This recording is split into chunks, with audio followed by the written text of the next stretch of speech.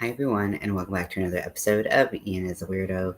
Sorry, the timing of this week has been just kind of all over the place. Like, I know I'm scheduling lives and then going live at different times, trying to be consistent with every day, um, but I'm trying to get other things done and kind of going back and forth on my ability to control my sleep schedule. So it's a little maddening, if you can imagine. So I just got in another order for a festival top. So finishing this one is even more important, although the second one doesn't have to go out until June 14th. I still want to make headway. And so the next major part is sewing the two cups together and having the strap, and figuring out how to make that work. And now that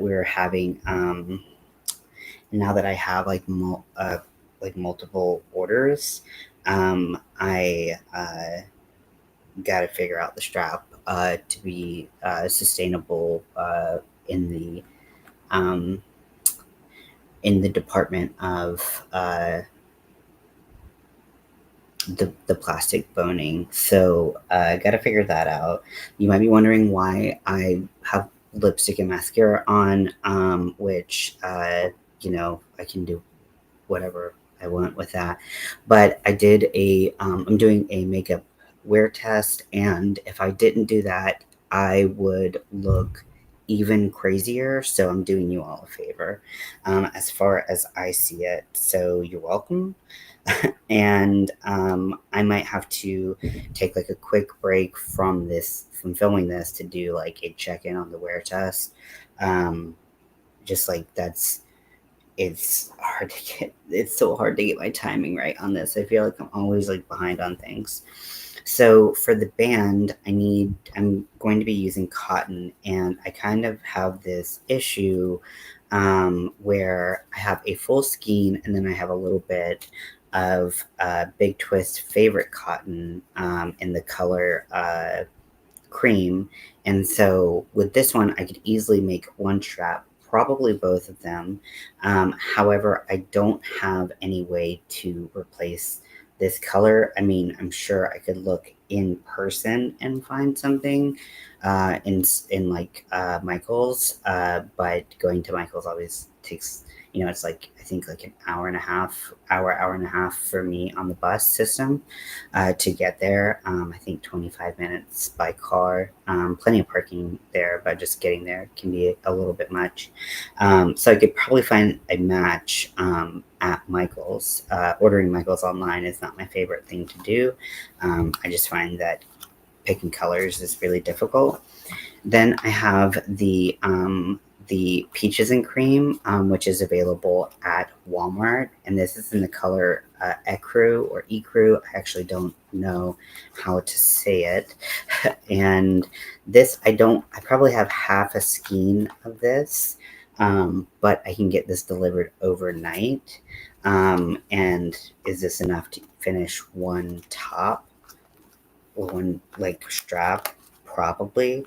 That needs to be in the neighborhood of like probably 30 inches and like an inch and a half wide. Yeah, probably.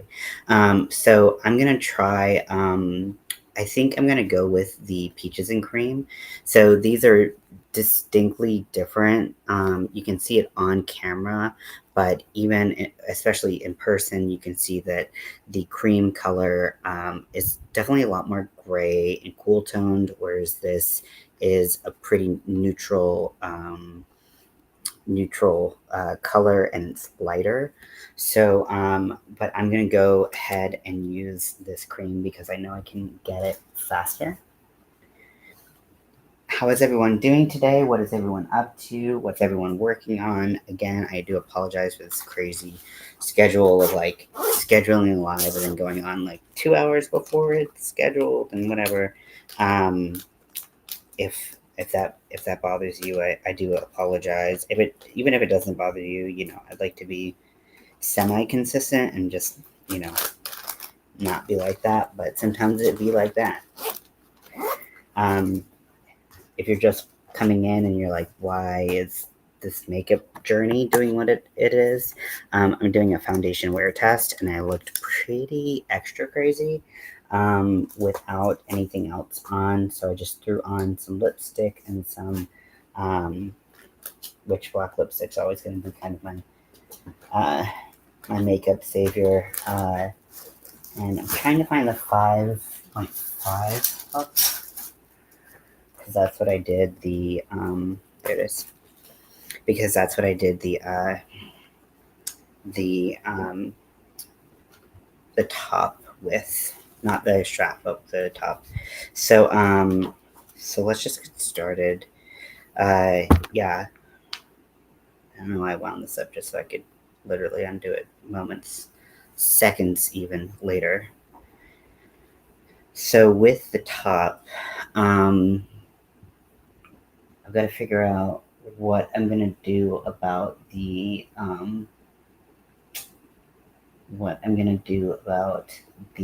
boning and how I'm going to fit that in. Let me look up some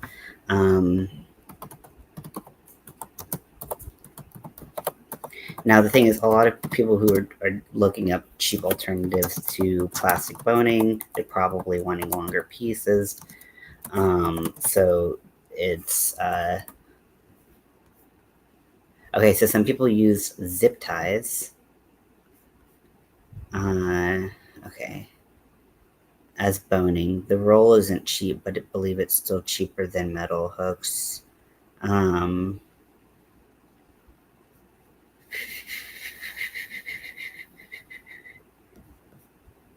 Okay, so I could use zip ties.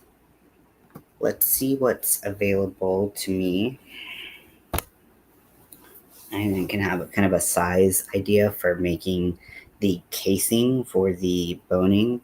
And the boning is what I will use to stabilize the piece, so that when I build a corset style back for it, it won't all kind of like just like pull together. If you've, a lot of projects, I mean, I guess it depends on where it is on the body and what is pulling against it, but it can have the tendency to just all kind of like crumble when you're just pinched together when you put that in. So the boning makes sure that fabric is stretched out. Zip ties, I like that idea, and I'm sure I can get some from Walmart. It's just getting the right size, because I don't think that the regular zip ties that I think about would be strong enough. I think they would kind of curl, but let's see what we got.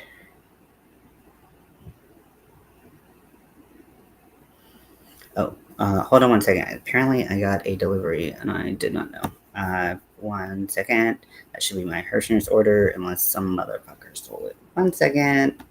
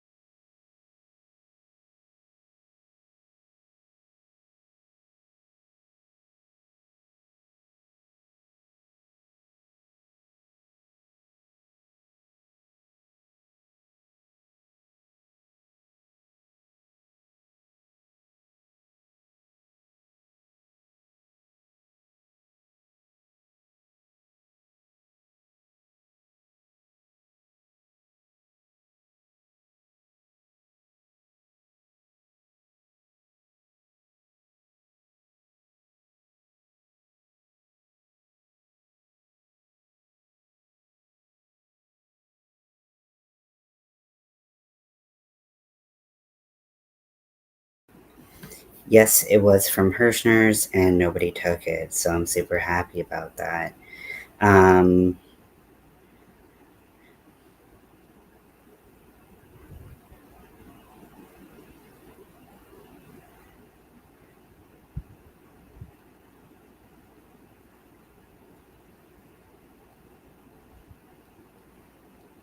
well, that's so nice. One of the people, the person who was ordering the first top, they were like, "Oh, I'm doing a pride crawl on the 21st," which is, and then they said they would send me pictures back. So that's always nice when people say, um, that. Oh yeah, I got distracted. And sorry, do I even need to apologize for being a mess anymore? It's just who I am. um,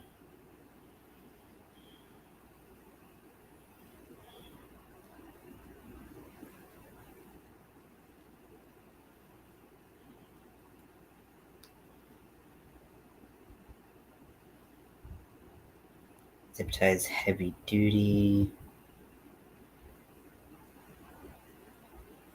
Metal zip ties? What the hell? I'm definitely gonna go on like some kind of watch list. Let's get wire in it. I don't. You have to like a special cutter.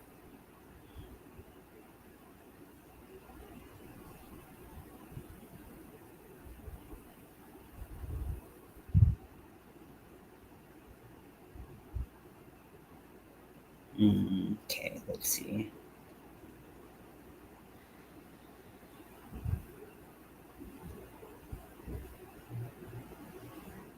It tells me how long they are, but let me see if I can get the width.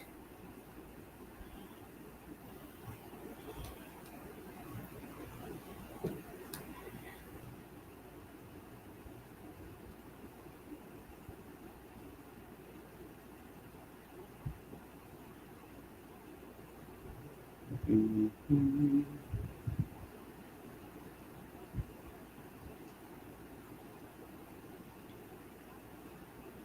Okay, so again, it tells me how long they are.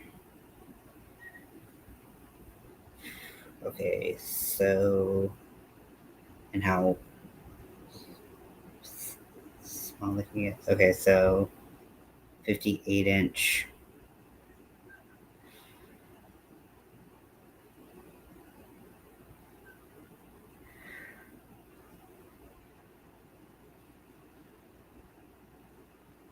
Okay, so I'm just gonna kind of guesstimate how wide these are, and add them to my cart and make casings for them. So let's see. So I'm gonna make my slip knot into my yarn.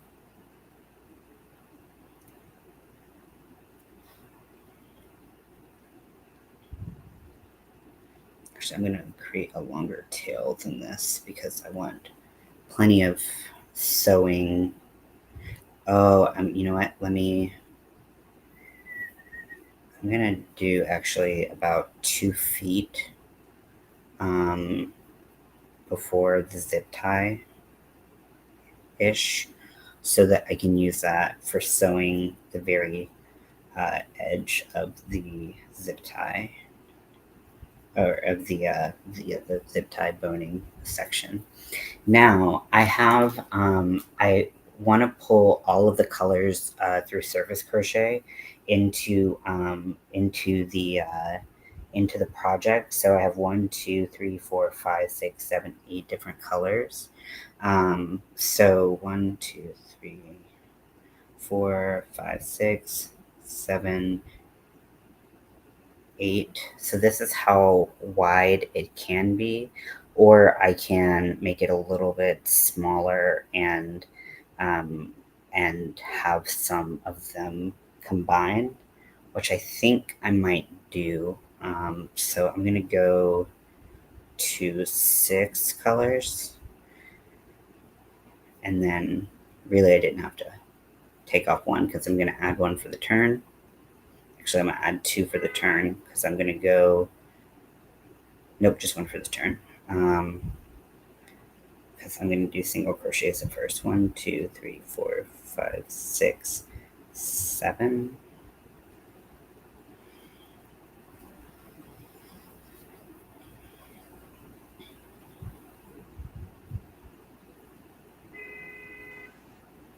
So the first little part is just going to be single crochets, so that I can keep that boning at least in there.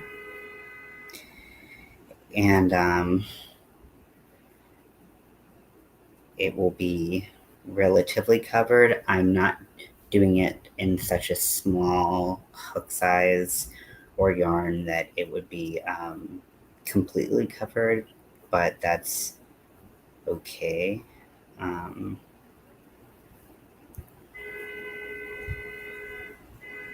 Diva.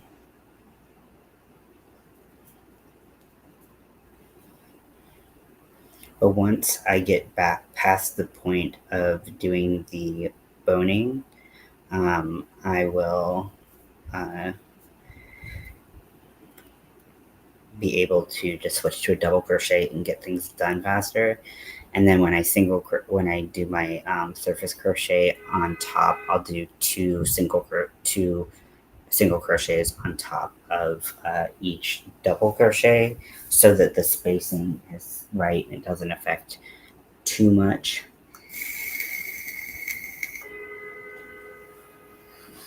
This is like every day. There's always some bullshit.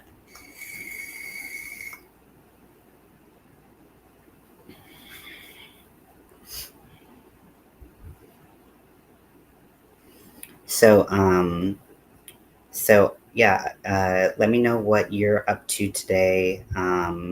My day has been a little chaotic as I overslept again, and tried to avoid doing that, especially because I don't know, just like to sleep all the time. 1, 2, 3, 4, 5, 6.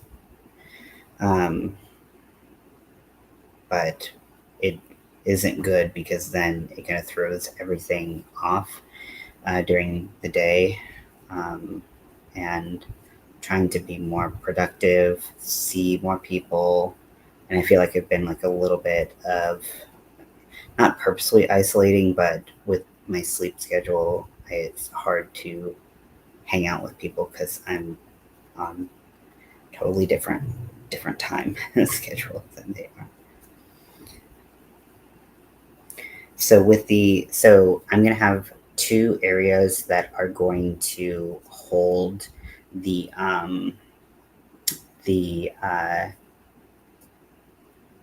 boning. So I'm going to have this, which is going to fold over like this. And then the area in between the 2 sections of boning on each side is going to hold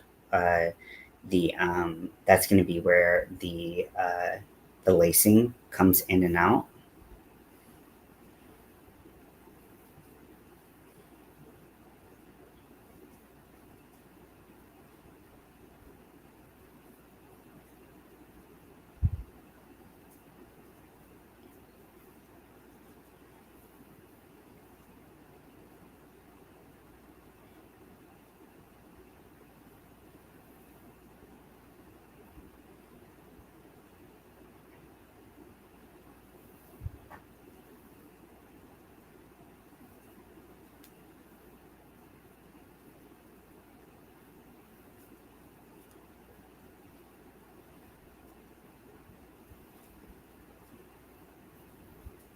And I'm creating chains in between my stitches, so that there's a little bit more space so that the lacing doesn't rub on the cotton as much.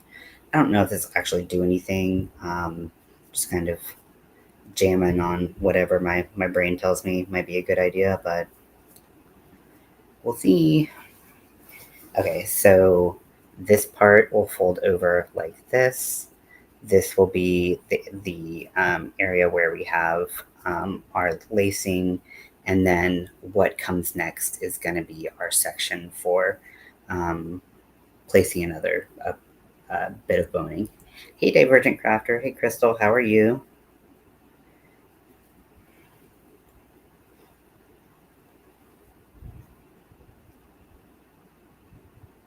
So for this part, I'm just going into the stitches. I'm skipping over the chains that I created. So I should go back to having 6 stitches, even though I put chains in between some spots for the lacing. So at the end of this row, just double check your counts, make sure that you're back to 6 stitches. Shouldn't be too hard to identify the difference. Are you working on anything special today? Are you relaxing? You doing a ton of stuff? Having a busy day? What's your day like today? I'm going to put a stitch marker at the beginning of this row.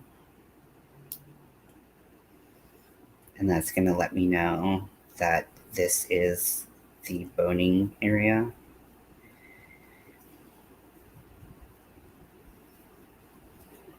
A little excited. I don't know what that is. Let me Google it.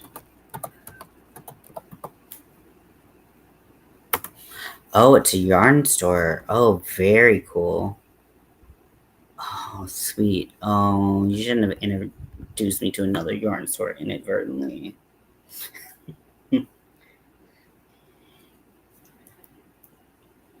What did you get? 2, 3, 4, 5. If you don't mind me asking, of course.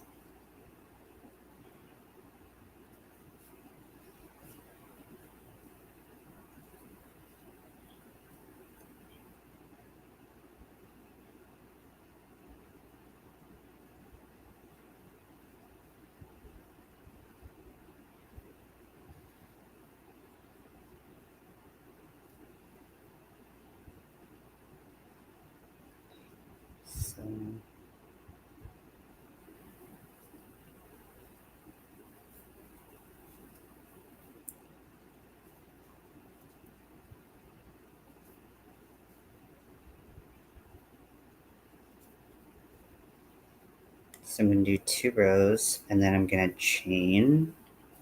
Lot of it is Black-owned business to work. I love to see that, and I love to see, one, people supporting Black-owned businesses. But I love to see Black-owned businesses thriving. That's so cool. I mean, I don't know much about the people that own most of the yarn. I don't know most of the yarn manufacturers or yarn stores, and who owns them. So I think when the people who own them, who are in minority communities, are brought forth and kind of given the platform to say, hey, like, we're in the community too. Love that. Extra bonus if it's amazing stuff.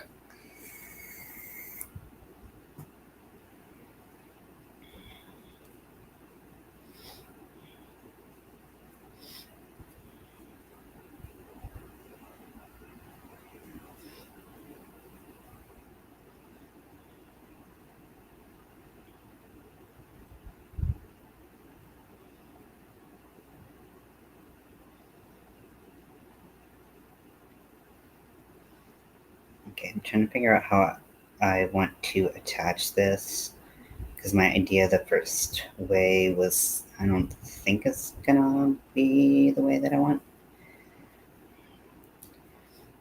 but that's okay.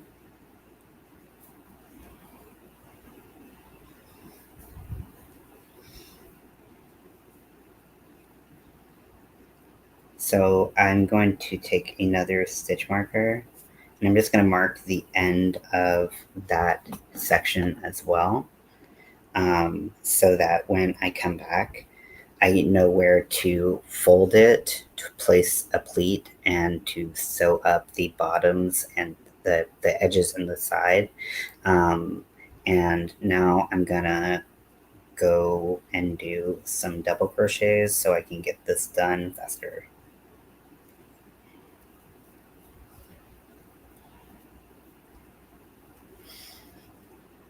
So when I attach the bottom strap that goes underneath to the bralette, the rest of to the cups themselves, I use a method that's very similar to how you would if you crocheted like a sleeve and a wrist cuff, how you would attach those. That's kind of the method that I use for this particular thing. You get a plethora of things to try, but so far I fell in love with Mrs. Junie. Uh, also got lots of Get Cozy, Bamboo 139. This yarn is it, Mod, Corin. Oh my gosh, I'm just gonna save everything that you. I'm gonna star it so that I can find it later after this particular live. Um, that's so cool. I love to hear that. And I haven't been to a local store here, and there's a couple reasons why. Like the fancy yarn stores, like I just have never really felt comfortable in those types of places. Tube style, similar to Picasso. Oh, you better stop. And I love Picasso. Frogging it can be a little, you know, annoying, but it's not the worst. Uh, yeah, Picasso is a very special type of yarn. What I don't like is that a lot of the advertising that Ice Yarns is doing right now with their 20% off sale is they have Picasso the rainbow that is super popular in it, but they don't have any. They haven't had any in stock, and I'm like, why are you advertising this? It feels so fake and rude, but okay. But oh yeah, say less. Ugh, I love that yarn. I still have some Picasso at my or in North Carolina somewhere. Um, Finding it will be part of my mission while I'm there. So I might have to go a couple places where my parents might have put my yarn when I abruptly moved out. But also having cotton in it, that is very interesting to me. It's not expensive and feels amazing. The Corinne is a cotton cashmere acrylic blend. Wow, that's so cool. Yeah, so around here, there are some places where they're like, so there's like a large Hispanic community here, and there's some places where they sell like big like bags of like acrylic yarn. I've seen that like on the websites, and then they have other yarns, but that's kind of like their main thing is like if you're making big projects like Afghans and things like that, you know, they sell yarn for that, and so that's nice to have because that's a way that I can get my hands on some yarn. Um, oh, I bet it feels amazing. That sounds so cool. Um, and another stitch marker, but then like also, but you know, like how like the really fancy like local yarn stores and everything's like super expensive for one hank, and you like don't. I'm so bad at knowing at estimation and knowing how many hanks something is gonna take. Um, I hope one day I am better at that, but today is not that day for me.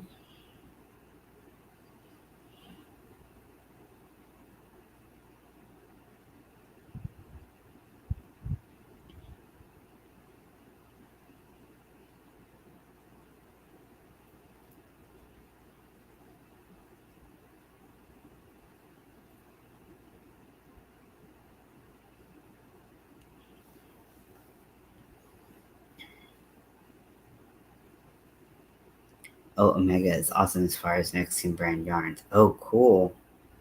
Definitely good to know.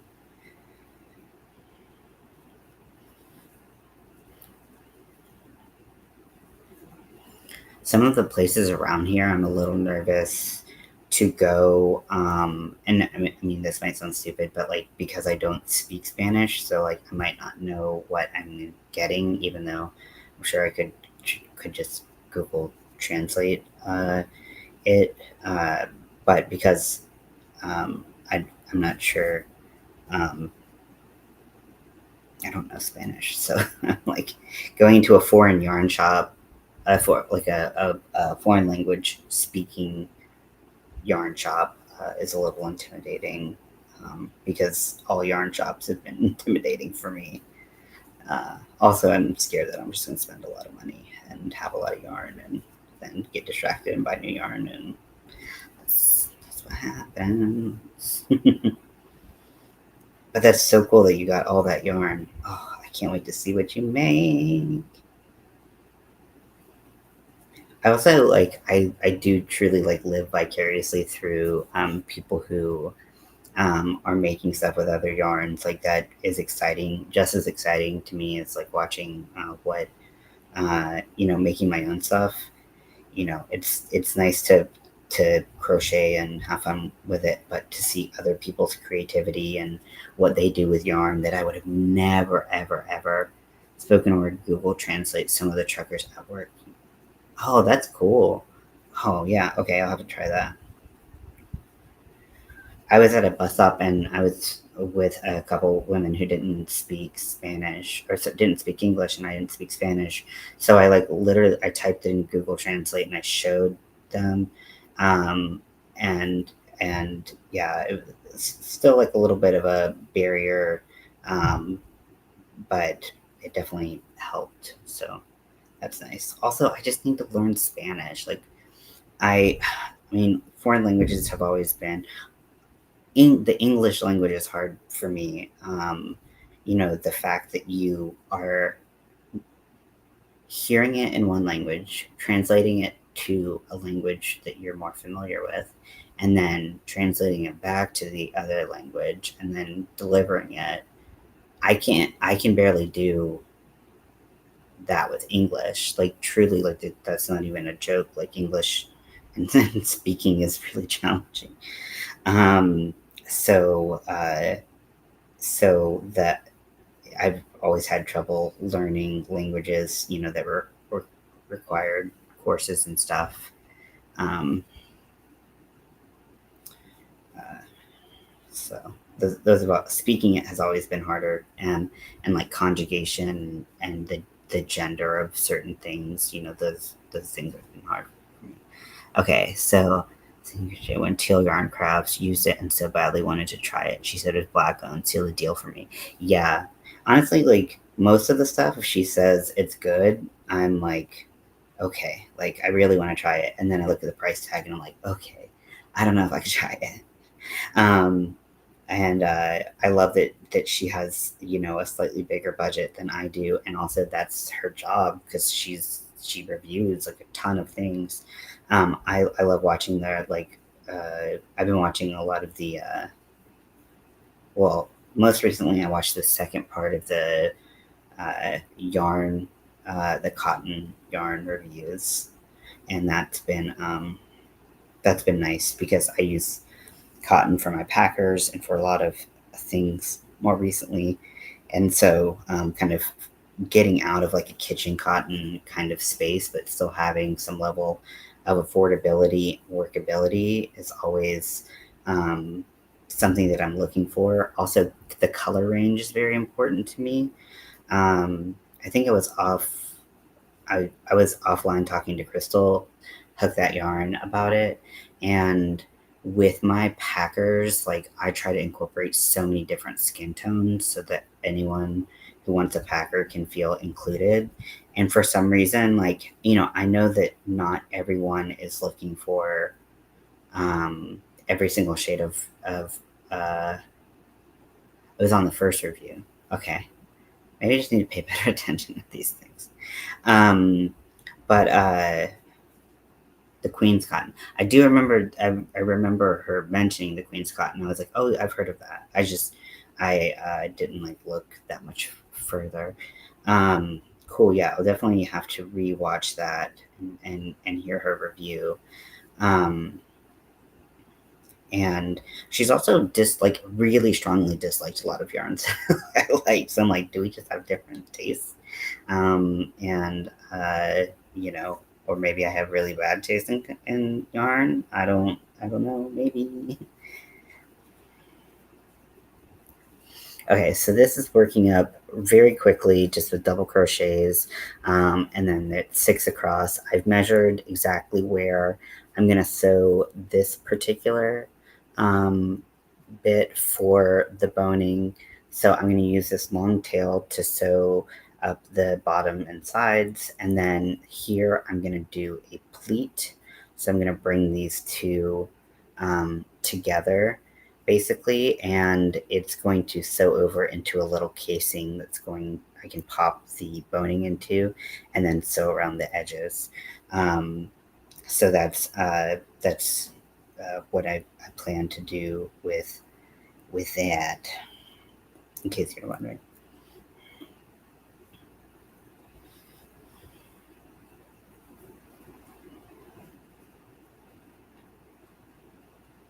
Oh, that's so cute. I love that. Yeah, seeing rainbow cotton, seeing trans cotton, seeing other pride flag cottons, that also has been something that I really, really. So you said that Goucher was, is that how you say it, Goucher? That they have a trans colorway, because like you might be, I might have to look at that because I need some variegations that are uh, blanket yarn, Big Mama, which I'm not going to use blanket yarn. Hello Dolly. This is a super fun website. Oh my goodness. Oh, string of pearls. Oh, you shut your mouth. Alyssa thread. Adding to that. Velvet.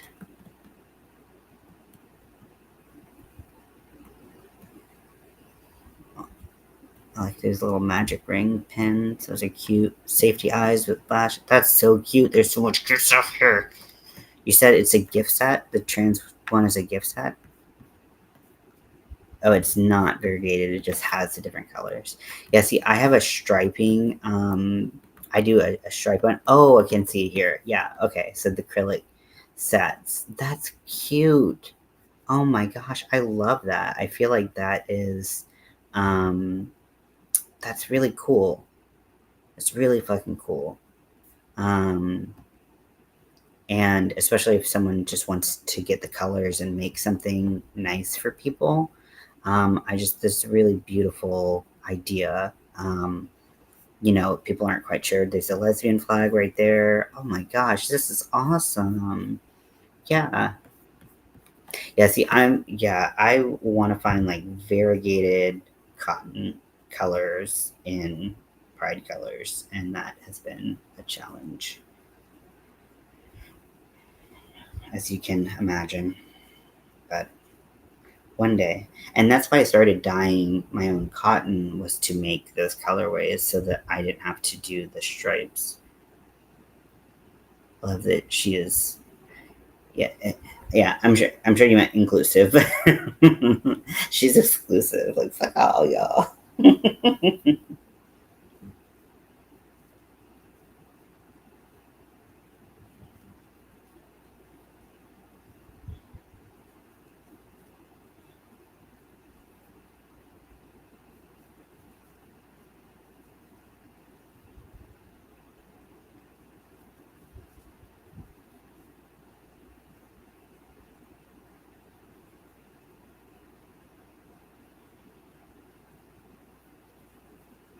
But yeah, that's super nice. I love that. That is very thoughtful. I wish, like, I mean, this would be really hard to do. I mean, there's the Progress Pride flag, which it would be super cool if there was like a.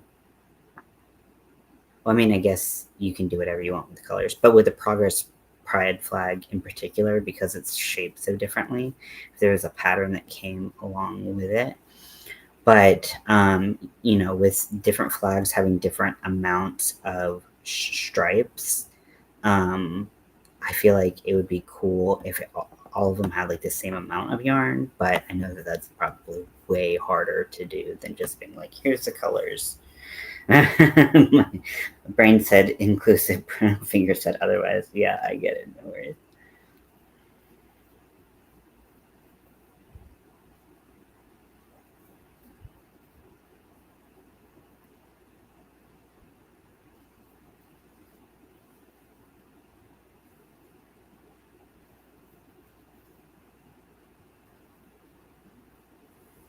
So if you haven't seen the top that I made thus far,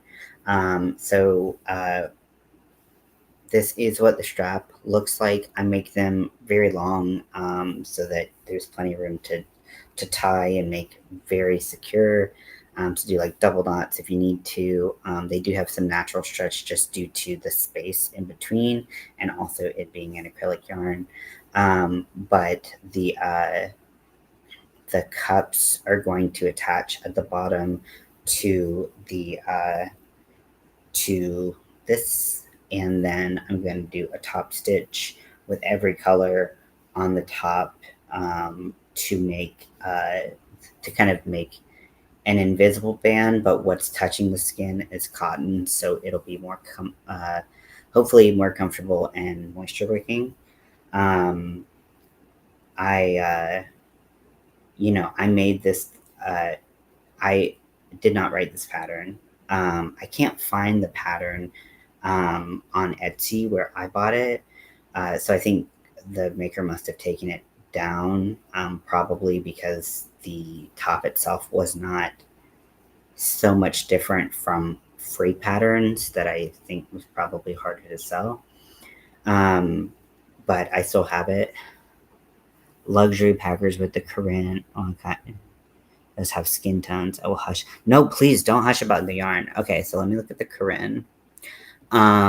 So,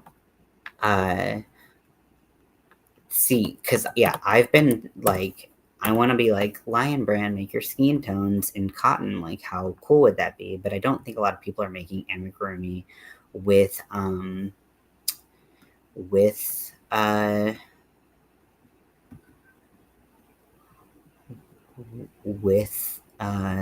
those colors in mind. So the fact that it has acrylic in it does make me a little bit wary of using it, although it's only 10%. And granted, I've used accidentally thinking that there were that it was 100% cotton. I've used yarns that did have more in it. I'm looking at the Corinne. It's very beautiful. I love the sheen of it. But okay, maybe I need to go back into some of these. Oh, there's a little variegation. Looks kind of rainbowy. Okay, so there's some more. So there's band brown, espresso brown, dark brown, and antique gold. Not sure. I wonder if that could be a skin color. And then in the lighter section, like the peach. So right now I have white, I have black, and then I have 8 skin tones in between that. This is a DK weight, which some of the browns that I use that I have on my page are DK weight from Hobie. This is US based, so that is nice.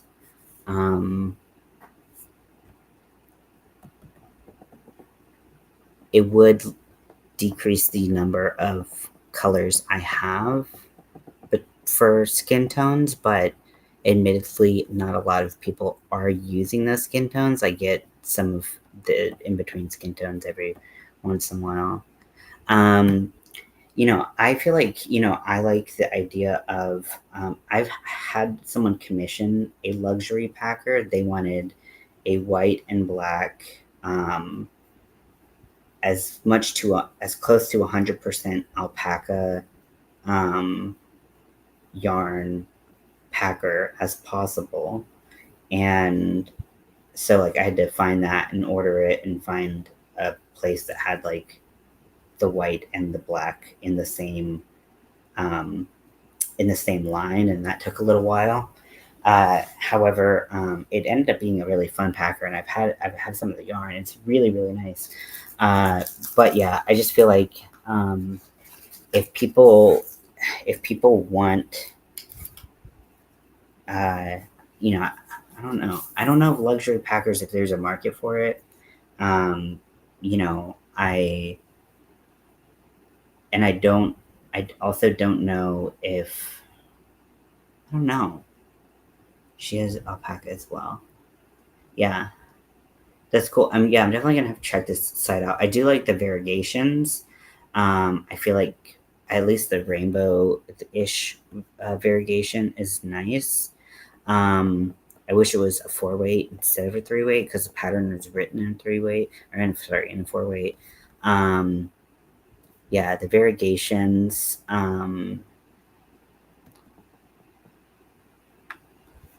The pink, yellow, teal, that one looks kind of rainbowy to me. So, granted, like pastel rainbow, but still like rainbow nonetheless.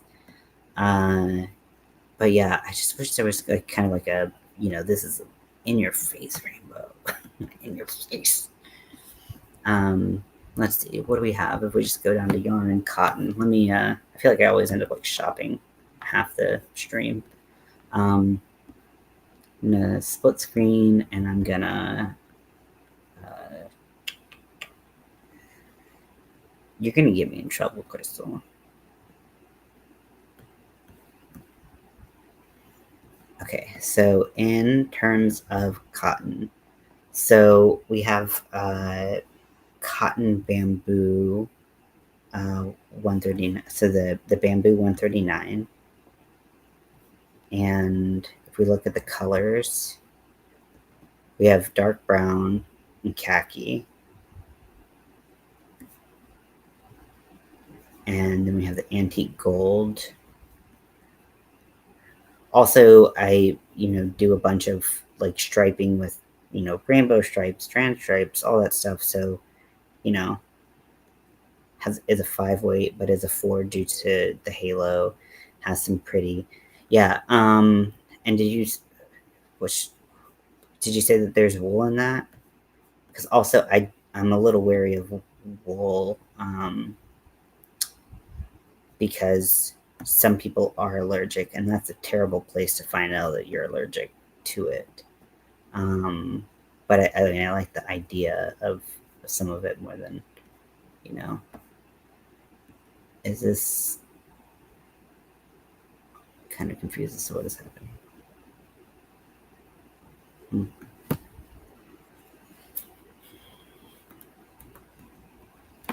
Poo. Okay, so we have the Queen's Cotton, which I need to go ahead and watch what she said, but it doesn't look like there's an abundance of browns. There's khaki and there's brown, and there's beige, peach, and then white. Yeah, that's quite a bit more acrylic than I'd like. Natural fibers is where I like to lean to if I can. Let's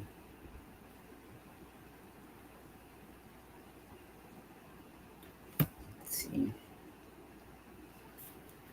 Yeah, because you really want it to be breathable. So, are these specs in it? Oh yeah, it's tweed. Okay. Oh, it says with flex right there. Yeah, I like the way the flex look, but I feel like some people just don't like the way it looks. But they order it, they get what they get. Okay, so is that a skin tone? Rose gold? I don't know. This burgundy? No. Oh, this definitely looks very different. That looks kind of like Picasso, actually. Is that one? That's not the one you were talking about, though, right?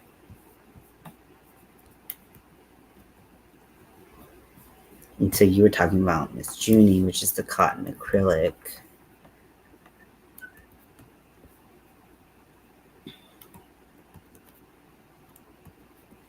So kind of a limited, and it's self-draping.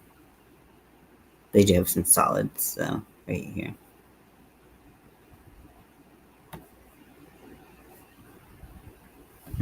Okay, interesting.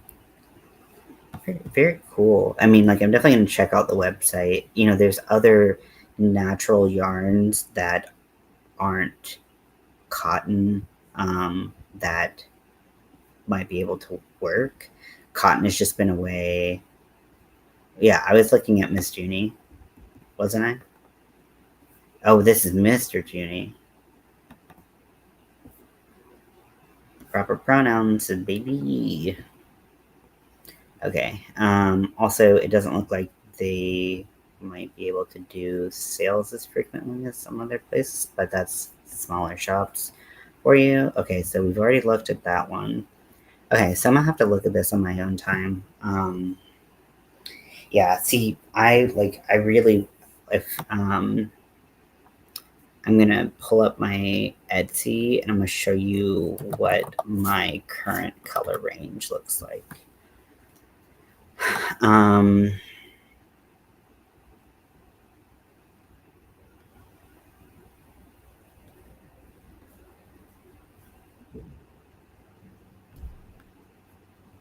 Okay.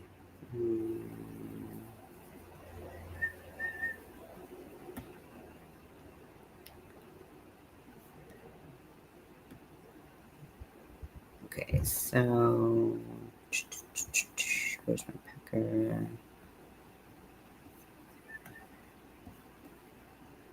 Oh, you said Mister. Yeah. Okay, so I'm gonna screen share to my Etsy page and the packer listing. Packer's coming up. Just heads up. So this is my packer. This is the striped rainbow. This is it in the psychedelic Lily's sugar and cream ombre, but it also is available on other lines. So I'm working on whether or not some of these are available. This number 4 is available. It's available only in Premier Home in the cones, which I don't want that much. And it is not 100% cotton like I originally thought. These first 3 are like striping that I make with solid colors. 5 is the one that I pictured. 6 is no longer available. That's a cotton from Ice Yarns. And then I have all of these colors. And then 16 through 25 are what I would consider like the quote unquote skincare skin color range. 16 is white and 25 is black. But then we have cream, ecru, and then we have a bunch of these like tawny, like walnut type shades. So I like to have like as much variation into the light, medium, dark medium, and deeper dark shades as possible. And a lot of these, so 17, 18, and 23 are the only colors of the actual skin colors that are available in Lily Sugar and Cream, which, you know, I can still get that kind of sparingly at Michael's or through Hirschner's. 19 through 22 and 24 are all from Hobie. So I get 5 skin tone colors that would not be available otherwise. They're not ordered as much, but the fact that I can make them available is important to me. And, you know, I have had, I mean, of those 5 colors, I've probably made 3 or 4 packers with them total. the entire time I've had them, which has been, you know, a while. So they're not as frequently purchased, but I feel like it's, it's still nice to have them. So it's kind of hard to make sure that I'm covering all of that, because I want to be inclusive as possible. So I want to have that range. And that was kind of there were other colors, but this was kind of the yeah, see, I was dyeing. I started with dyeing just like white sugar and cream, um, and but I was doing variegations of brighter colors. I haven't gotten into skin tones because I wasn't sure if I could keep things even across that. Um, if I was gonna hand dye something, because cotton is so cheap, I feel like it's hard to get a cotton that's not super cheap and dye it, um, because you like that really drives up the prices of it. I guess I could do luxury hand dyed skin tone packers, um, and then have them dyed, but I don't really have space to dye things anyways anymore, so I don't know. It's a lot to work on. That was such a project for me, and I really wanted, to have it there, but it's it's just something that always kind of puts me in like a position of like there's just not a whole lot available out there. Um, Now, Queen's cotton, that's not 100% acrylic, right? Let me see. I mean, that's not 100% cotton, right?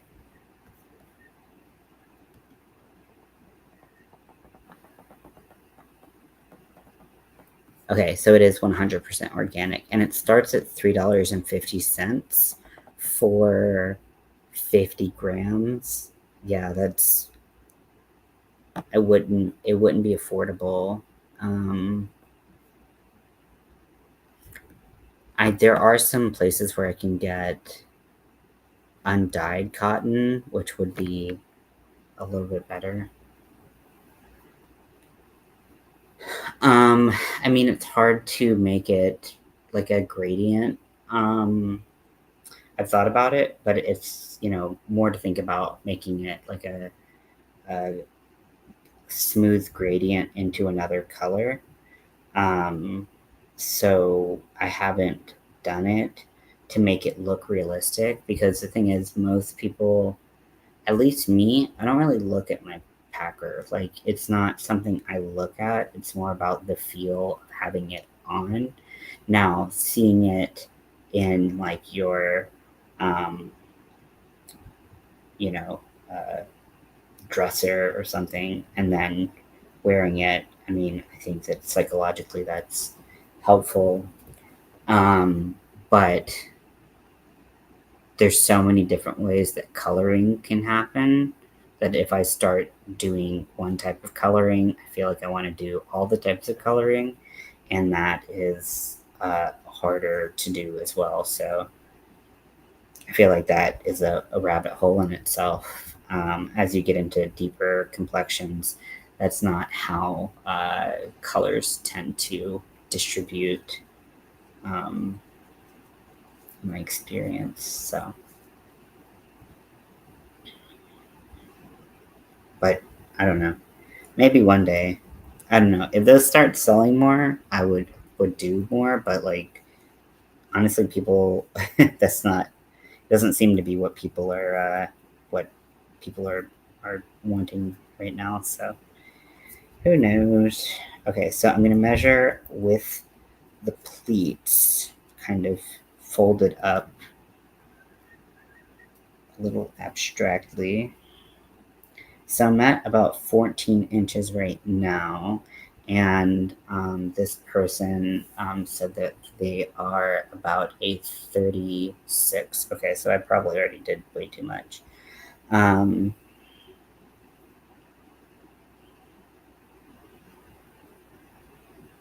36, so half of that's 18, and the bottom of the cups, yeah. So whoops, went right over it. Whoopsies. Okay.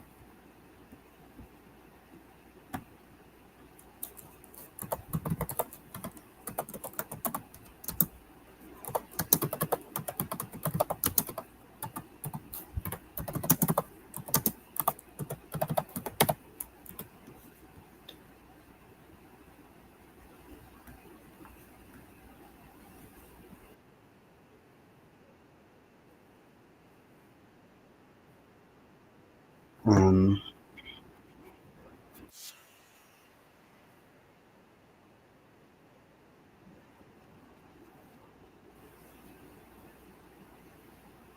while I'm watching that, I'm gonna start working down the inside of the cups. I have to fixing to have a shower and wash my welding caps, but we'll check it back in when I get out. Okay, cool. Thank you.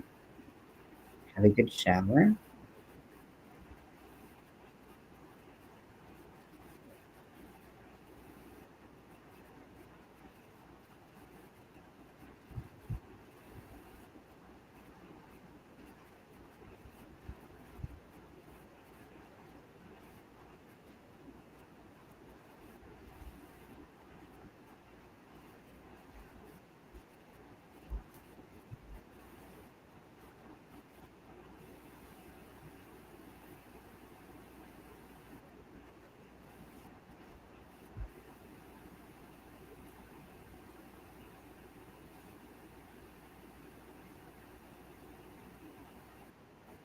So I'm also like simultaneously watching a video on how someone attaches their cup.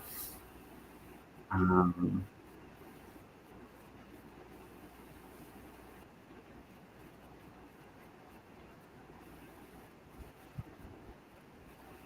this person, so they had their sleeve and now they're attaching their cuff.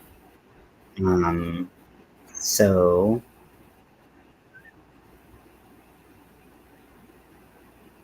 but we're gonna kind of do it a little differently.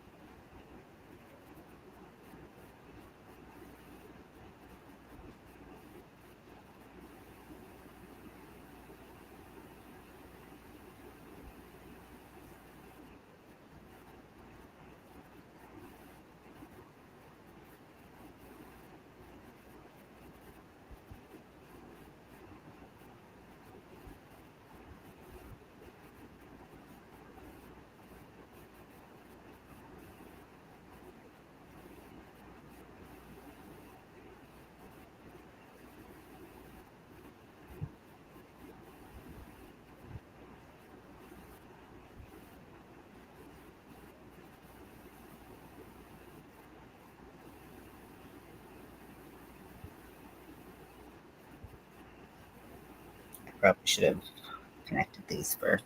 I wasn't thinking.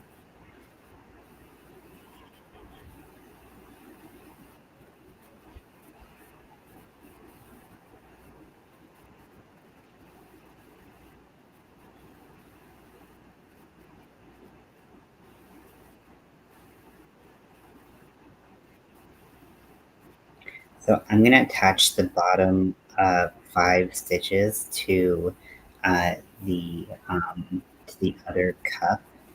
So what I'm going to do is I'm going to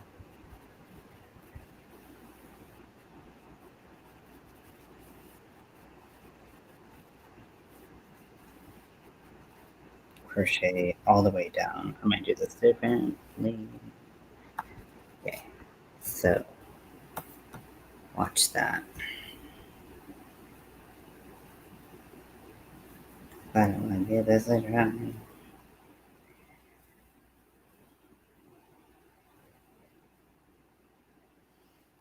So gonna check the image. I have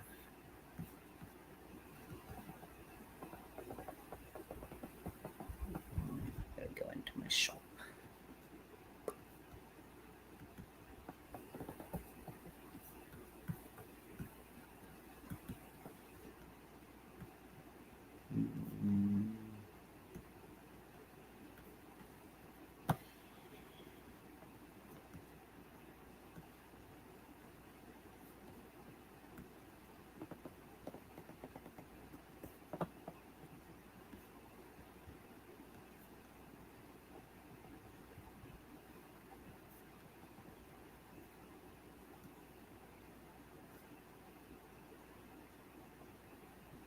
It doesn't actually look like I did that many stitches to sew them together, but I also covered quite a bit with the work. So okay, so I'm gonna do the bottom 3 stitches.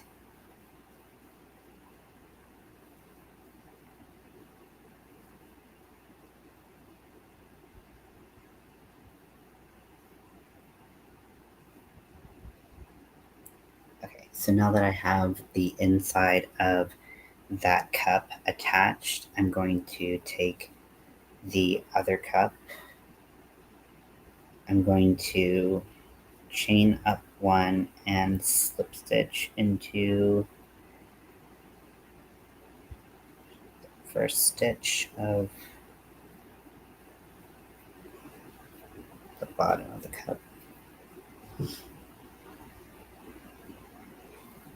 And then I'm gonna do a little twisty twisty.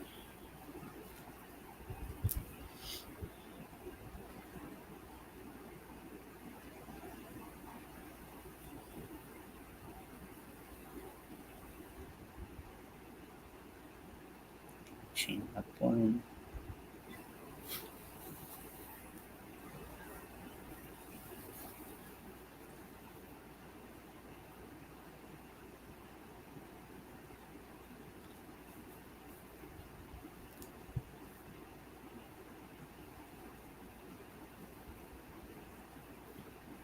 Just making sure this looks okay. I feel like that looks a little silly. Looks like there's kind of a lot of bulk in there. So I'm just gonna go in.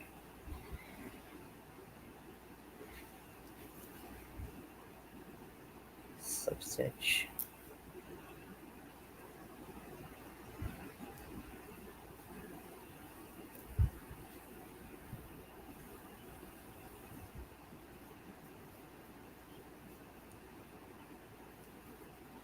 There's this little bulk, it's not a big deal, but there is a ton that's gonna be obvious and move the task, the fringe around, and I don't want that look either.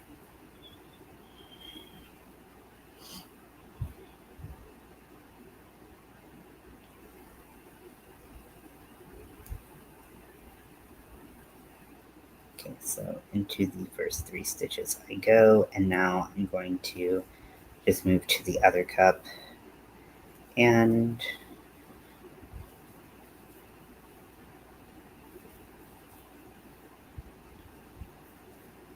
finish that side of these stitches.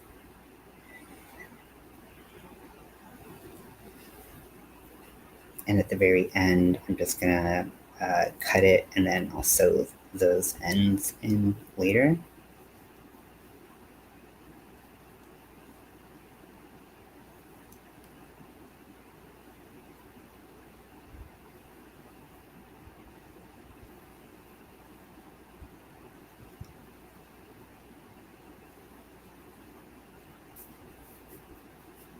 So this is what it looks like connected. so it has like a little bit of an edge to it. I wonder if I should do, because the way it pulls on the other stitches pulls the front loop, pulls the back loop of the other project over, and then it pulls the front loop, the third loop, maybe even of the project down. So I'm going to go ahead and frog that because I don't really like the way it looks, to be being honest.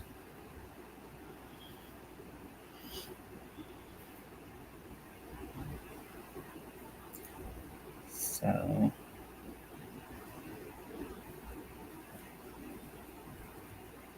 we're going to do back loop only, connecting these. I think that's going to eliminate.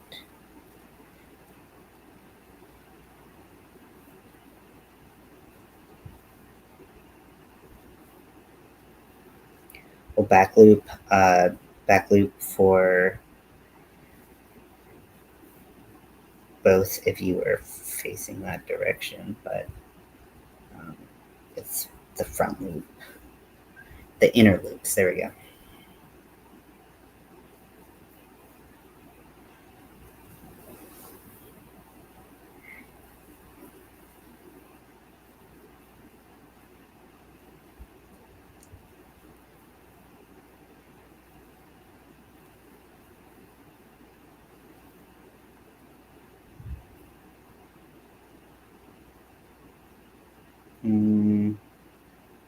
I like doing the back loops. I like what it did on the other side, but I don't like what it did on the most recent side, on the current side.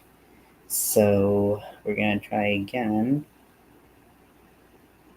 This side time we're gonna do front loops. Yes.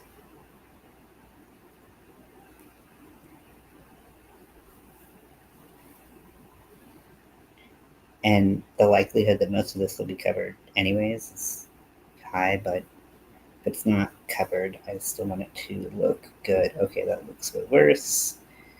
Okay, so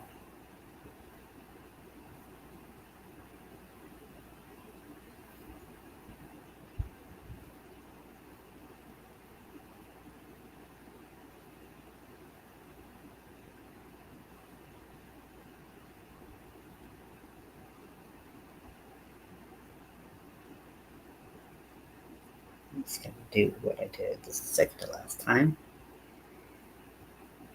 where I do the innermost loops, and then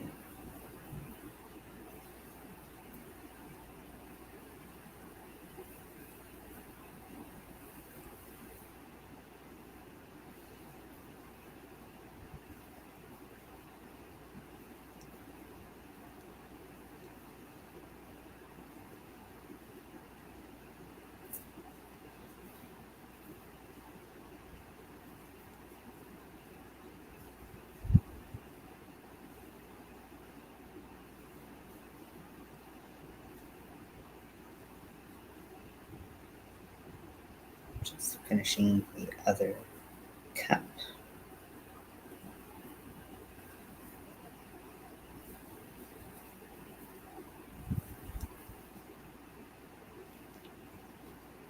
And I'm going to lay this on a flat surface, i.e. the ground, to measure how wide it is.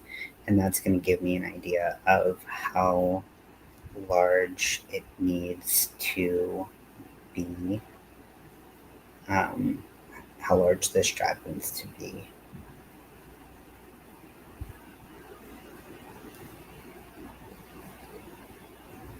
And the bottom of the cups are going to stretch as well, so I'll need to have it as a kind of stretched measurement. But also I'm going to be kind of like spitballing like how big it's going to need to be. So sometimes this takes a little bit of like, you make it, you have a frog some, you have to pleat parts of it to take off like length from the sides. Like when I made the one that fit my body, I had to pleat like multiple parts so that it would fit properly. So it can be a little bit of a trial and error process. I'm sure that there's a better way to do it, but it was something that was the way for me.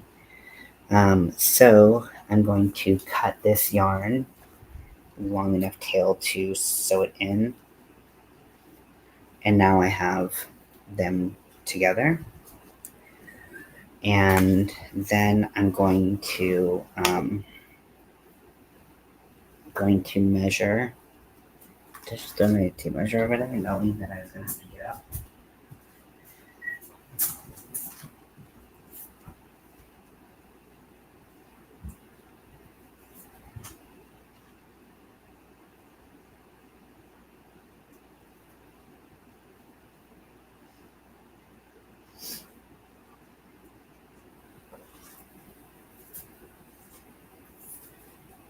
Okay, so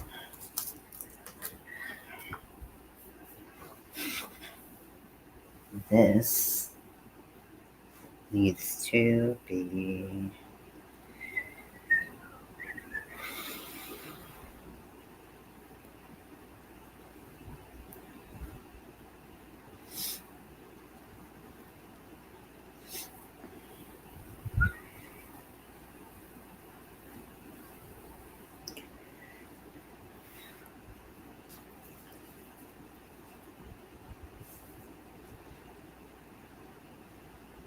it can't possibly be that size, right? Oh, this always fucking trips me out. Okay, so I'm gonna frog quite a bit because I'm always thinking about the this being like a different part than the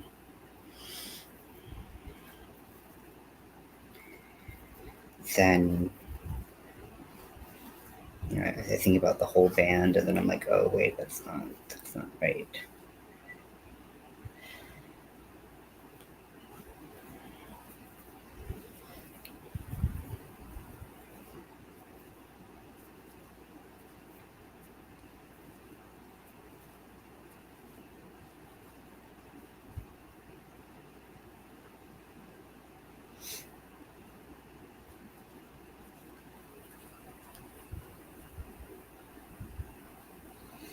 And then I need to end on the side that ends where it would start to connect with the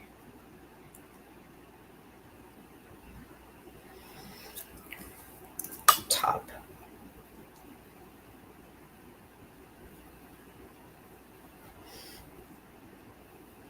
Okay, I'm using the same size hook for both the band and the top.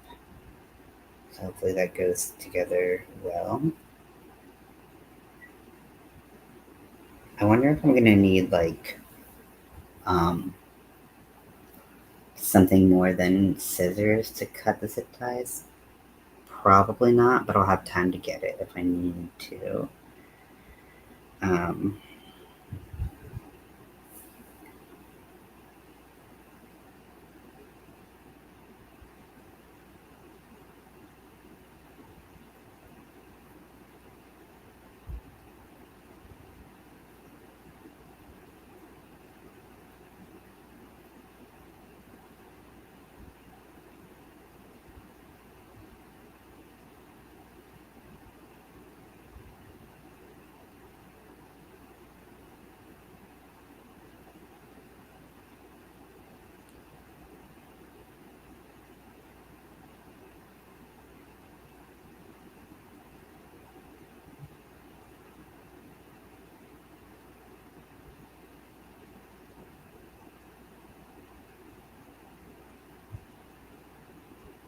I'm gonna make sure. Because I originally had put black zip ties in there, and I can get them for cheaper and also in white, so it'll be a little uh, whatever I'm looking for to say with words. Okay, so I'm going into, I'm going to be working in the back loop only so that when I do my fringe, I can work in the front loop only. I doubt it will make that much of a difference, but you know, who knows? Who knows in these types of situations, right?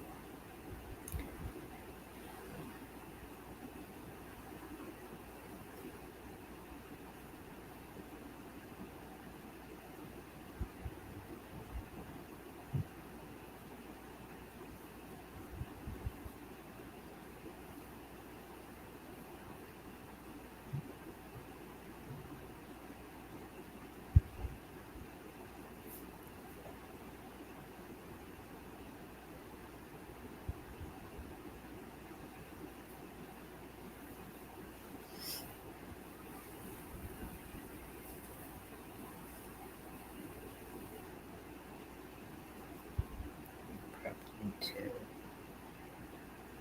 do another.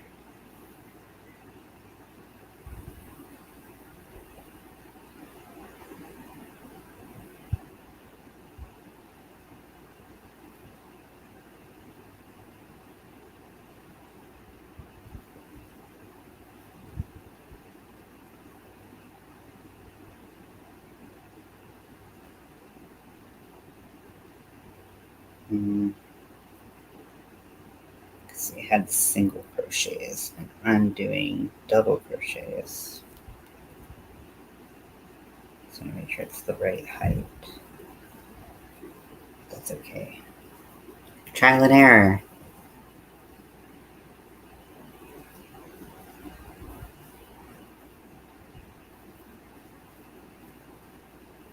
So I ended up just doing 2 slip stitches.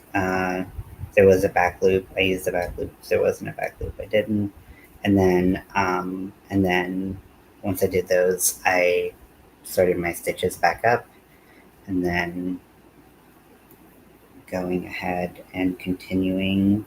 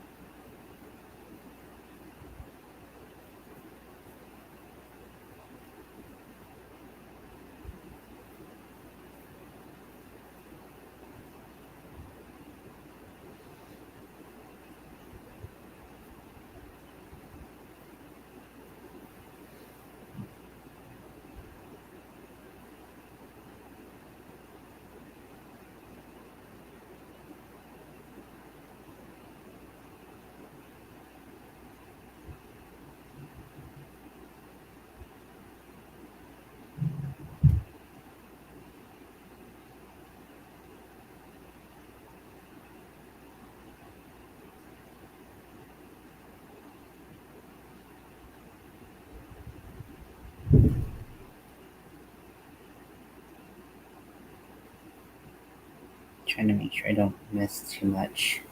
Have these huge gaps in the connection of the.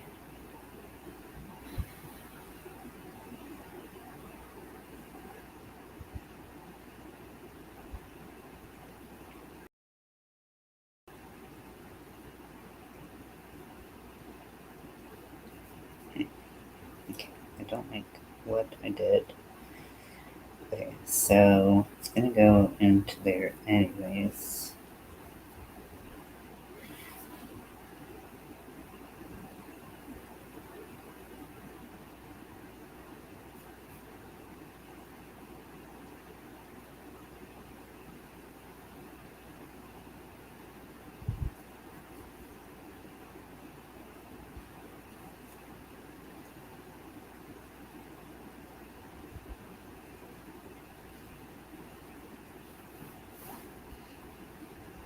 Okay, yes, I like what just happened.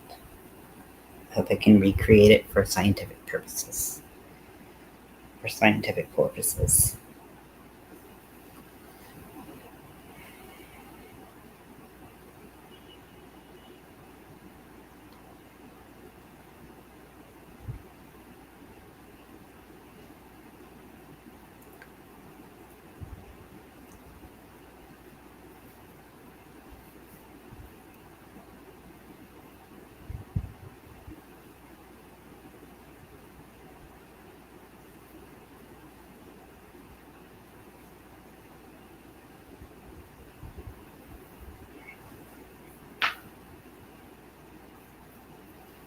so the principle of single crochets and chains being two of those being the length of a double crochet is kind of what I'm using to attach the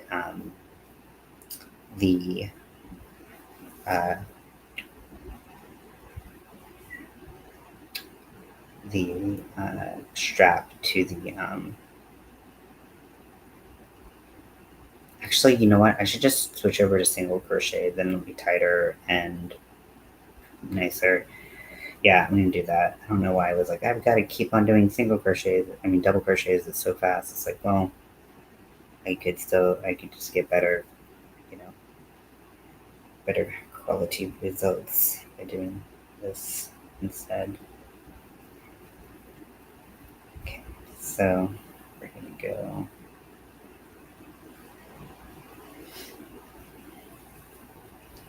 Okay. Undid basically all my work, which is okay because lessons were learned. And then I'm going to come back and I'm just going to do single crochets for everything that's under the cups themselves, so that it's a little bit tighter of a stitch.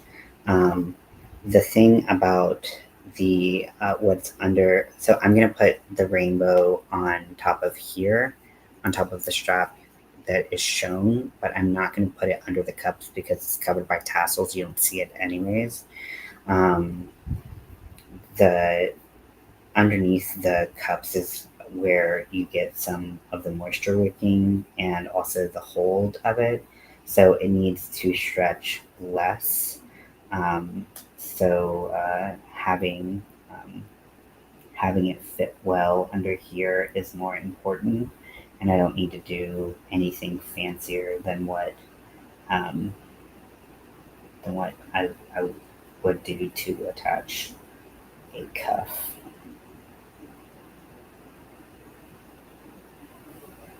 Even though I like being fancy, but it's not need to be that fancy. 1, 2, 3, 4, 5, 6. Just count your stitches, make sure you're not losing them along the way. It's very easy to do. Start getting your stitches all wrong. That's what happened with my pillow. Because basically, it's the exact same principle. I'm going to.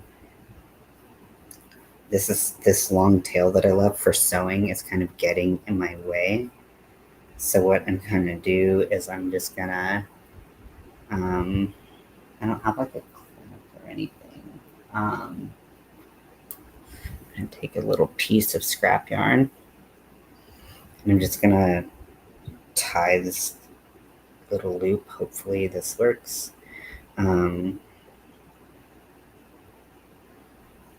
Just tie it so that it's it's out of my way, and we'll see the effectiveness of it as time goes on. Okay, so we have our first slip stitch back into the project, and then I'm going to use the next slip stitch. Did it chain? Or did they chain? Can't remember.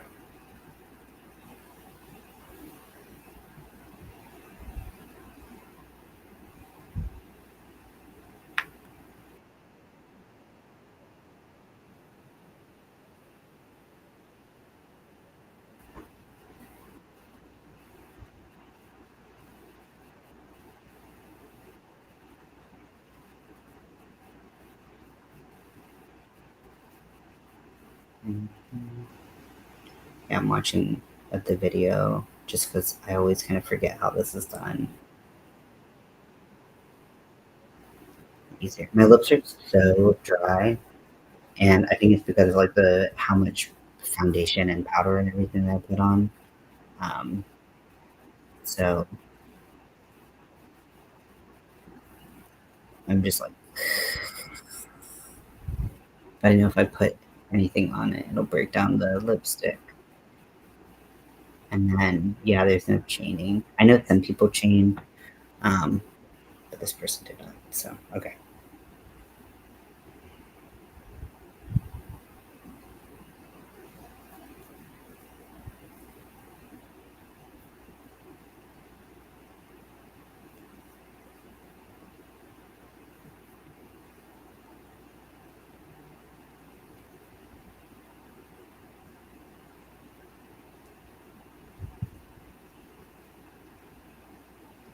1, 2, 3, 4, 5, 6. Perfect. Turn it. So thanks for everyone who's hanging out today. I hope you're having a good day or evening thus far. I know this is like the time where I said I was actually going to go live, and I went live like an hour and a half early because I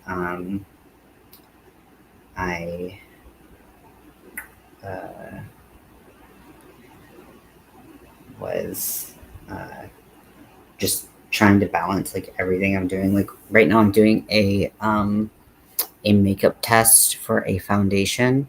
And I know I'm going to have to do some check-ins with that. And I'm trying to figure out how I'm going to do a check-in with that, stay live. Because sending videos from my phone to my laptop is always a true treat. And it's annoying, truly. And so...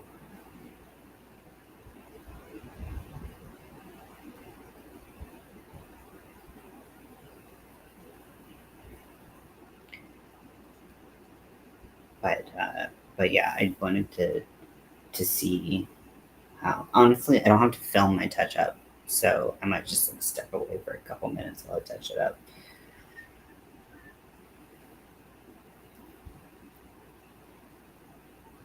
Planning my next Walmart order, which includes yarn, so it's relevant.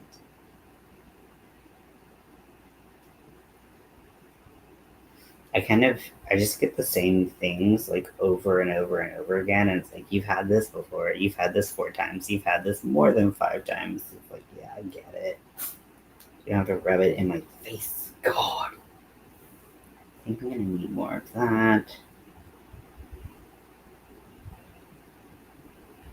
I wish I could just get like this much milk. Because I don't really like milk, but I like the like occasional like latte or something, and I just don't need that much, and it goes bad once I've had like 1 or 2 lattes, and yeah, I'm just not gonna ever be that.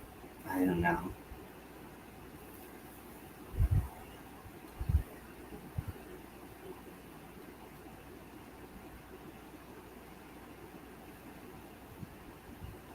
But strawberry yogurt. I want strawberry. I'll say, but no, it's not that fancy. Here I am. Where's the Walmart shit? I don't know what. They have tiny little things of it.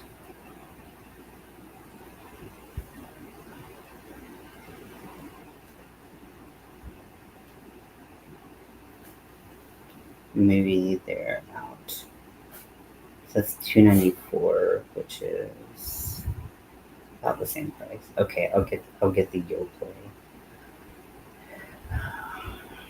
That's about the same price. And Chobani Flip. I don't really like Greek yogurt. I don't really get the whole thing with it. I mean, this turned into a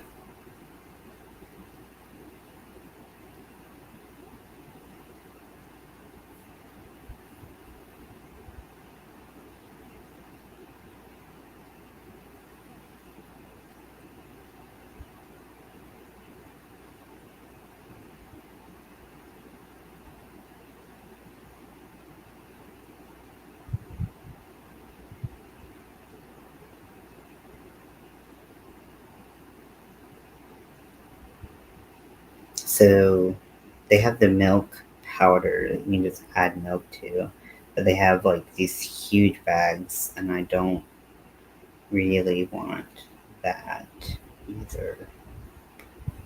And then I don't want like baby milk. That's weird. But the tiny ones, they have smaller ones that are like in like prepackaged, and then you can make like a whole like quart. But I don't want a quart. I'm gonna do my dark bidding on the internet later.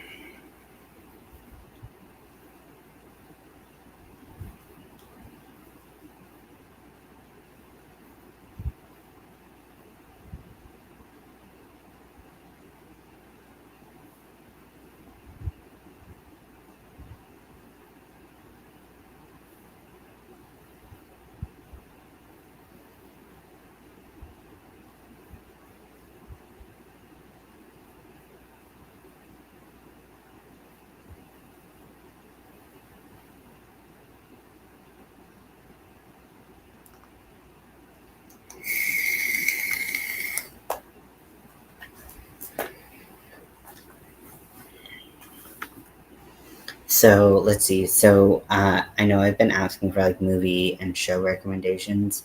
I watched some more Buffy last night, which I didn't get through that much because I was like, I'm gonna go to bed early, and then it didn't happen. But anyways, and then let's see. I feel like I watched a movie last night. I watched before. I think I don't think it was last night. It was either last night or the night before. I watched Constantine because I heard that they're doing a like sequel to that, and I think when it came out, I was I thought it was going to be like a horror movie, and so I didn't watch it.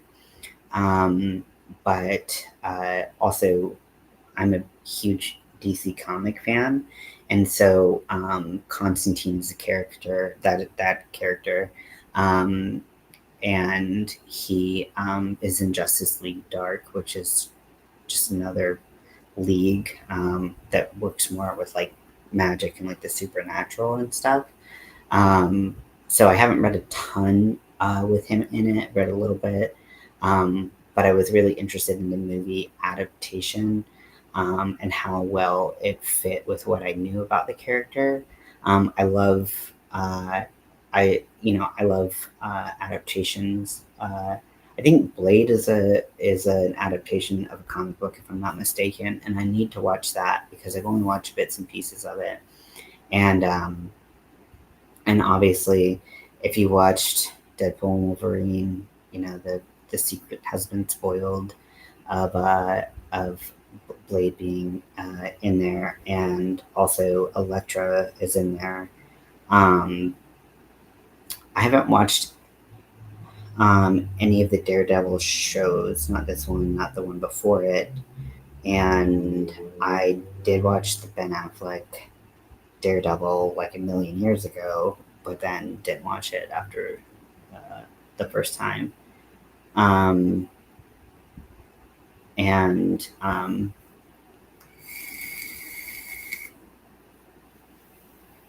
I've never been like super big on the Daredevil the universe, like that has never really interested me for some reason. I'm not sure why. Just the um, I feel like the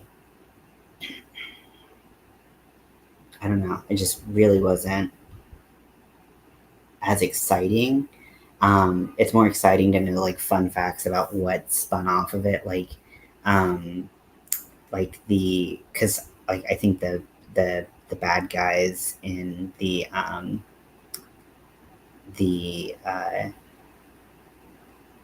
the bad guys in the uh, Daredevil universe are called like the Hand or something, and so in Teenage Mutant Ninja Turtles they had the Foot Clan, like they're making like it was a direct reference to Daredevil, um, and things like that. Teenage Mutant Ninja Turtles. I haven't watched any of the newer movies, even though I do like Noel Fisher. Um, even though he's playing my least favorite turtle. Okay, I'm a huge Teenage Mutant Ninja Turtles fan. I actually like this like weird, grotesque like Ninja Turtle thing that's going on. I don't know why. I just like the thing is like I just imagine if you have like the turtles that grow from toxic slime and are out there doing like kung fu, um, that like they're gonna be like fucking weird looking. Like they're not gonna look like Muppets, which is fun, and that's what I grew up on. But like an adaptation where they're like, whoa, like that's gross. Like also makes me like that's super fun to me.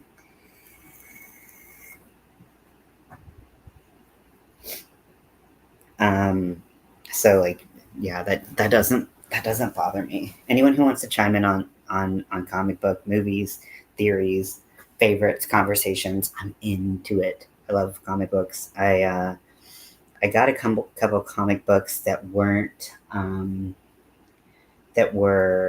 more indie ones that I rented from the library, but I never ended up being able to.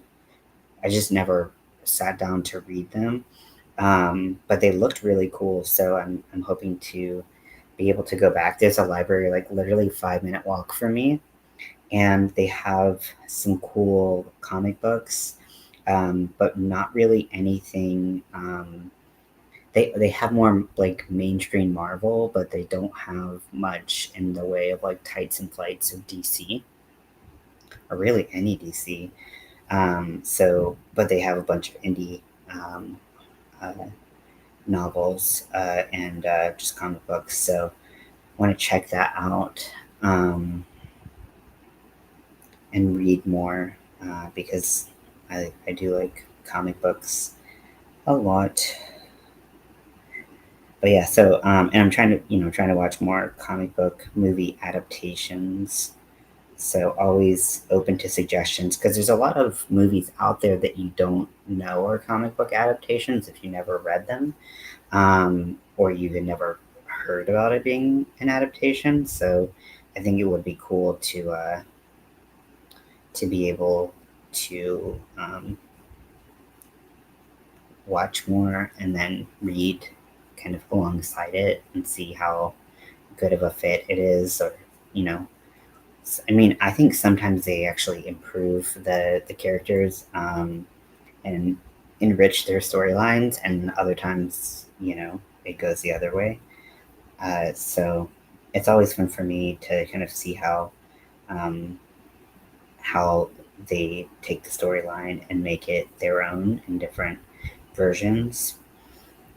So any suggestions would be welcome.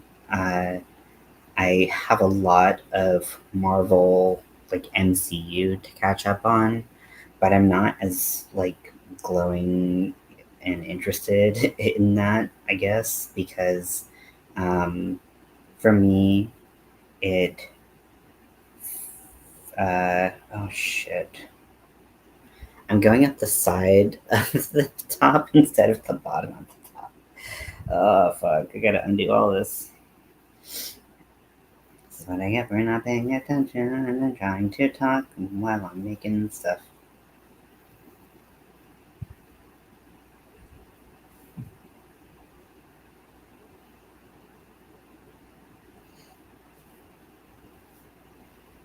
Okay, let's get you squared away.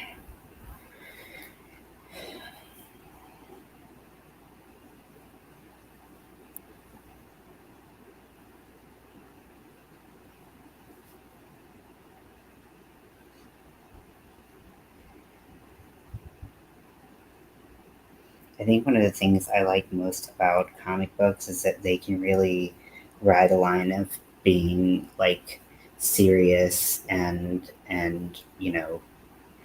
big issues and political and punk, and they can also be silly and ridiculous and fun, and they really have a way of being able to do both so well, that I really like, because sometimes when you're younger or you're not thinking about it in a certain context, you're like, oh, this is just like a fun comic book, and then you put things into perspective of the time it was written, who it was written by, or any other thing, and you're like, oh, this is like political commentary, or this is something bigger than just what it seems, and it's a metaphor for something else, or whatever. And comic books I feel like are so great at being able to do that. And I'm sure I know books are as well, but for me, a lot of metaphors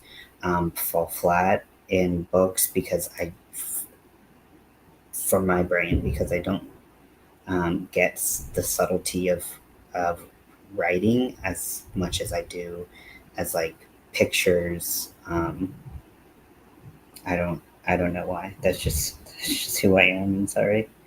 Um, but yeah, I feel like I understand it a little bit more, and that feels, something I can connect with a little bit more. I don't know.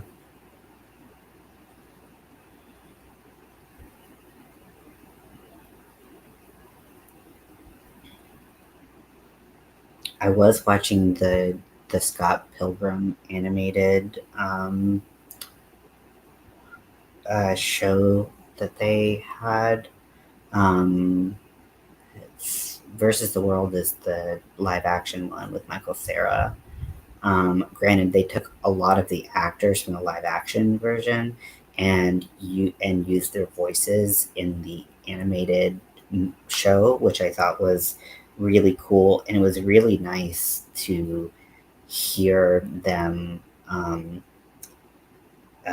in the show. What is that? I forget what it's called. But anyways, yeah, it's fun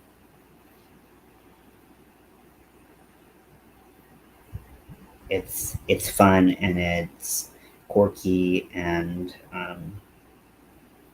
I didn't. I think I made it kind of halfway through the show before I got distracted, as I do. It says nothing about the show, everything about me.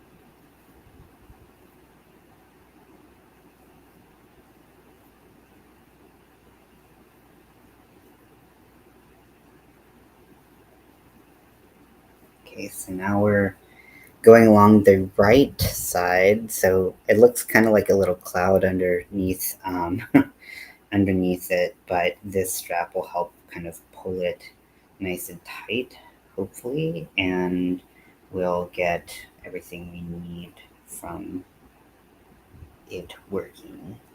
Fingers crossed.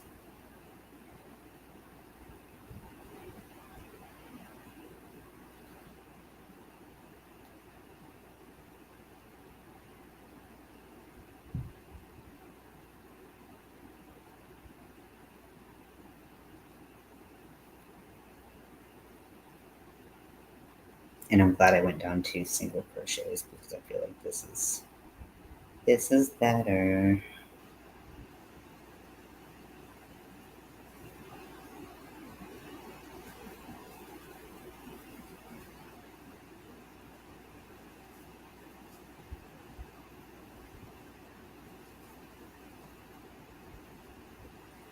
And having the cotton underneath it is going to keep the acrylic top from stretching, just continuing to stretch and stretch and stretch and stretch because the cotton's going to limit its stretch eventually. So even though I measured it when it was stretching, it also is going to not be as stretchy due to the cotton underneath it.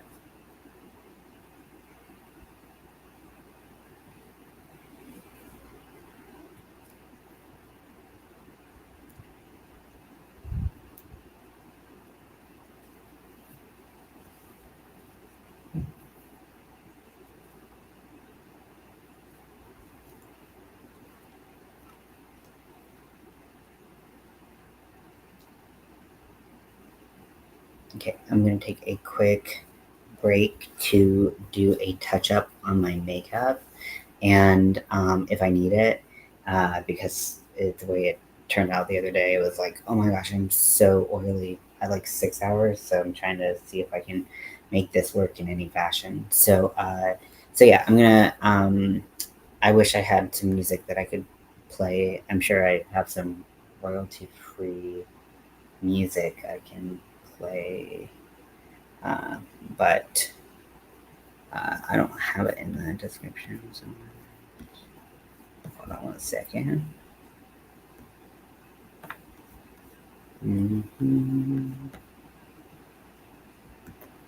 I think I just kept the little bits that I used. Yeah, I did. Okay, yeah. Let me have like 2 minutes to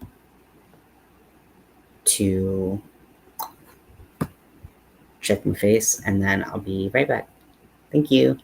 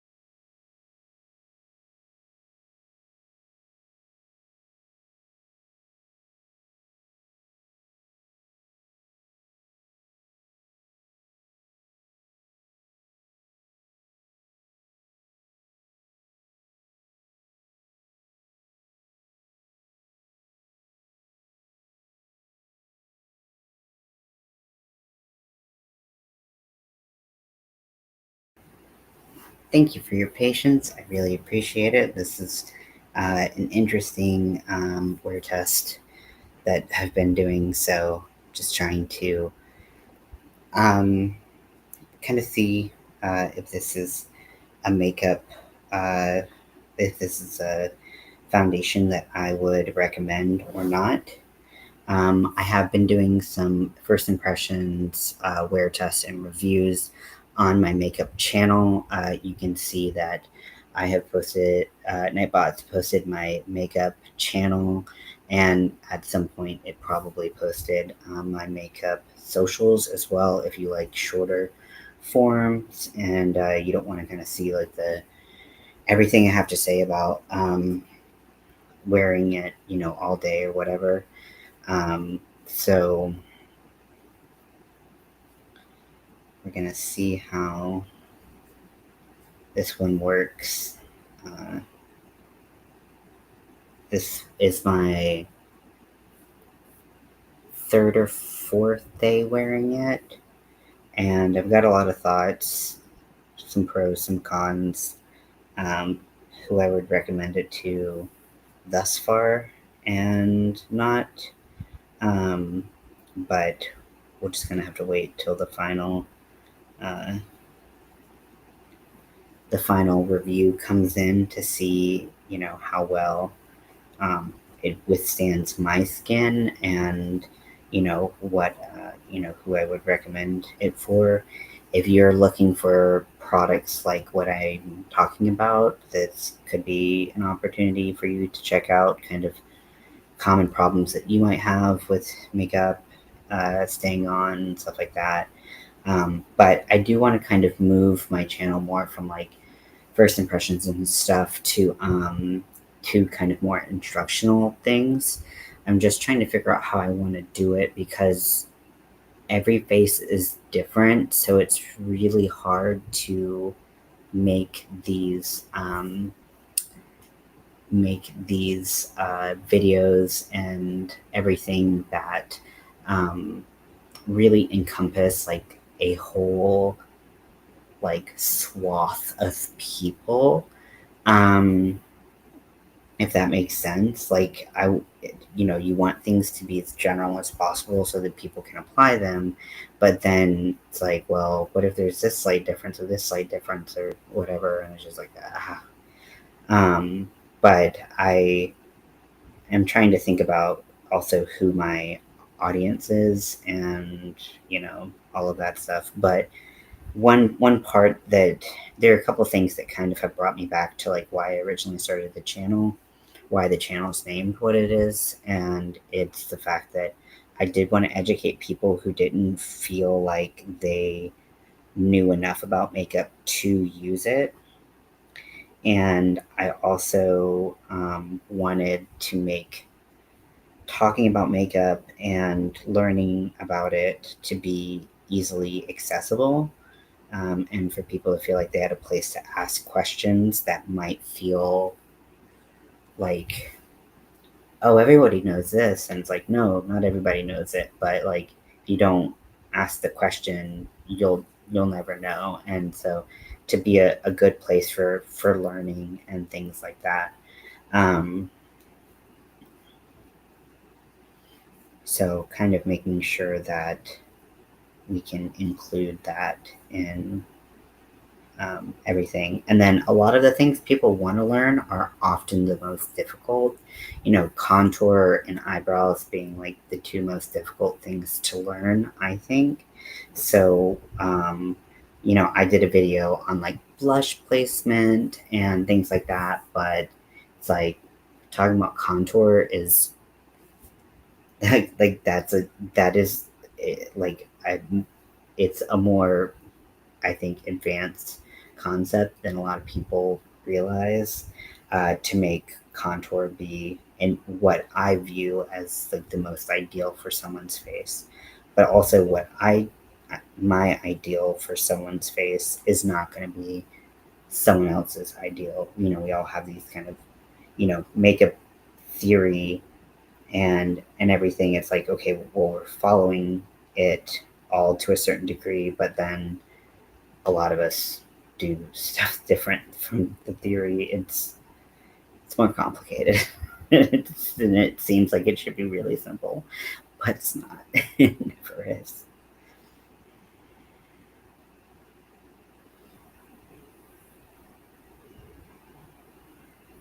Okay. So just making my way downtown.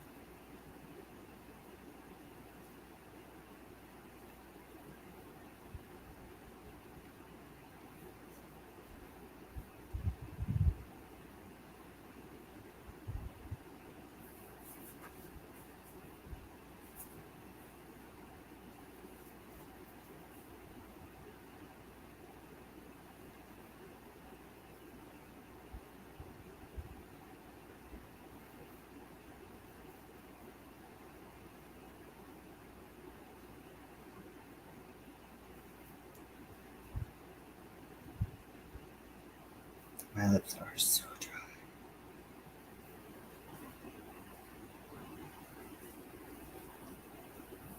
Yeah, I think I'm gonna have to take this off my lips really quickly because like I'm just gonna put Vaseline over it and let them break down like they're going to anyways, but at least I won't feel so like about it, you know.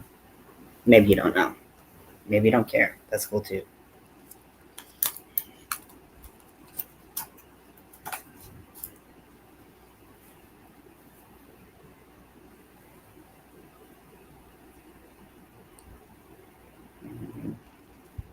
Six.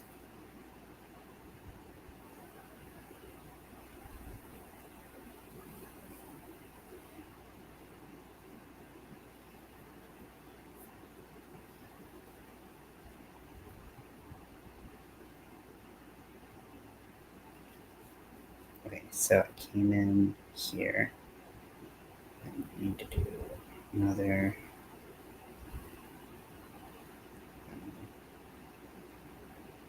here.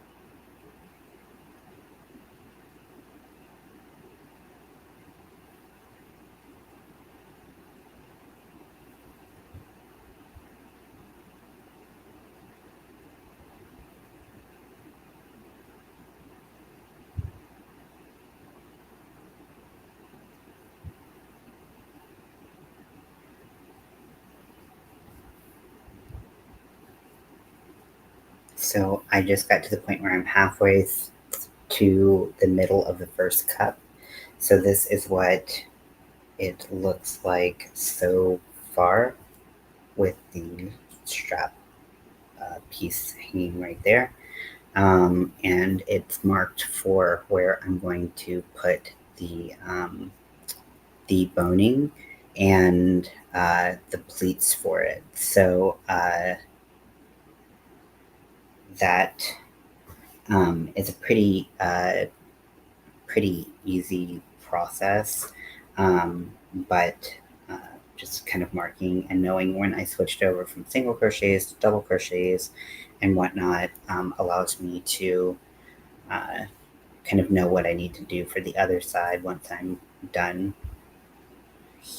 Yeah. Now I have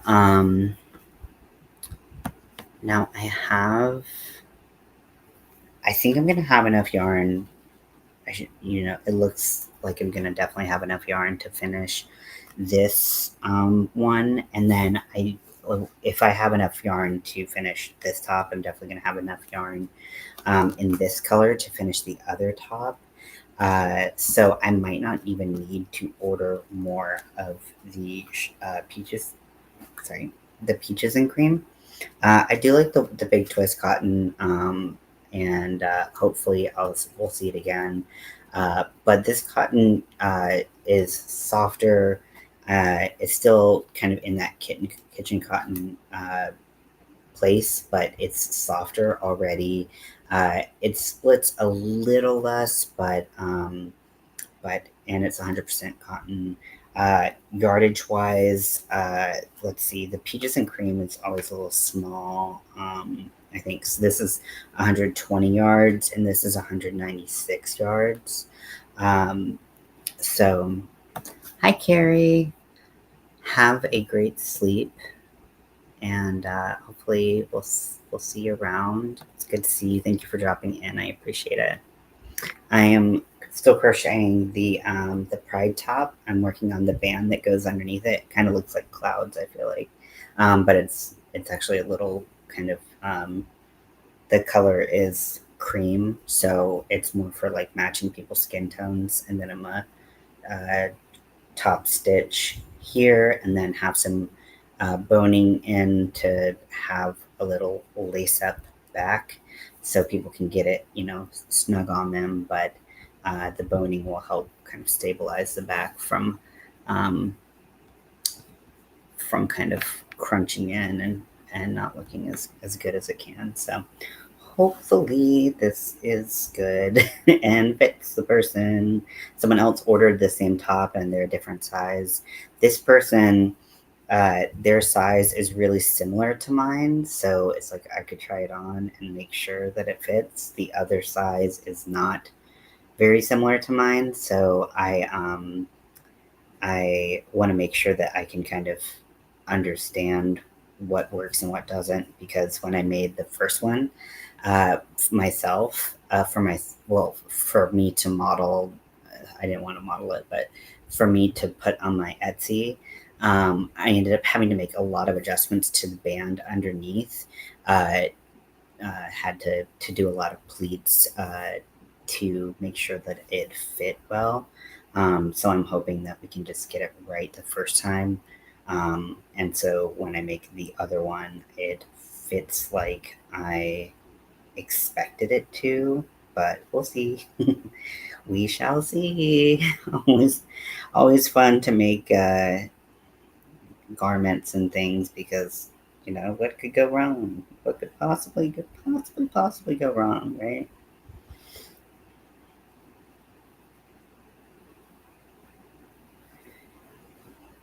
Especially when when people are ordering things for like an event like Pride or things like that. It's like, well, if it doesn't fit them, like I would happily make another one that fit them better, but then they're gonna miss out on the timing potentially, and I don't want that. So always trying to make things early.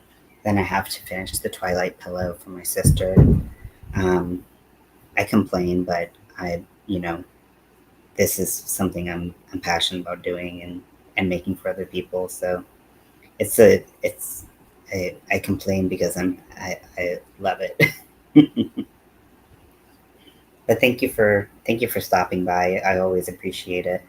I just appreciate having your support, your love, your girlfriendshipness.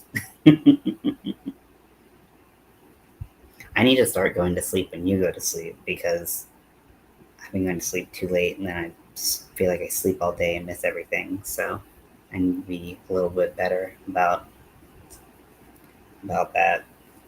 And by a little bit, I mean like a lot.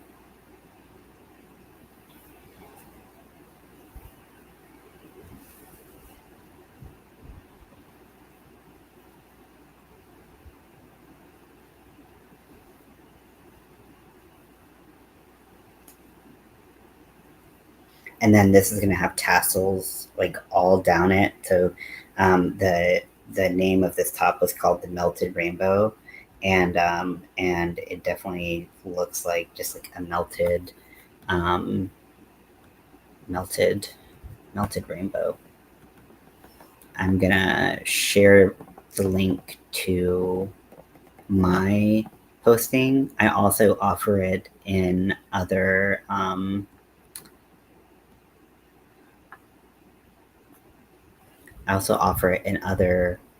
varieties.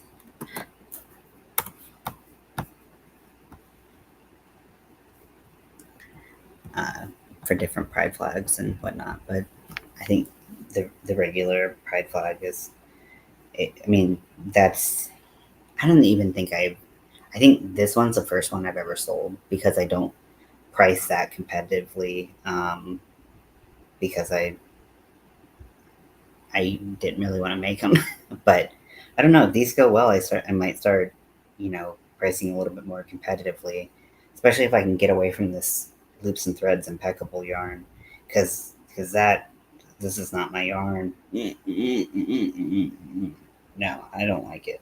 1, 2, 3, 4, 5, 6. Okay. And if you've been watching me, you know that I do not. I started to type, come on, let's go to bed. I would know what you meant.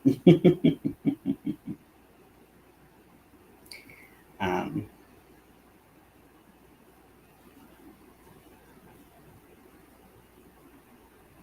let's see, that goes there. This goes here.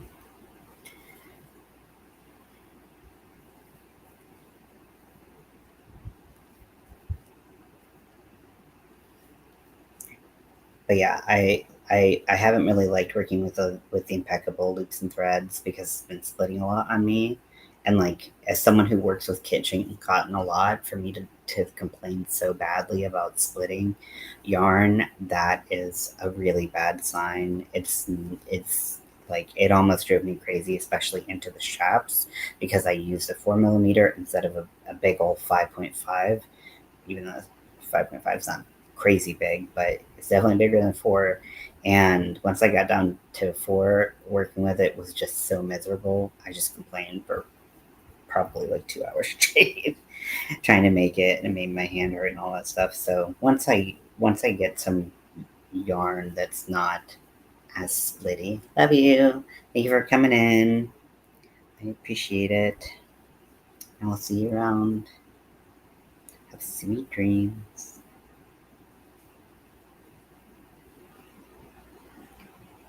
2, 3, 4, 5, 6.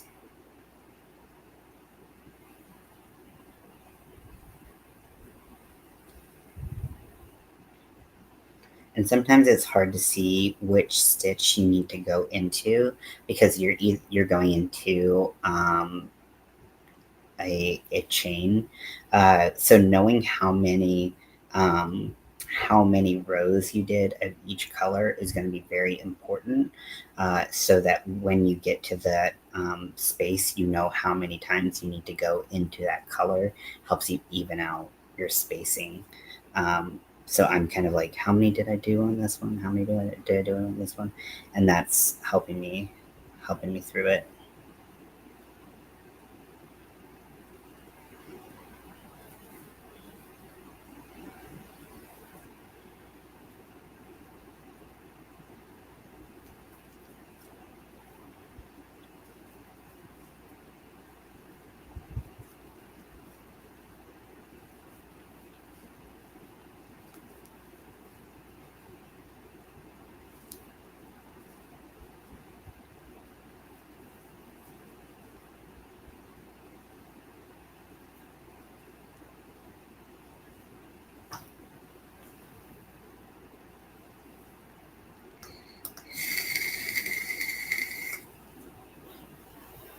I'm glad I started a little bit earlier.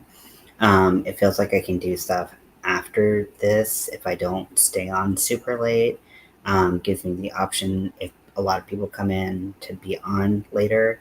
It did, like, I didn't have much time before this to do things like clean, eat, you know, go to meetings, stuff like that. But that's on me for not waking up early enough. So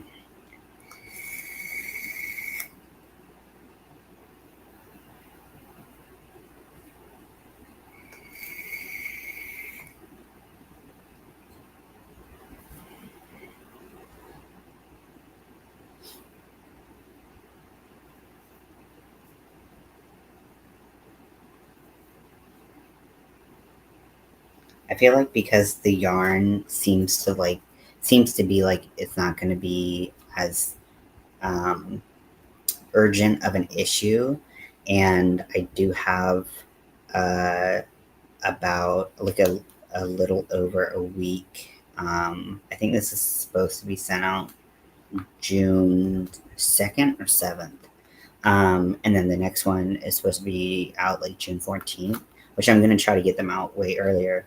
But because of that and the urgency of me needing to get more yarn and the zip ties is less, um, I might give it a couple days because then I would be able to combine it with my normal order and not have to kind of rush things and then uh, anything like that. 1, 2, 3, 4, 5, 6.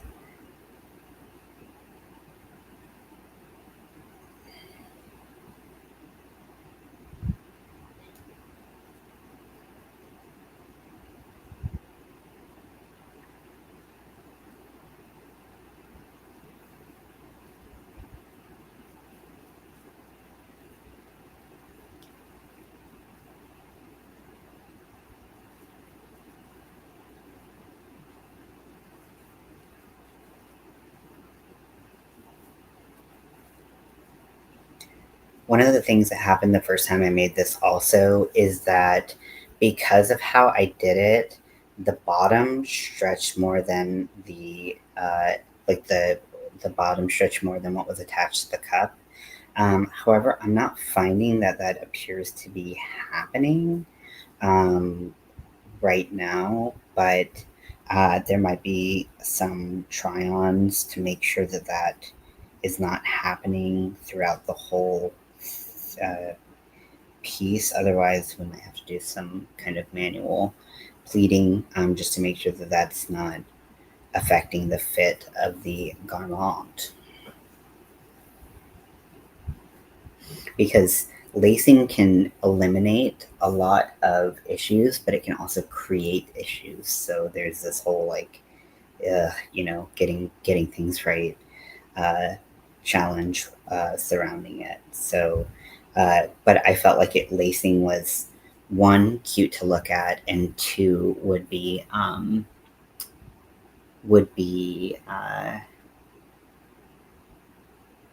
good to like get it over your head and then to have it fit really well, um, because you're gonna have volume to get it over, and then you've got to make sure that it fits well. So that's why that's kind of why I included the lacing as part of it. All like the cups are entirely the design of the the person that I got the pattern from, and everything else, the straps and the strap underneath are my call. Also, the tassels are obviously someone else's call.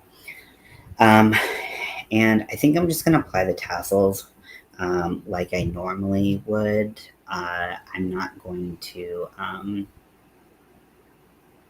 don't think I'm gonna like glue them or anything because I generally find with acrylic yarn that that doesn't do a whole lot. So I uh, I don't think I'm gonna do that. There are some glues that are made for plastic that will adhere to plastic better, but I just don't really want to try that. Now I know that there are fabric glues and things like that, but I've never, I've tried the gluing in your ends with fabric tack or whatever Mama Gwen from Teal Yarn Crafts mom suggested. And I feel like if you're using a non-acrylic yarn, it works, but if you're using an acrylic yarn, it doesn't have anything to stick to because plastic is a smooth surface and it just doesn't have any grip. So all of my ends end up popping anyways with that. Um, but I believe she uses nicer yarn than me, which is hard to believe because I only use value acrylic. But some people say it works really well for them. That's awesome. I love when things work for other people. You know, it'd be cool if they worked for me too, but you know, I'm not gonna be a bitter Billy, whatever, about it not working for me as well.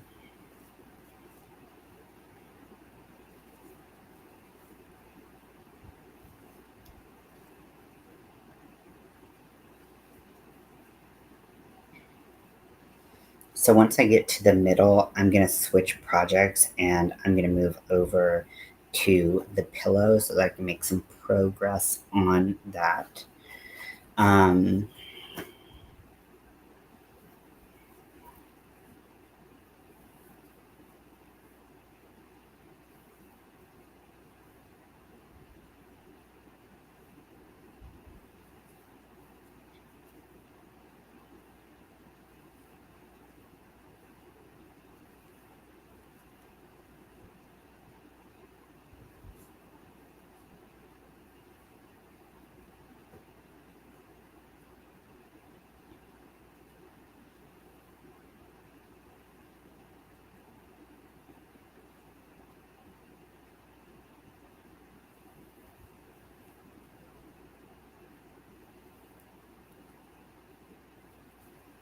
I need to put 2 in here. Okay, 1, and then right there, 2. And also when you're adding the fringe, adding the same amount of fringe that you put. Now I can't remember if I put 1 piece of fringe or 2 on each stitch row. So I'll have to kind of try to remember how I did that. Um,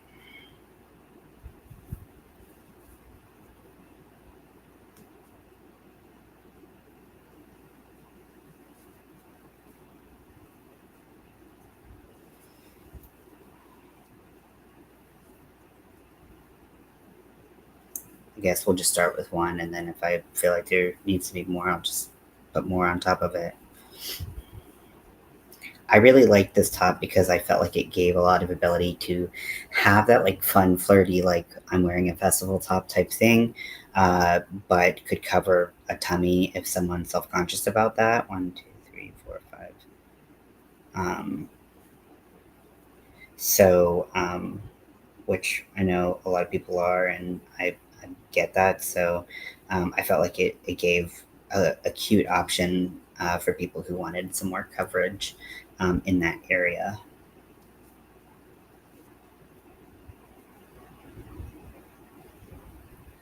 Going into a double crochet for some reason. Okay, so there is a knot in this yarn right as we're getting into it. So I'm going to go ahead and cut around it. So this is a manufacturer's knot right here.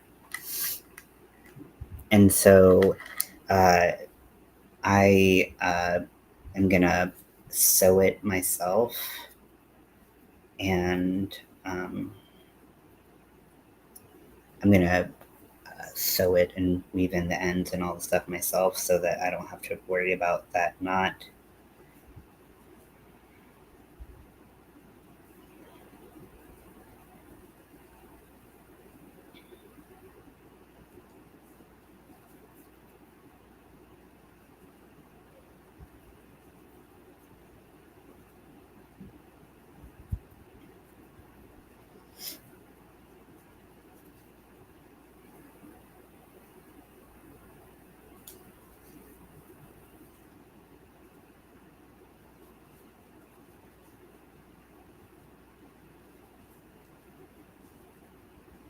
lot of, and this should be covered by the fringe, so it's not like a tremendous undertaking to sew it in and make it look good, um, but just for security measures, we're gonna do our best.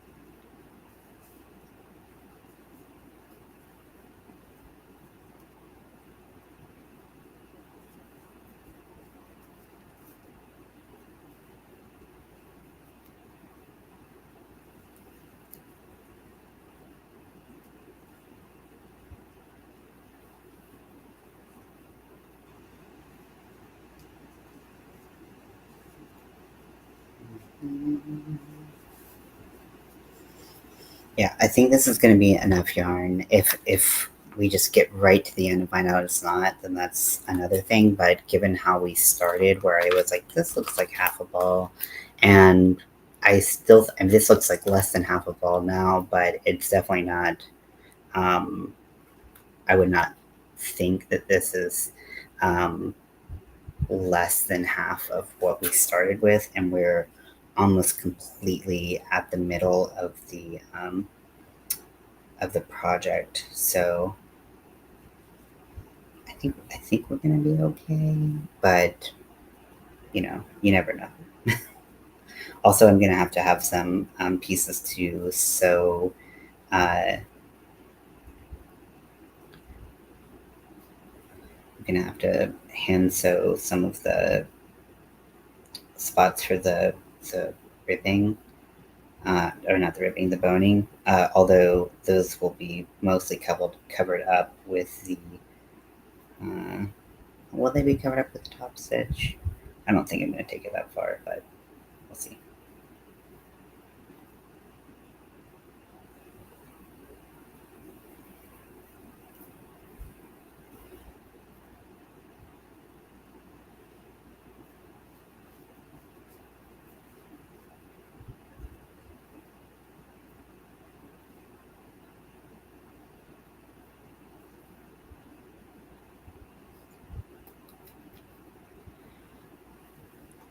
Mm-hmm.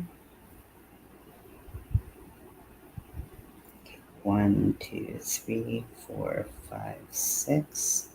Okay, so now I'm getting into the red. I'm going to make sure that the cup is turned the correct way and isn't twisted, the other cup. Even though I'm not going to get to it on this pass, I'm going to just set myself up for good things, hopefully.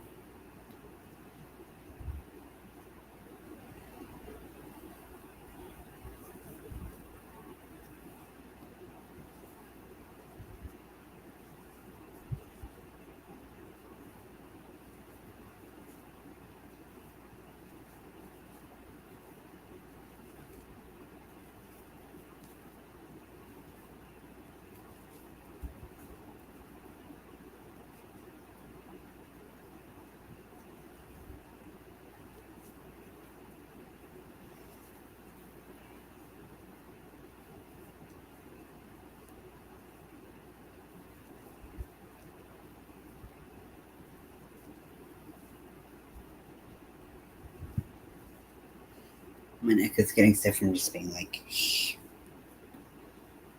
but for sewing half the band, figuring out kind of what I'm doing with it, making a lot of mistakes along the way, I think we're doing okay. So this is what it looks like up to the center point. And now we're going to attach both sides of that. So I'm going to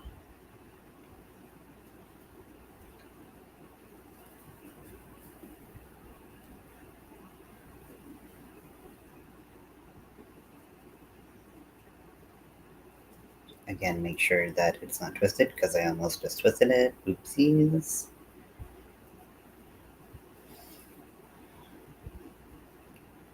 One, two, three, four, five, six.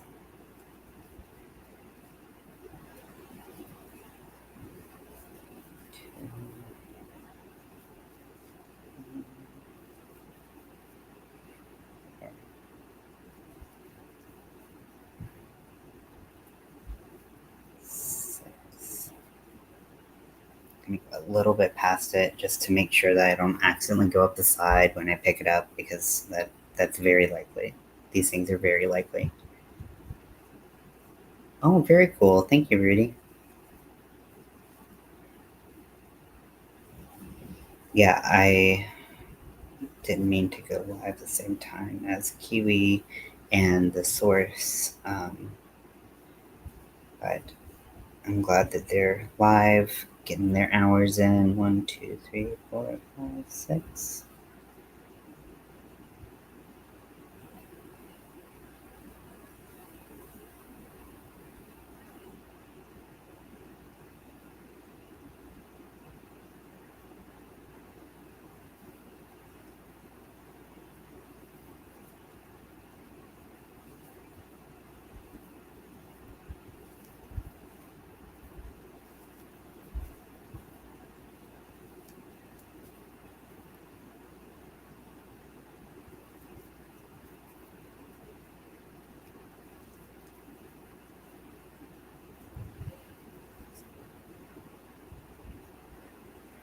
And I think in between was a spot in particular where I needed to bring in some of that uh, uh,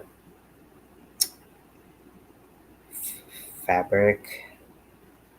So, see, the thing is with pleats, you still feel, generally, you feel the fabric on the inside where it doubles over. However, if I do the pleat outwards, um, then it'll be a bump, but it'll be covered by fringe.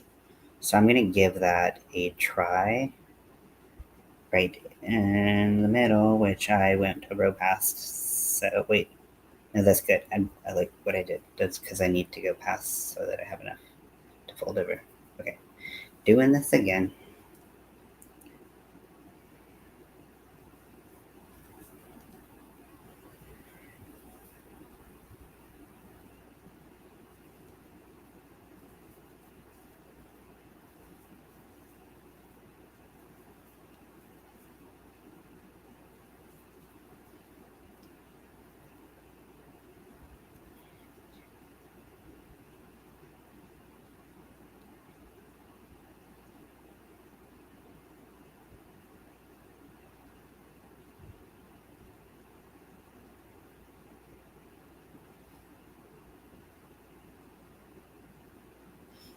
Okay, so I'm going to fold that over.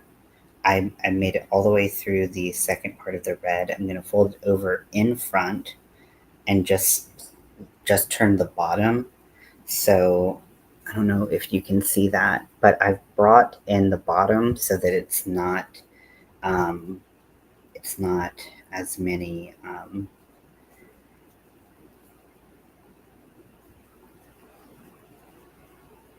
it's not as many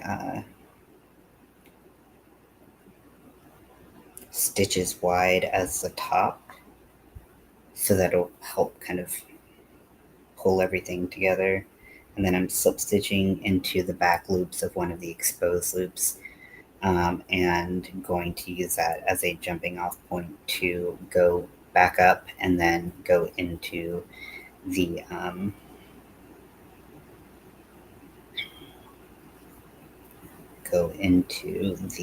raw cut.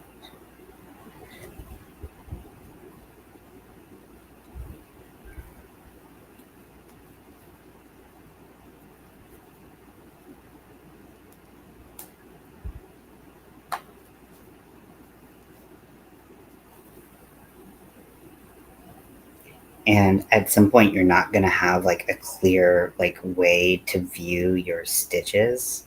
So you're just going to have to kind of follow the line of it being straight up rather than have exact stitches to go into. So it takes a little bit of creativity, I suppose. I'm also making this up as I go.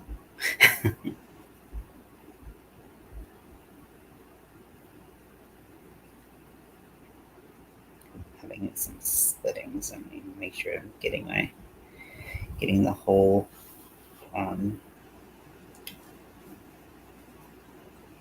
piece of yarn.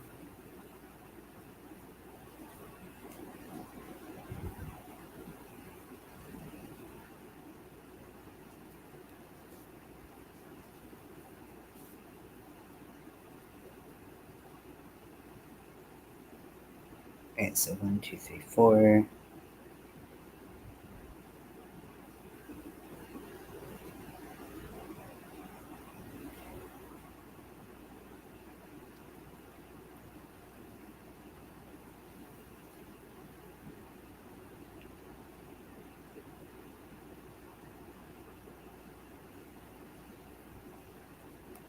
I'm just really kind of finding a place where I can fit my hook as I kind of work this impromptu pleat together. 9:07 Pacific, Central. My brain just kind of, nope, didn't read the rest of that. 9:07 p.m. Central. Thank you very much, Rudy.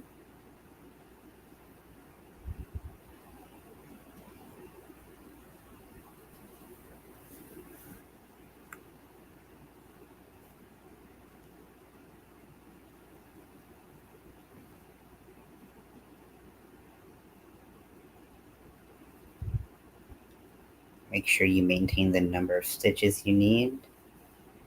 1, 2, 3, 4, 5, 6. And then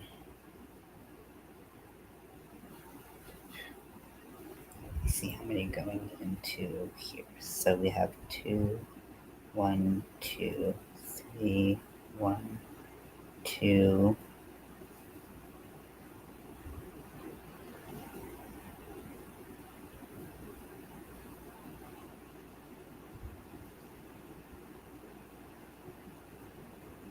Three, and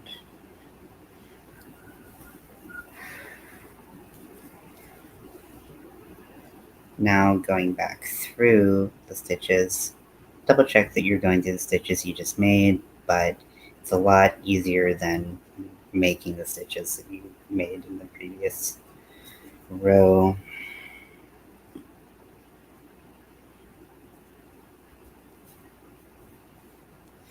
Also, I think that the cotton that I used last time was a cotton acrylic blend, so it did have like a little bit more stretch. But I still think that doing pleats and stuff like this help the fit overall. And I like that because I knew early enough I could make the pleat face outward away from the skin in a place that would be covered so that it would be easy to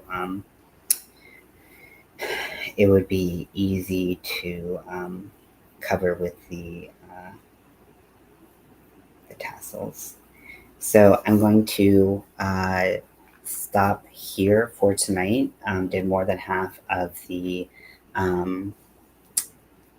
cup, and I'm going to get a little stretch break in. I would encourage anyone who's feeling like they need to stretch as well. But you do you, Lou. You do you.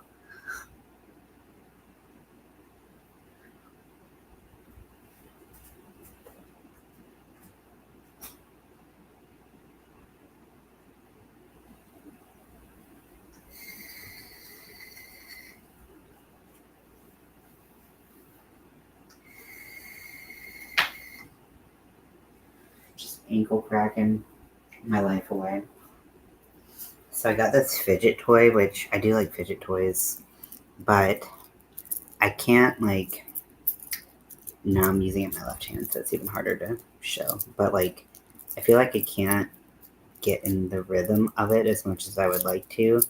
I gotta think about it a lot more instead of just doing it kind of mindlessly. But it's really cool. It's like uh, two two gears and a chain, and the gears are connected, so you can swing around the smaller one with your hand and just have it like that. If you have any cool fidget toys, please tell me about them. I love fidgets. They are truly great stems. Or if you have any stems that you have or you do that help you out, you know, I guess like that's kind of like, you know, fidgets are they're kind of like in their own realm, right? Because like they're clear that they're like a physical manifestation of how we get our energy out as neurodivergent folks or people who just like fidgets. But you know, there's some things that like I know, like I have stems that are you know, not the kind of thing that I, you know, either like to show people as much or people are like, what's happening? Like, what are you doing?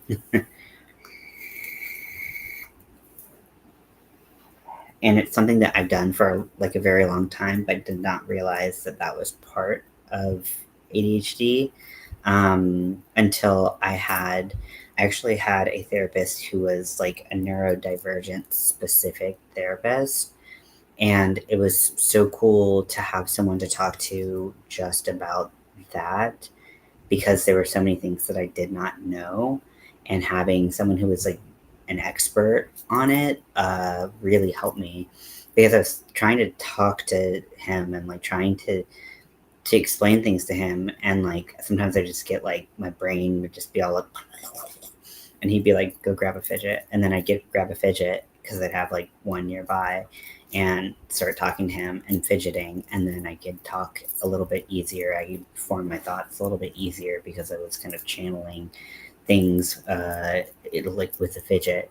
Um, so I do think that it can be such a helpful tool for so many people, and them becoming commonplace items in a lot of people's lives. Granted, you know, I know that you know some of them have kind of fallen off in popularity.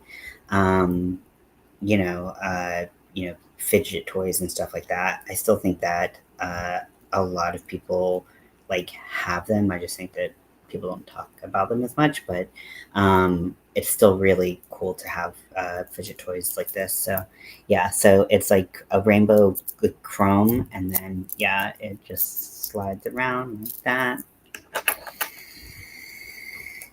Okie dokie. Let us get into. Yeah, I roll up my pant leg that this is gonna sit over. Oh, it's too tight around my knee when I bend it. Okay, so I've gotten to the last two rows of the pillow, and then I'm gonna have to turn it, and I'm gonna have to write on it. And so I can freestyle the writing, or I can try to figure out a way to make template for the text. I'm not quite sure what I'm going to do yet, to be honest.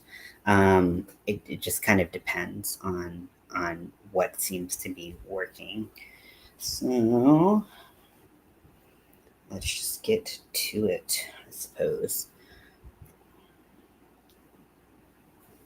I'm going to grab my hook.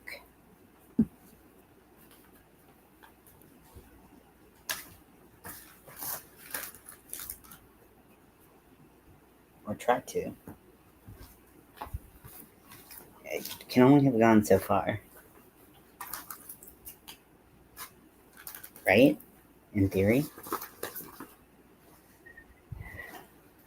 So for the pillow, I'm using a 6.5 millimeter hook for both the blanket and chenille yarns.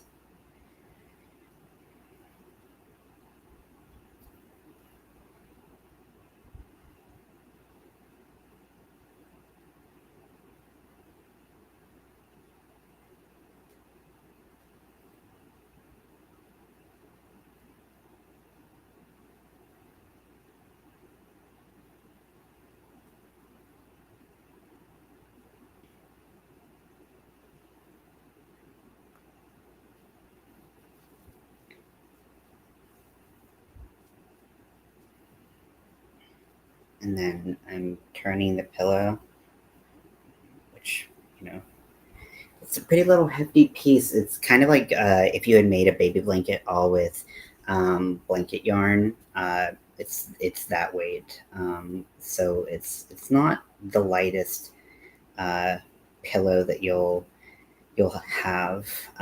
It is very soft. Even the sparkly side, which I'm very happy to report. I still don't like working with blanket yarn. Something about just how it's not enjoyable. But chenille yarn is a little bit better for me. I think because the amount of fibers that they put around the center piece of yarn is less than what they put around. Oh, and we have a factory knot. Another factory knot. Okay. So we're going to cut this.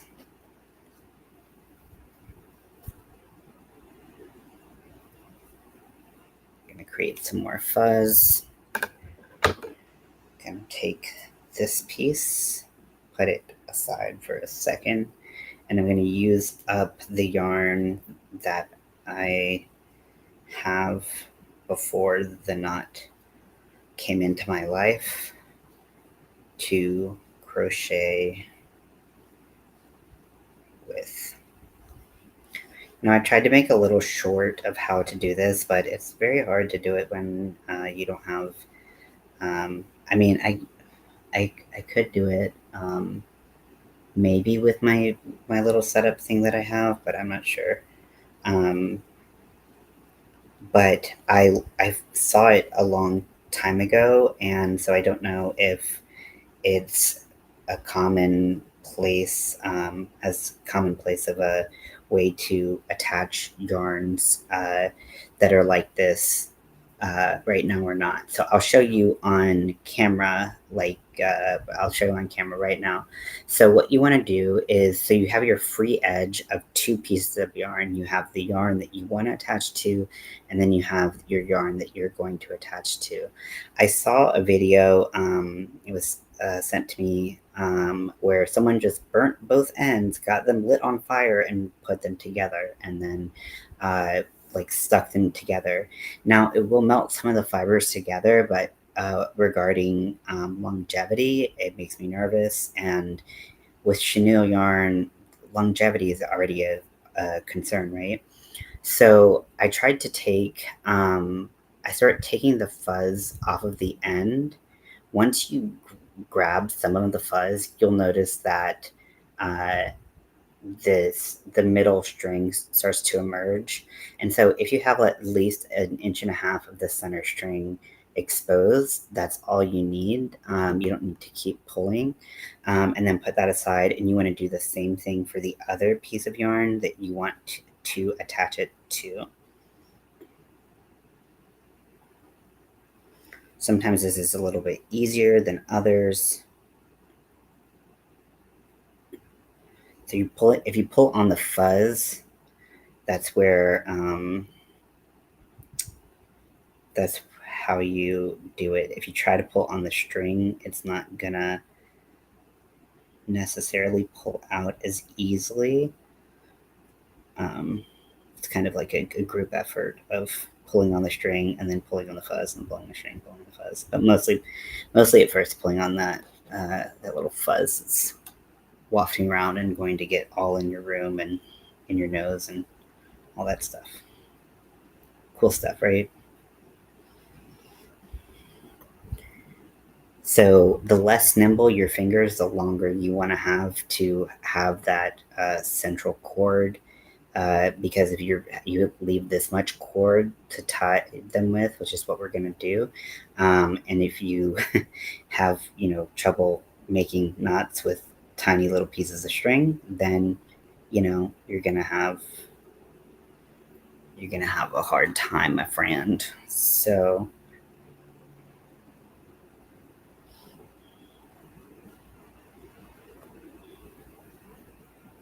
just gonna try to keep the fuzz away from me and keep on, see, like with this one, as soon as I started messing with the fuzz, the string was immediately exposed. Whereas with the other one, and it might be due to the direction of the yarn and how the fuzz is attached, but sometimes it's harder to get the yarn or get the fuzz released than other times. So just to keep that in mind, sometimes it's very easy, sometimes it's a little bit more work. All worth it to get the result that we want.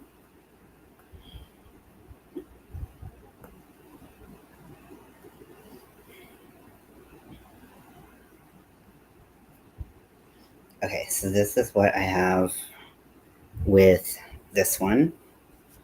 So about 1.5 inches right there. Now what I'm gonna do, I'm gonna also, I don't have my lighter here, so I'm gonna grab my lighter really quickly.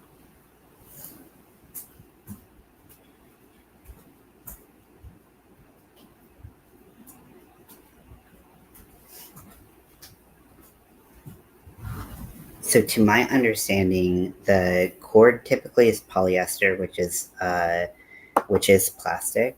However, I don't really recommend taking the flame directly to the polyester. With this, I liked, or in this moment. So what I'm gonna do, it's hard to hold it up because the project is heavy. So what I'm gonna do, I have two ends that have the exposed strings on them. And what I'm gonna do is I'm gonna tie them together with the strings only. So once the fuzz of both sides get into contact, I'm not going to continue to pull it over into the knot. But you do want it relatively tight. So it's kind of a component. You'll notice extra fuzz, things like that. So I'll tie like 3-4 knots, whatever makes you feel pretty confident in it.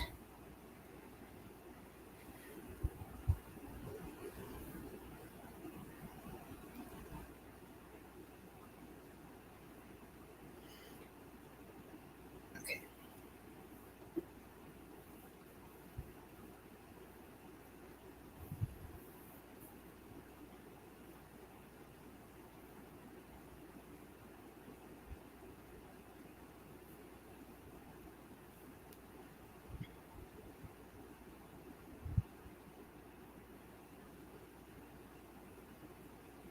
Okay. Now the two ends tied and the string has been repaired. So what I'm going to do is I'm going to cut, make sure to not cut what you just tied, but cut the strings. You can cut them fairly short. And then you have a repaired string that sometimes you can kind of move the fuzz a little bit to cover if there's any that's like, hopefully you pulled it tight enough where there's not any exposed. Now this is not my best work, I'll admit, which, you know, of course, doing it live, it's never your best work. So what you can do is you can take the lighter, oh, see, I burned through it. Do as I say, not as I do. Okay, now we got to do this again. Because it burnt right through that knot because there is that exposed part. So I'm going to cut through the part that is, oh, that was annoying. I'm going to cut through the part that got burnt. It just, it went too fast. Okay, so removing the fuzz again. Okay, there we go. See, like that, like really super quickly, and this is going to be a pain in the ass.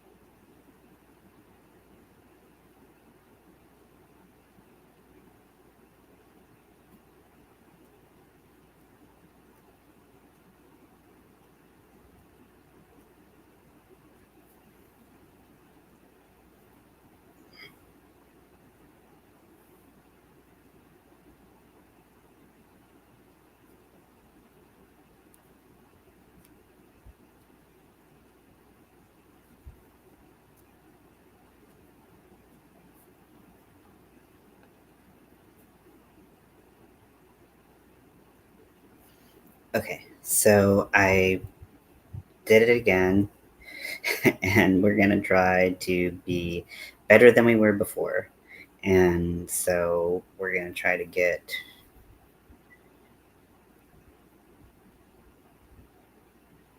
a tighter knot where we don't have any space between the exposed fuzz parts. The other side is fuzzing out pretty severely, so just kind of have to wiggle around some things, but trying to make it work. I can already tell that this looks like a little bit better, so hopefully. Yeah, because if this little string gets lit up, it's game over, friend. Okay, so try to catch any fuzzy pieces that have been floating around, especially if you're giving this as a gift. You don't want to be all fuzzy everywhere. And then I'm going to tie the strings and cut them.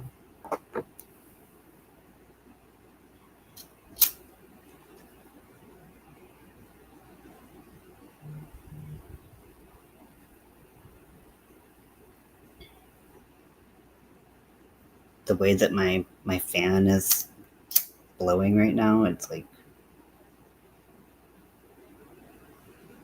making it a lot harder. I'm blaming the fan for my failures, just so no. So I burnt the yarn a little bit more than I wanted, but that's okay because what I'm going to do also is keep this yarn from being pulled through the knot because I'm just not super convinced that this is going to hold that well. And that doesn't make me feel good. Oh.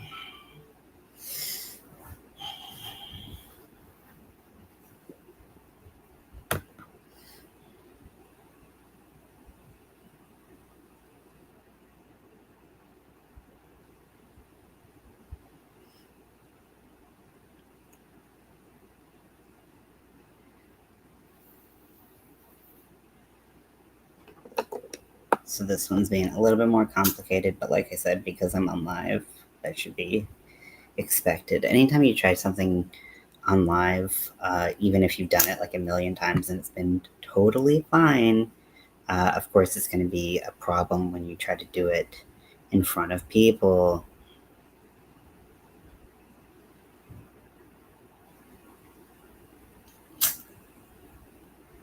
It's like a fucking blowtorch right now. Slow your roll, friend. Okay.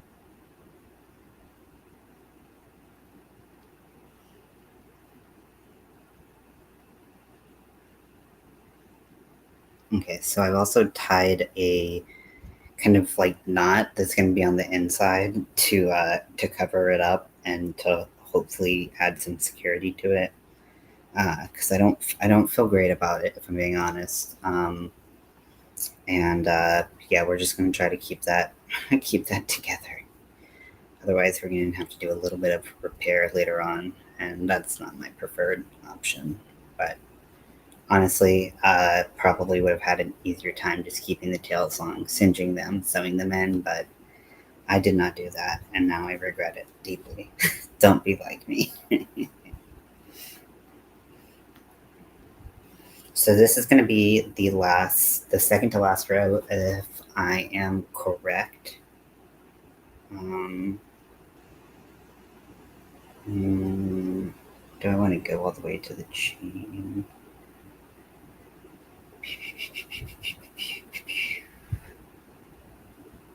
I think it'll be the second to last row, yeah. Because I want to not do that. Do another row until I flip it and figure out how I'm going to write the text. That'll have a little bit of more information.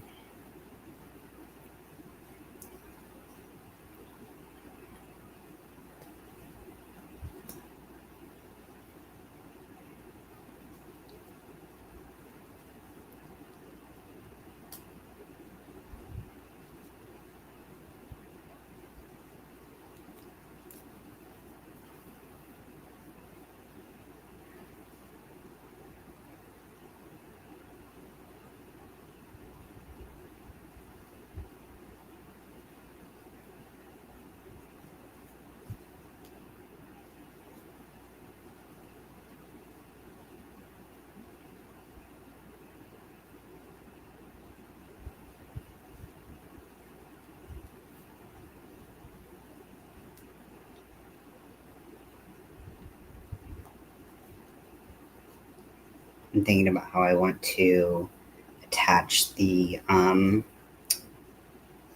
zipper as well, because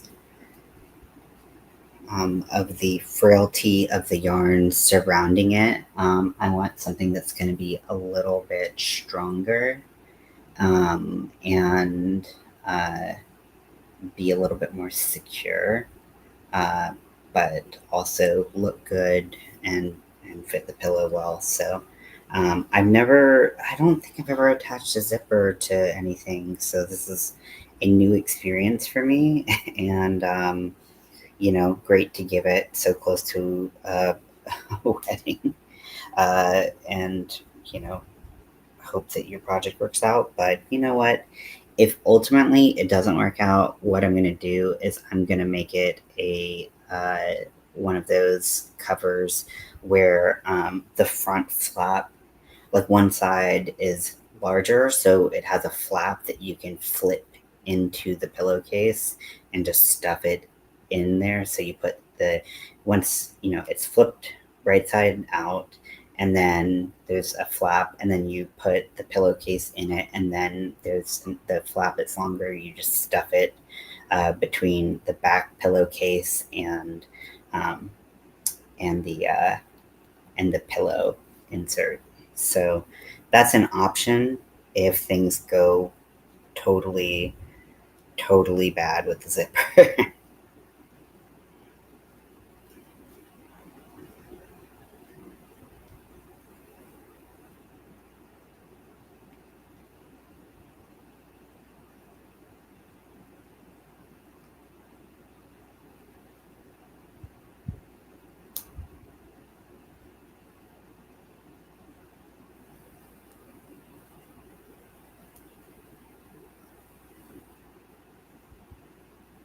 I'm also crocheting over that loop that I made, so that's kind of hidden, so that if something starts to break or pop out, like there's nothing to catch on.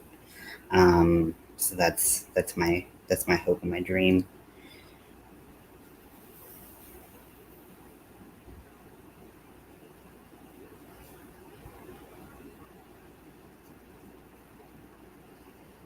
I am going to keep the yarn attached to this as I flip it out, just so that if this yarn is needed for another row or a zipper or something like that, then I I can make it work.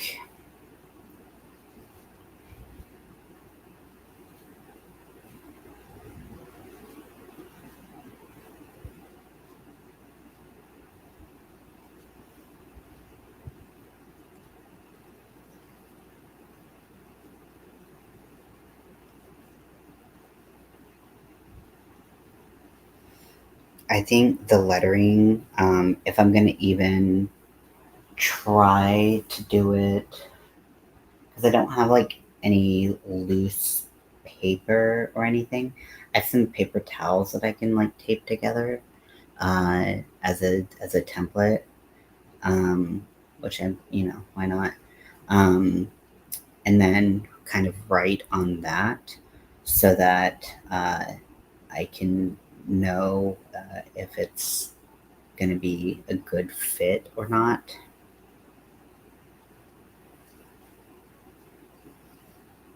And then try to kind of make it that work on the pillowcase.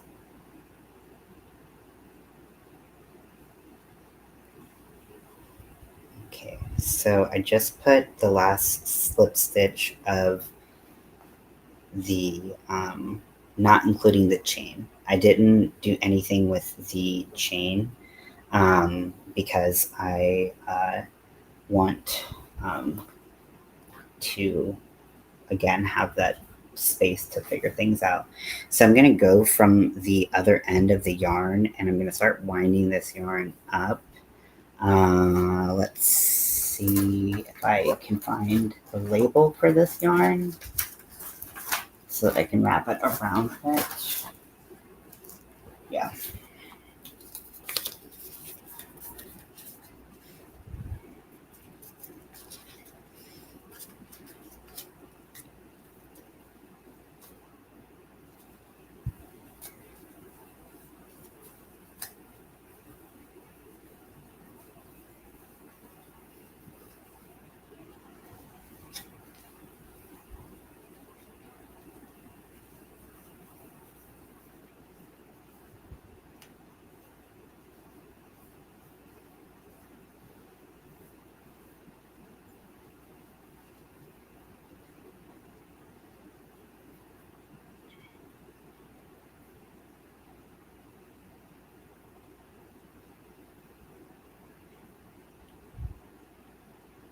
Okay, so this is a little bit tangled. Doing it from the other end is always like a little bit tenuous. We're going to try to make it work so that it's not just a tangly mess rolling around. Otherwise, it's actually preferable to just cut it, figure out how to do it, how to attach it again. At least to me.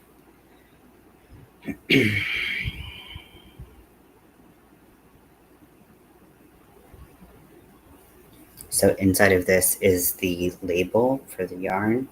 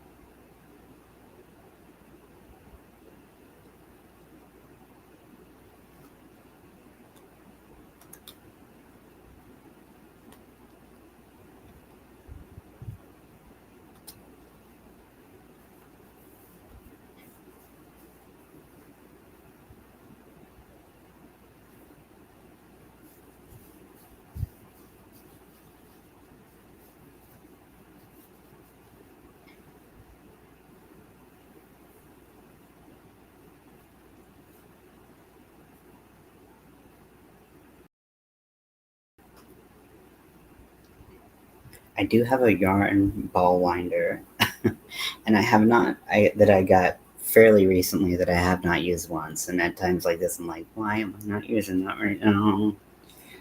But here we are.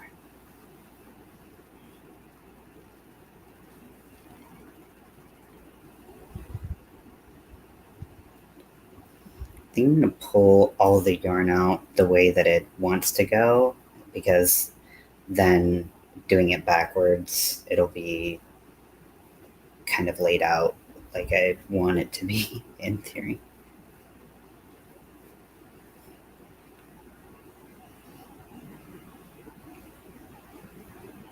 Oh, I'm like falling off. I have like one cheek off of my bed.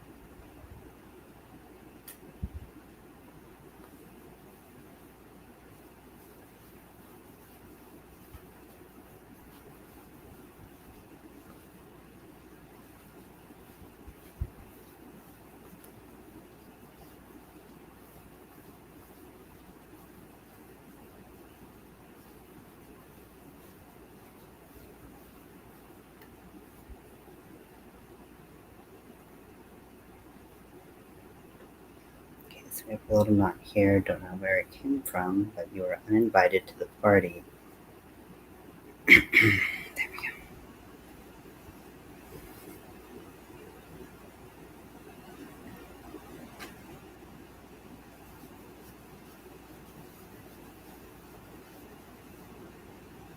Oh, last night, so, I was like, oh, I think I watched Constantine. So I watched Constantine the night before last, and I watched Now You See Me, the first one, because I saw, like, remember this movie? For the second one, or, like, a clip from the, like, card scene or whatever, from the second one, and I was like, oh, shit, I haven't seen that movie in a really long time. And I realized I remembered it being pretty fun, but I couldn't remember, like, really any of the details of it.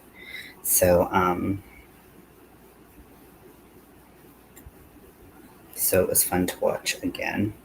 Okay, so now I have that kind of balled up, enough. I'm going to leave a little space as I turn this inside out and hope that it is not a catastrophe.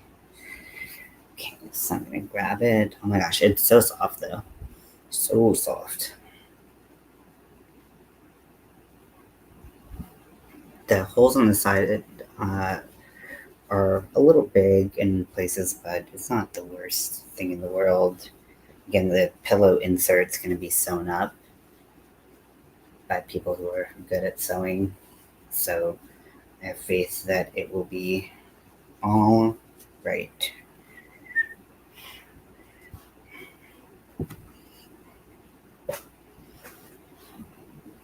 Okay, so this is how the front looks, and then this is how the back looks so far.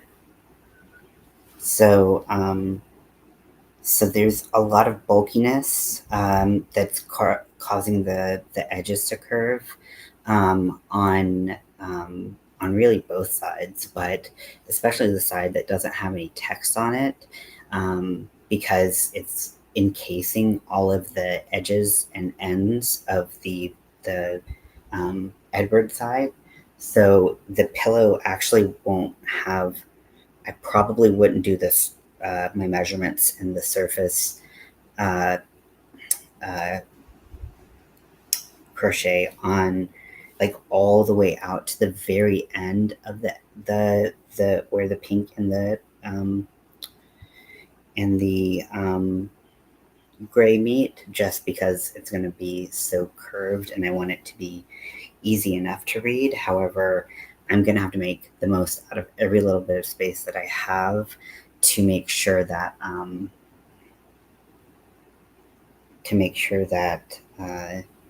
this fits. So I'm so excited about this. Now I think, laying it out, getting measurements, doing like paper towels and like writing on it, with you know, something that's not going to tear it.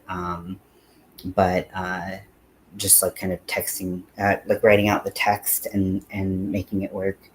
That's going to be important. Okay, so let's go back to the top because I feel like getting that situation ready is not something that I want to do right now in the middle of a stream.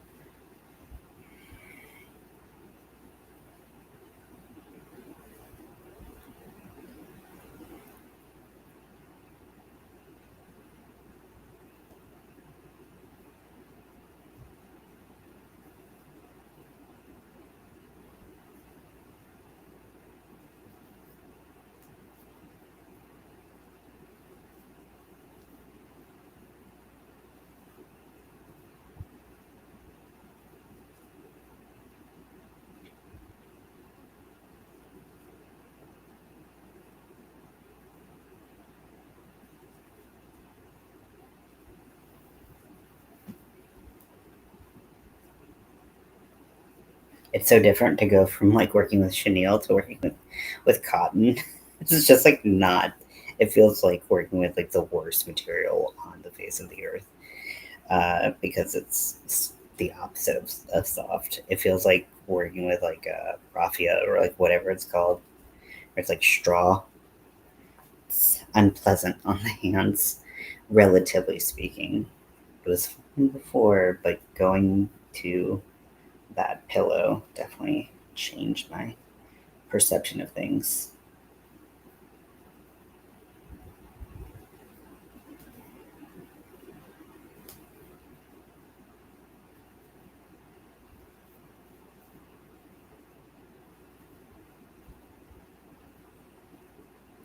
So we have 1, 2, 3, 4, 5, 6. And we're gonna do this.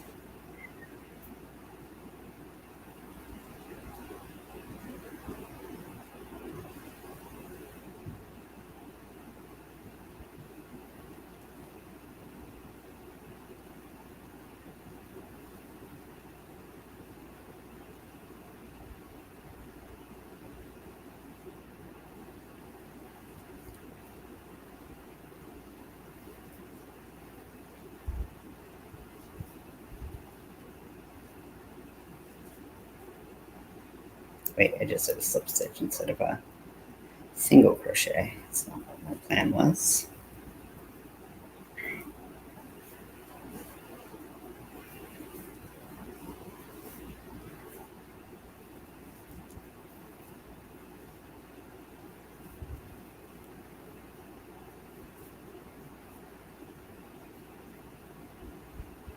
It's so weird. I'm working with chenille yarn. My brain's like struggling to function. Oh, this is kind of awful.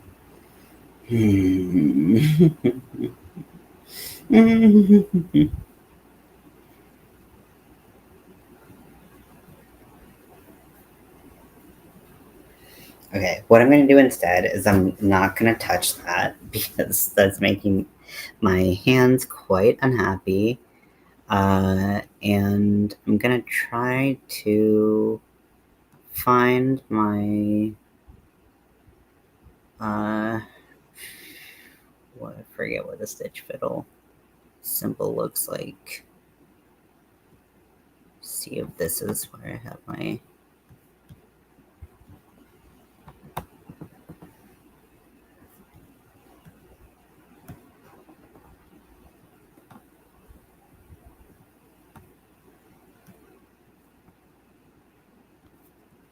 gonna try to find my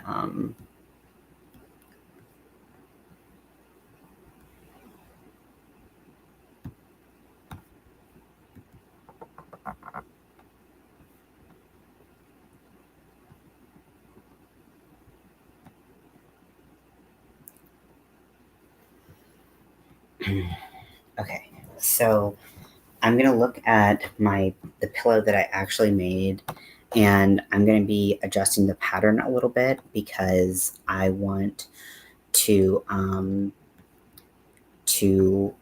be able to release this as a pattern. First, I will get some pattern testers, but I want to have it available for people to try. So,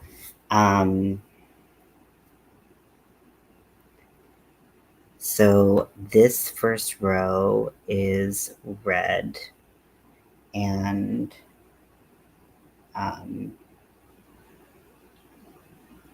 that is clear.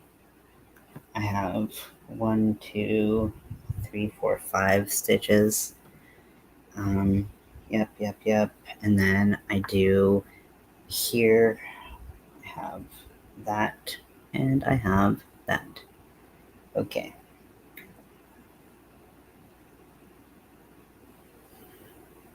And then here, I'm doing one of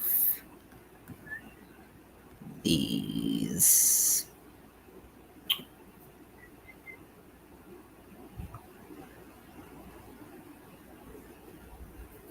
Okay, so I did a stitch that I don't have a term for, and I think that, okay, let's see. So here I have 1, 2, 3. This one's kind of covered. Okay, with this. So 1, 2, 3, 4, 5 visible-ish. This first one is not really visible at all. So the 5 you can see. So here I'm gonna put one of these.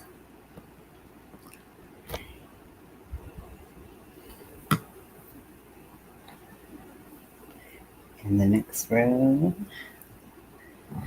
these go straight down. These are single crochets, so they appear like this.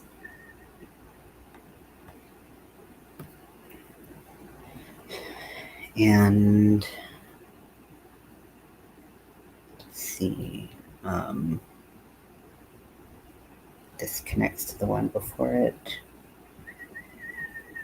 And this goes straight down, so they both go into the same stitch. No, they don't.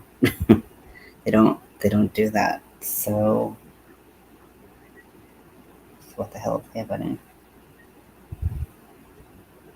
So I kind of just like left that space open, but it was filled with this. So okay, well, choices. And then all of, till we get to here, we did that. Okay, so this is a red row right here.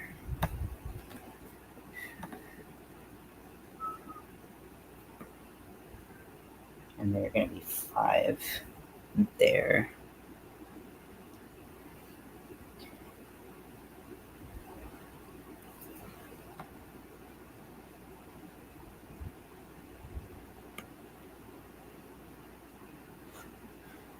This does not go straight down. Wait, does it? Yeah, it does into kind of like a hidden stitch. Okay. Okay. This is that color. And then we are going to pretend that that's what actually happened instead of what did. Okay. We are going to the next line.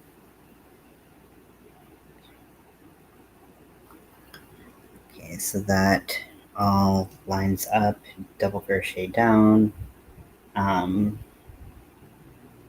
single crochet, get to the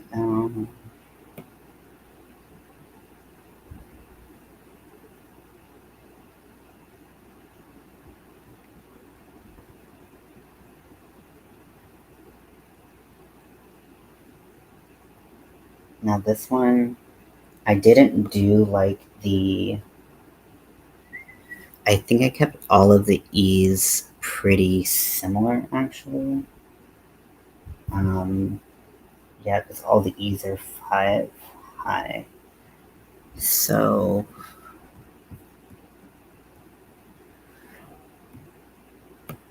it's kind of actually how they end up.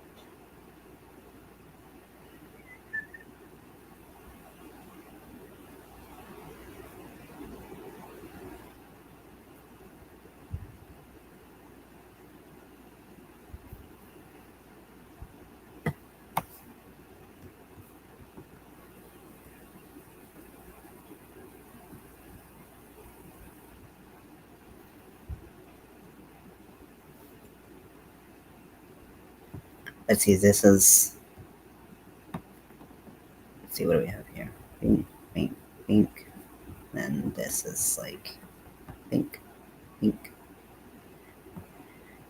Okay, yeah, might as well put that there. Whatever. Because it's gonna be 5 that are showing. And then we have this,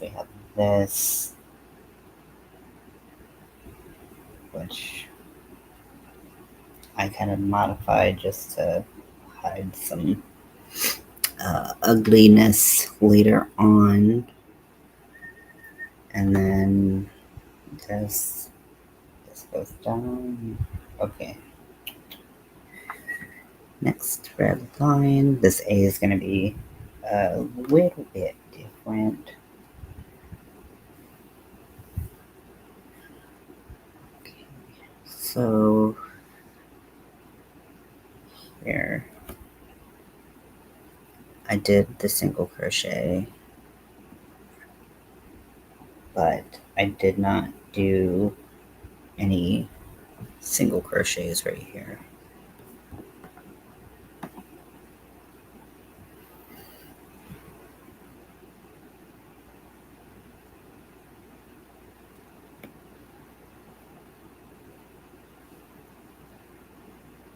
This right goes here. There end up being 3 right there. Okay. Now we're at the E.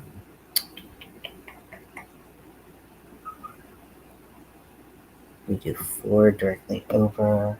1 in here, 1 in here. 1 directly down, and then one of these others. We're gonna have some single crochets across.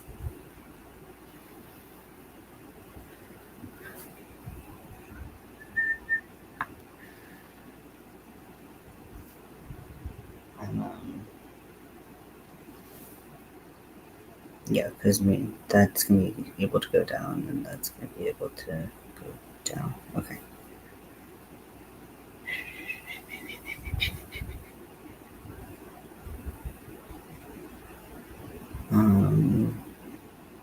This is gonna have 2 in the same stitch.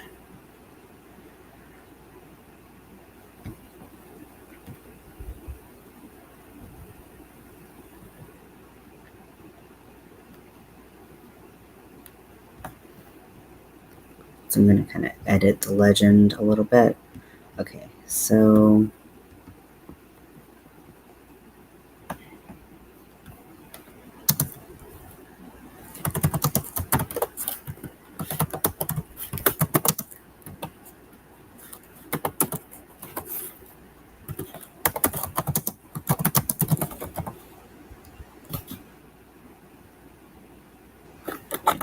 no, didn't want to do that.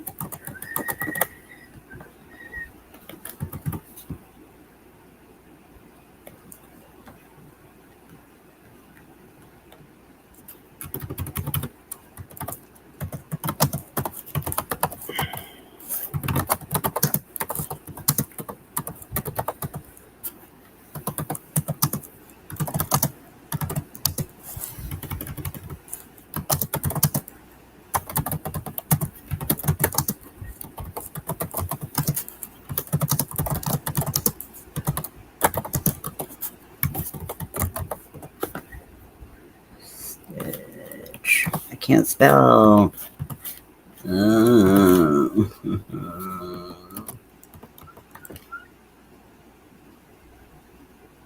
No, I didn't want to do that. Pooh.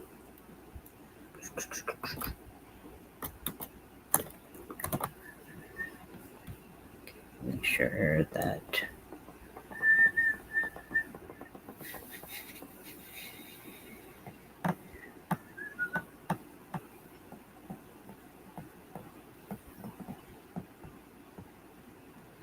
there it is right there.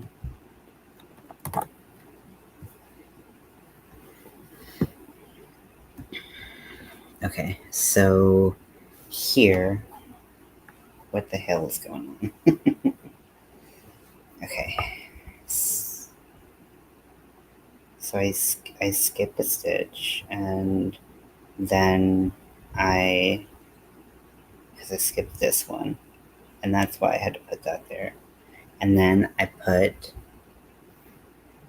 2 in the same stitch so that they would be able, instead of doing a bobble. What's the difference between that and this?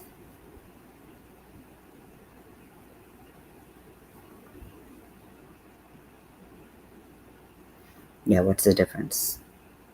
I made this pattern. I should know this answer. Let's see where the 2 is and see if I can make sense of it. Okay, so in the eye,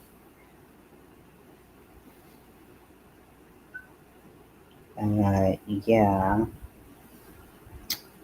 just making 2 stitches out of 1.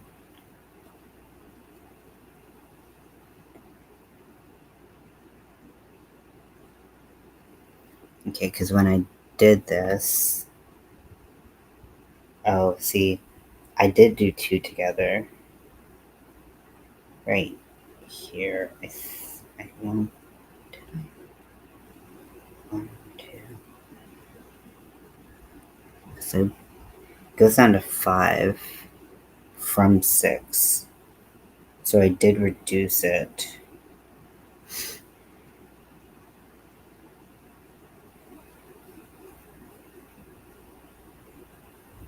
One, 2, 3, 4, 5.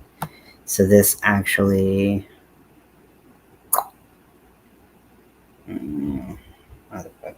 Okay.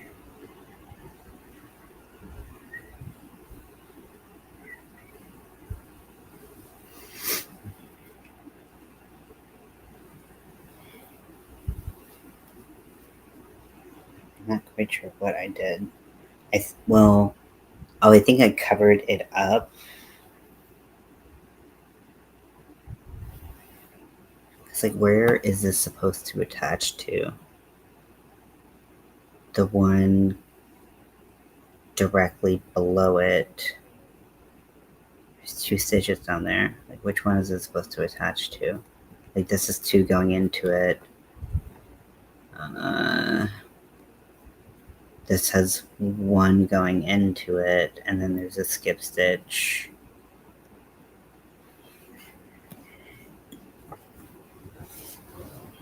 I'm not even like speaking my own language here. Okay, so with this A, I put 2 right here, and then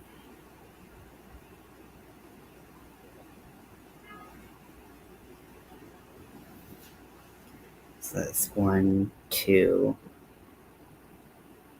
3. So that would be the first part of the A. So it's still read from right to left. So here I do.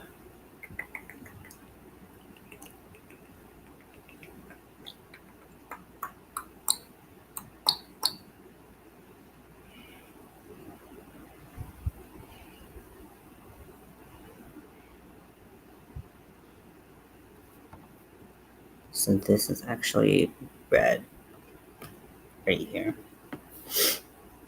And I think I skipped that stitch so that it would be okay that I had 2 stitches here.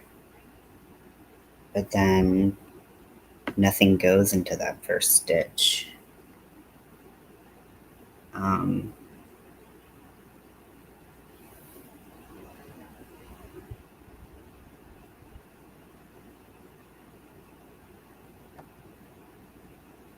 And when that goes into there, nothing goes right here. So there's actually an empty stitch right there. Okay.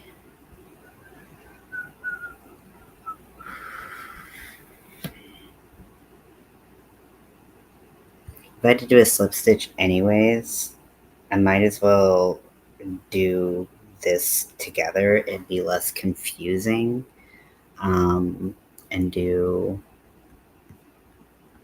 a little bang bang right there. Just have this be a stitch. Really, I'm gonna make it gray so it's a little bit easier to see kind of what's happening. Yeah, I think that makes it easier.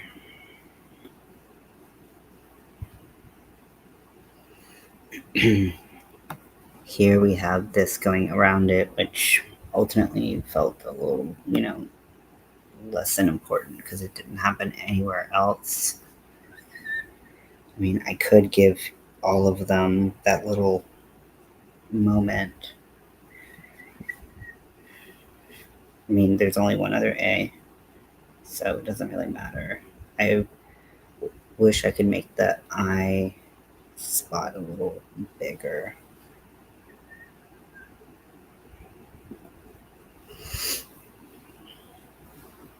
And the E. The E is not as bad as the I. I might adjust it in the pattern and be like, these are things that I change. Let me know how they work. I think I'm going to take the 2 out and just put the symbol because that seems to make more sense. Okay, let's get through the B though and see what's shaking out here. So this is the gray right here. And then we have 5 red single crochet. Is that right?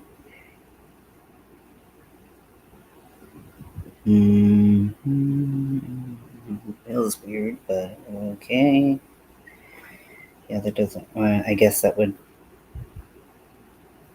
That's the round. That's.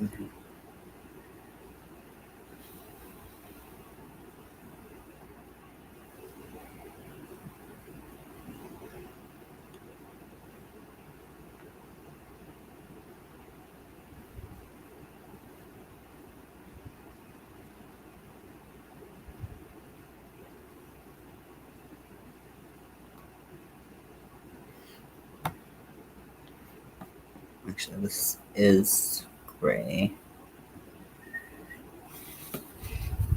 Right?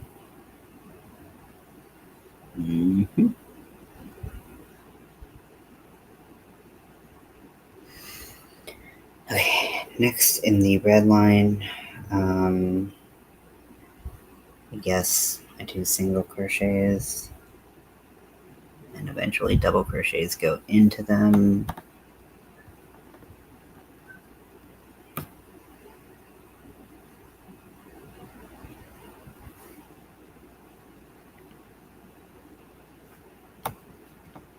So this isn't going to show as red.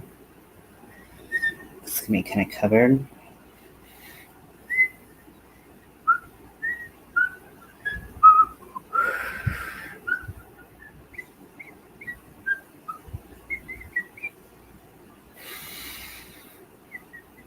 So skipping really like doing anything there and then having the red there and then there's the red. Let's make sure the top of the E looks like I want it. So because it didn't pay attention to that.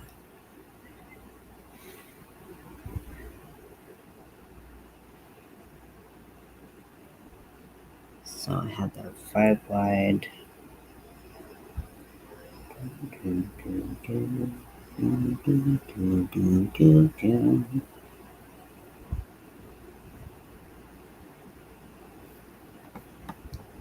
Put this right there.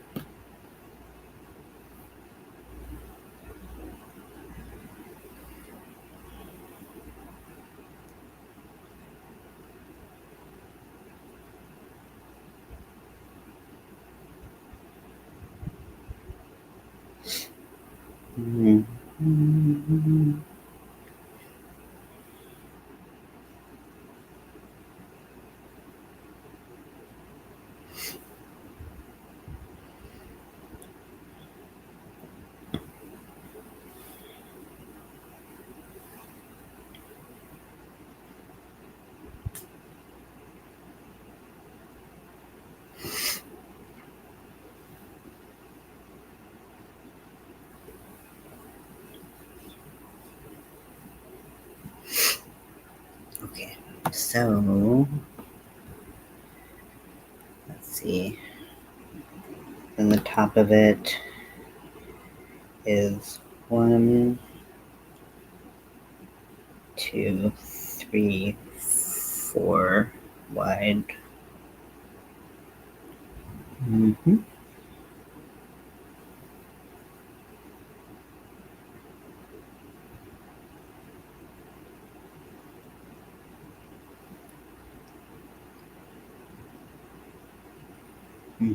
Okay, so let's get back to this B. Okay, then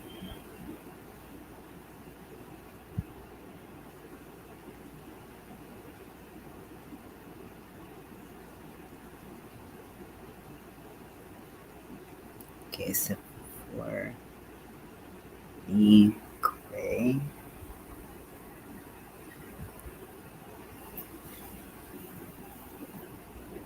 kind of covers up that 6th one a little bit. Yeah, that's okay.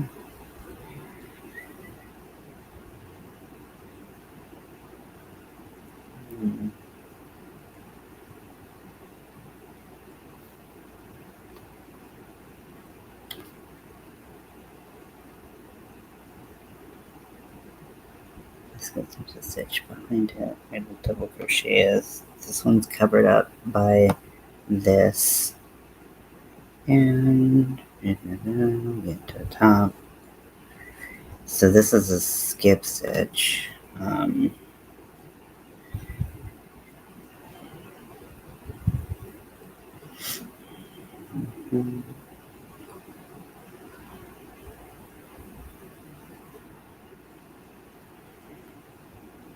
Not really sure why I did it like this, if I'm being honest, because I don't really do any of the other letters like that.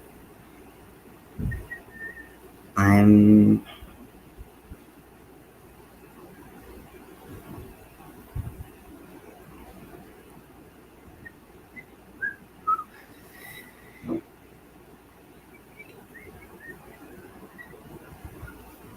because really I'm skipping this and pulling.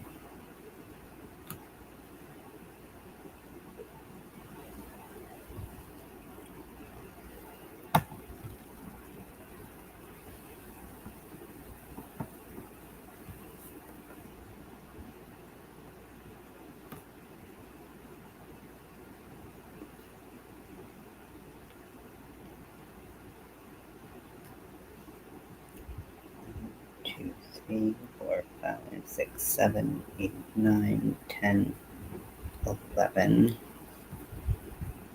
1, 2, 3, 4, 5, 6, 7, 8, 9, 10, 11. Yeah. Okay.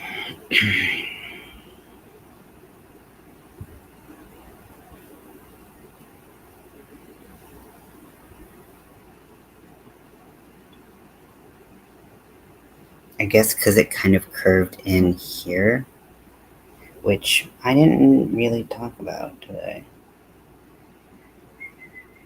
Nope. They just did that. They just did that on their own, didn't they? 1, 2, 3, 4, 5. I guess it just had like a natural curve. Okay. But I did curve the top here. So I'll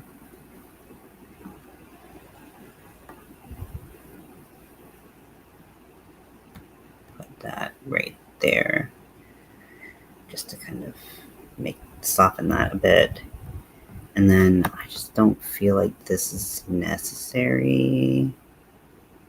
I think that I wanted to have it curve more right there. But you could just put that there.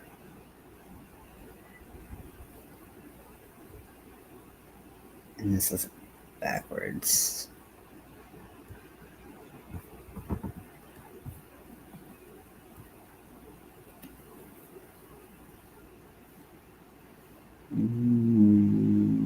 Okay. So here's something. So this right here. So this goes here. I want a red that goes in the stitch. Okay. Here's one. Here's going to be two. And then 3, 4. And then 5 is going to be... Yeah, I guess I don't have the notation for that. Hi, welcome into the room. Sorry, I've been kind of just like in deep contemplation. I'm working on rewriting parts of my pattern that I'm working on for my pillow for my sister. I finished sewing up the back. I think I'm gonna have to change where I'm at in the room to kind of write out the text for it. But right now, I'm just trying to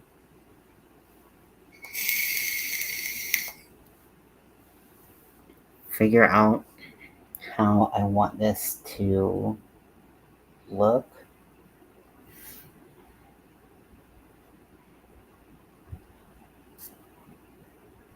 I mean, I think that it's actually not as hard as I'm trying to brain about it. Well, maybe it is. Maybe it is. I don't know. I need this to go here, and I need it to go there, but I don't have the notation. I haven't used any notation like that through the whole time.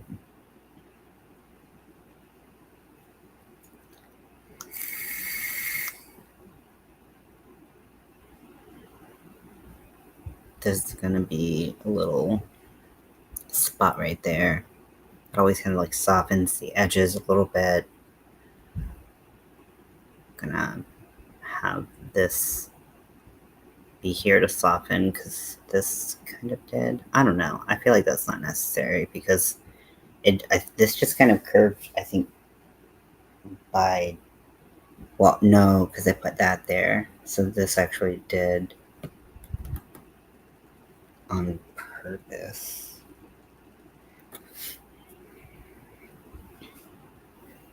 If I put this going this way, then that'll go there. So this is, yeah, that's the best place for it. This has been a huge learning lesson on mosaic crochet, which has been cool, undoubtedly. But okay, I think I'm just gonna have to put this straight down here. But this needs something to attach to, and this right here is this right here doesn't have that. So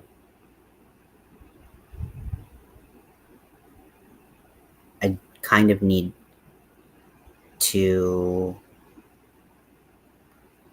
Well, there's a okay, so there's a stitch there.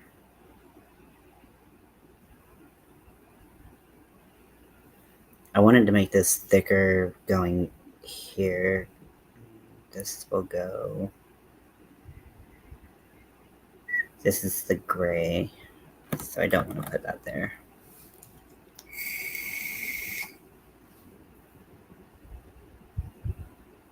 Okay, that's fine. That's fine because this will go into the gray one that is here. And this will kind of bulk up here. I think that is what I want. Ooh. Always a tricky one. So, so I have notation for all of this stuff. This is just in between spaces, so that people don't have to alternate colors if they don't want to. If they do, they can, but if they don't want to, they don't have to.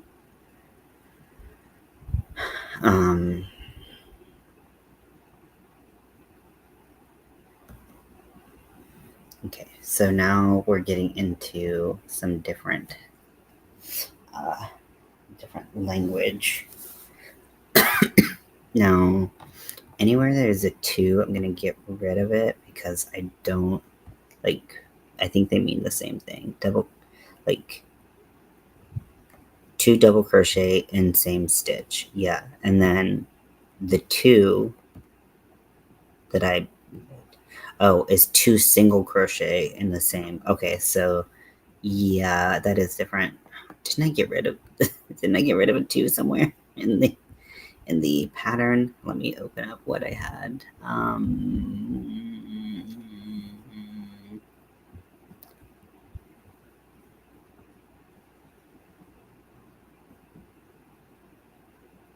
Where did I put it?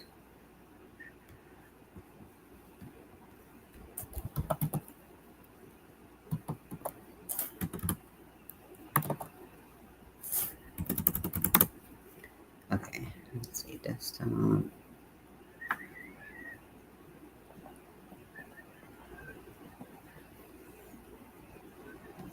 Edward chart. Okay.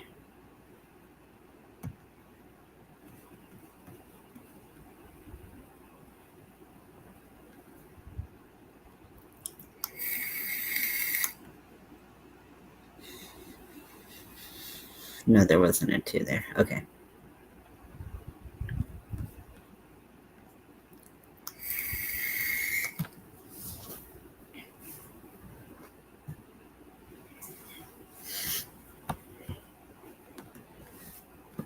So I'm going row by row and I'm checking to see what I did, if I liked it, if I would notate it differently, if I think that it's hard to understand, all of these things.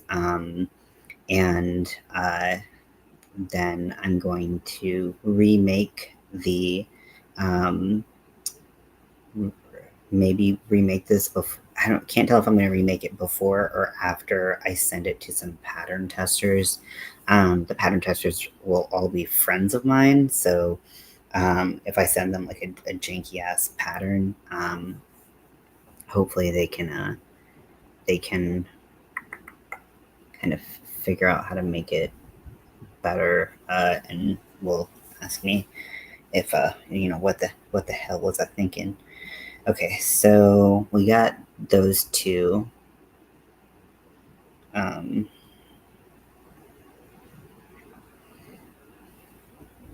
So that's a gray row, that's a gray row, this is a red row, right? Gray, gray, gray. Right? Did I fuck it up? I fuck it up.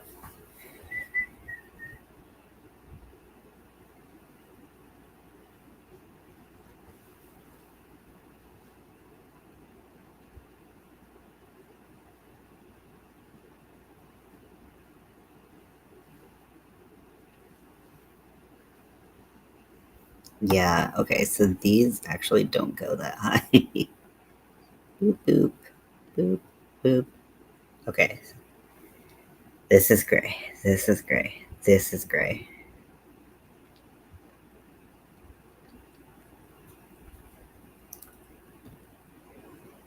And then, yeah, over it. So I have a single crochet, a double crochet, it's backwards, and then a single crochet that is gray. So this is starting with red, and here I'm starting with gray. What the fuck? No, my brain.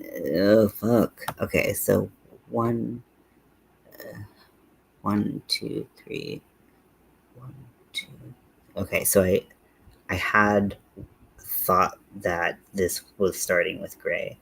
So I need to get rid of one of these rows because that's not right.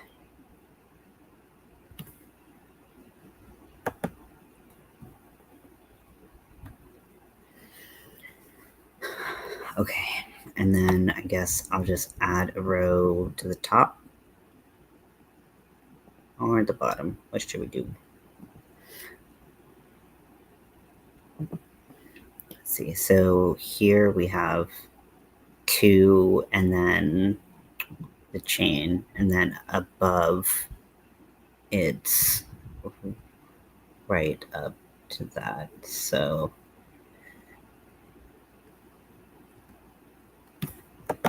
I'm gonna add a row above. Oh wait, no, I want it to end in gray, don't I? So I can bring that down. Okay, so 45. That's 43.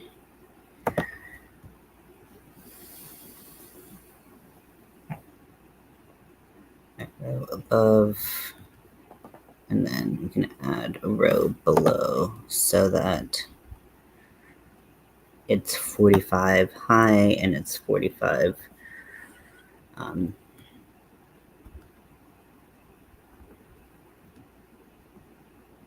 nah.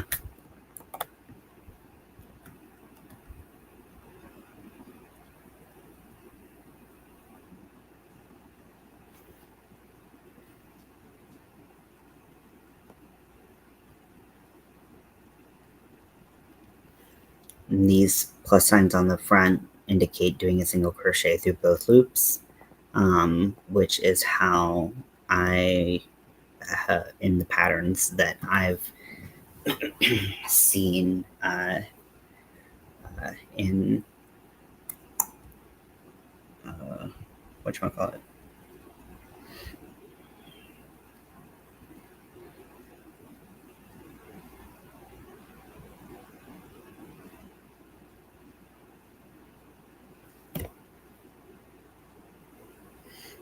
Oh, man, this is wild. This is a lot of changes. Glad I didn't just send this out and be like, good fucking riddance. That would have been not cool. Okay, so we're starting on a gray row, which should actually be a gray row because that's gray, that's gray, that's gray. Okay. The row before it should be red.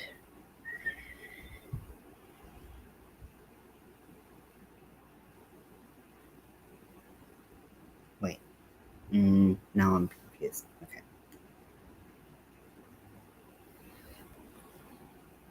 Okay, so I'm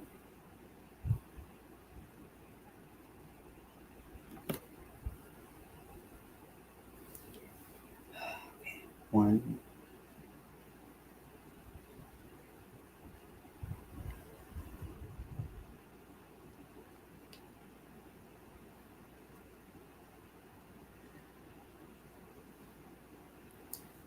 Okay. Gray, gray. Starts in a red row. Okay. I know I keep on saying the same thing like 400 million times. Learning. Okay, so if I start on a red row, Oh man, I just did everything wrong. I just did everything wrong. Everything's wrong. Okay, cool. Party. Yeah, because this is a red, bro. Oops.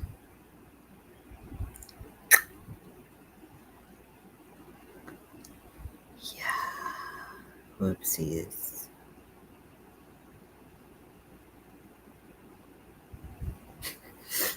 Sorry, this is so bad right now. I think if I just change the color of things and I shift things down,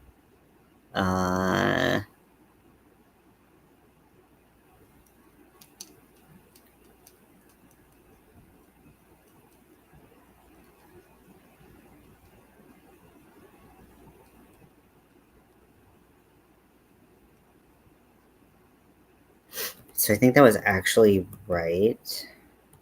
Maybe.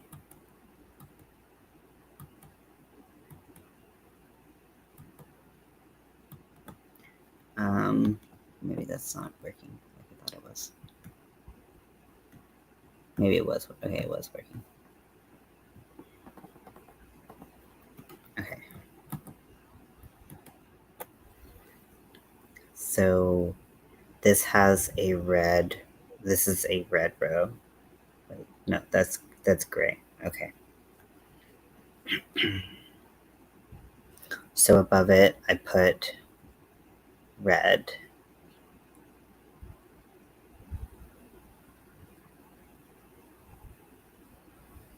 Okay, let's pretend like this is, maybe this is right. I don't know. Okay, so I'm on.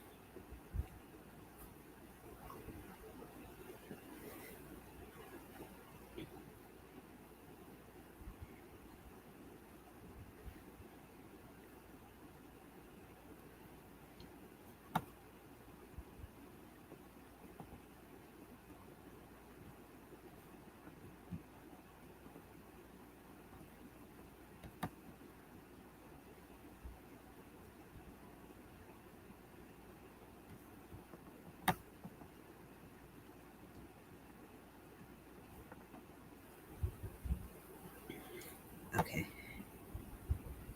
So, let's see. So I'll change that to that.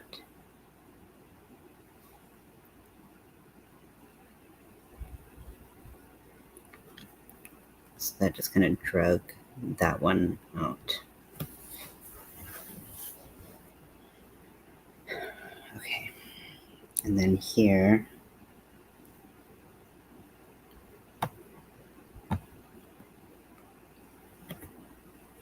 we have this, this, and this.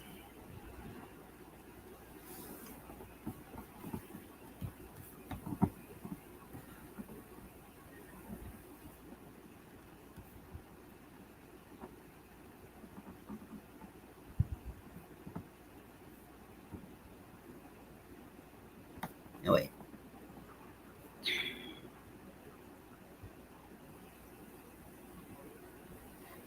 Do I like it in both loops here, or do I want it in just one loop?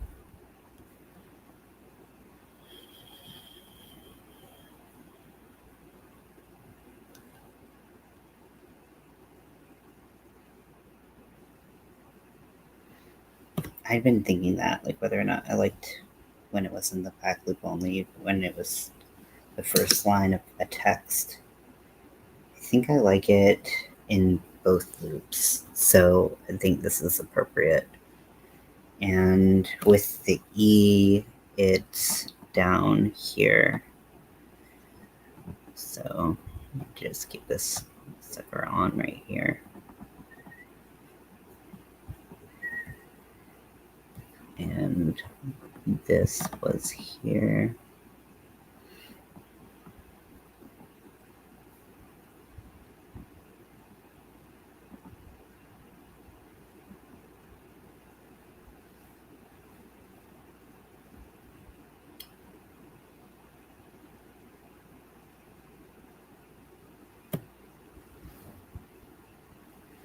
Now the A was, a little interesting as always. Okay, so we had this first part, and then there's 2 stitches that are visible here. So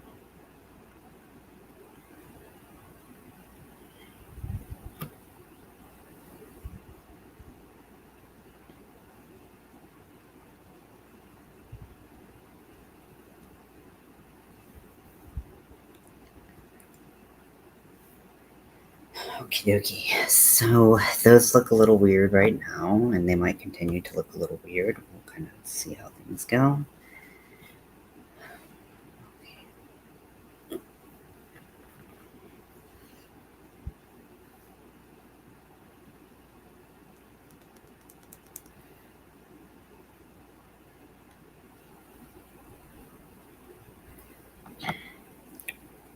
So the R isn't that high. The R is 5 high. So wait, no, it's as high as is it as high as it's shown? So red row, red row, red row. That's right. Okay, because I added one here. Single crochet. I don't want to connect that to that. I don't want to connect that to that. So just single crochets there. Here is just that.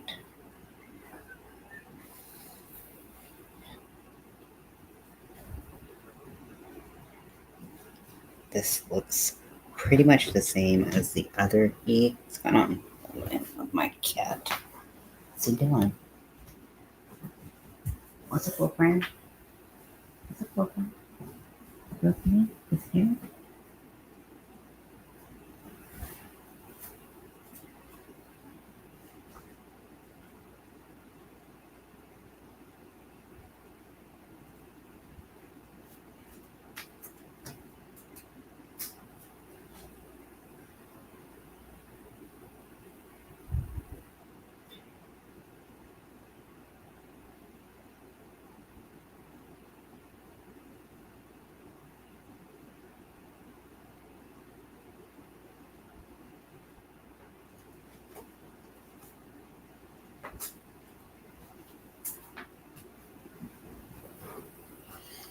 Okay. So I want exactly what this E is basically. And I'm also going to make sure that these are notated the same way.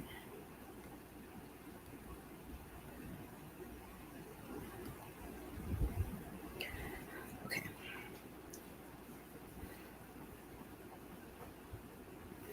Now this one is a taller looking, which I don't think is necessary because it's not right.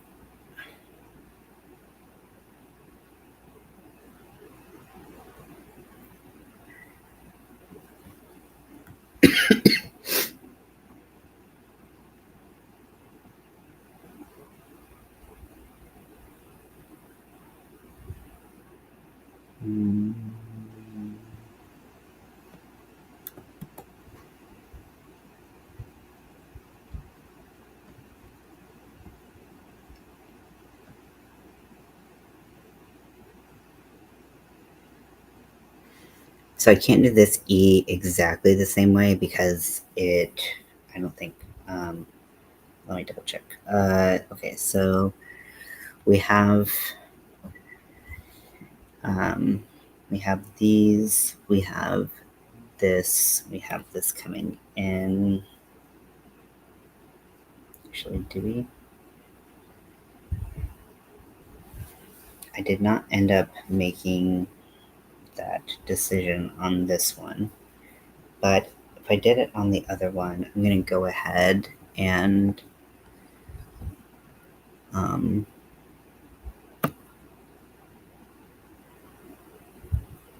can't tell if that will be enough cover or if I need to do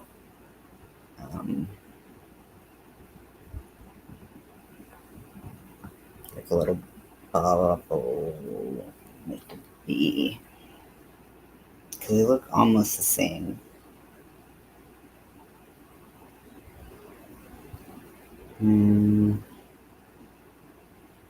Actually, I think that one's just plain wrong, but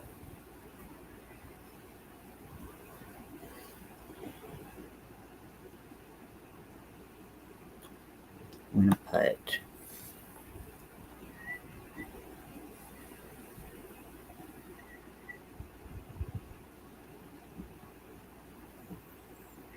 I'm gonna put that there, and I'm going to just see if that works actually.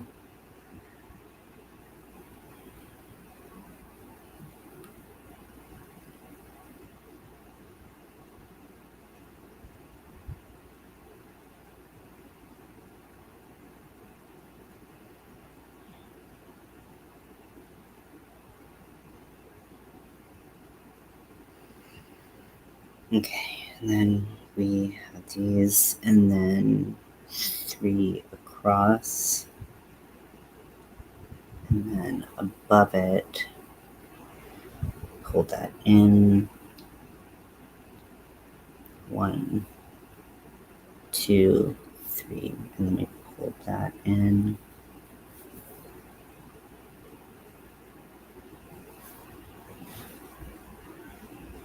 Was this 6 line? And I just did something. What's going on here?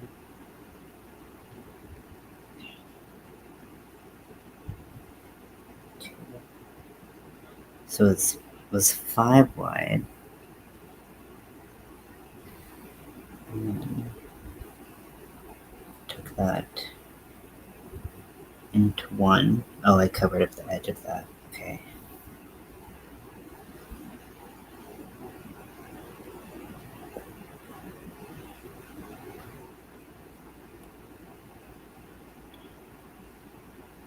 And then 1, 2, and pulling up the edge of those 2.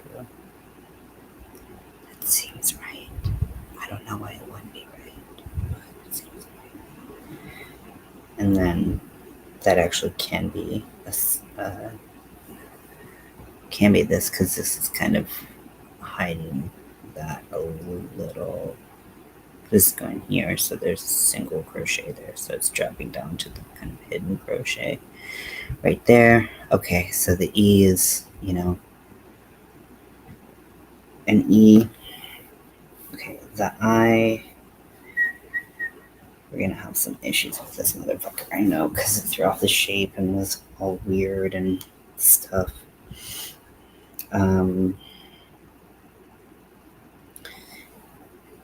Now, I can't make it taller than an I, or taller than a single crochet, but I also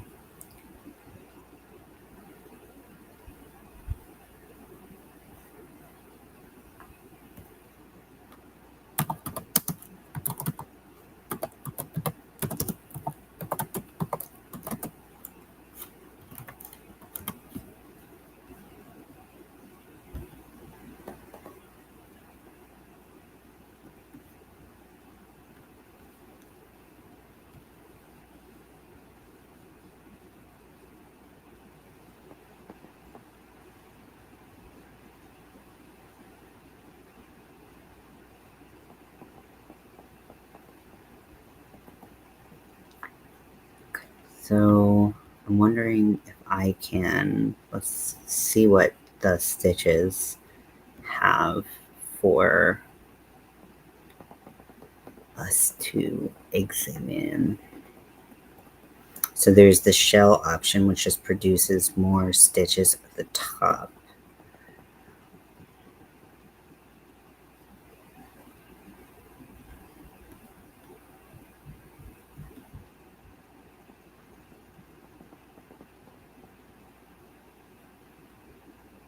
So I changed this to be double crochet 3 together in the same stitch. I know I use that in some places, but I gotta remember where I use that. And this is the same symbol, so I can't go and use that again. But if I just make a really chunky little popcorn stitch, but these are half double crochet, so they're different height. And also this is double crochet, single crochet, and same stitch. Wait.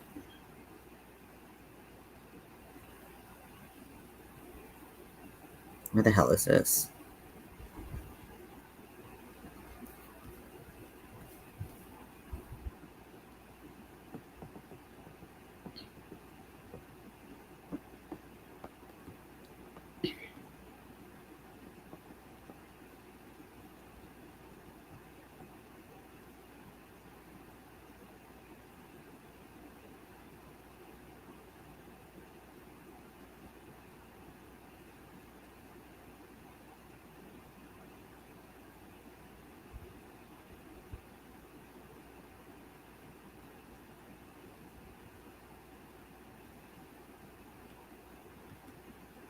Okay, I think I wrote that one and I didn't know how to make it happen.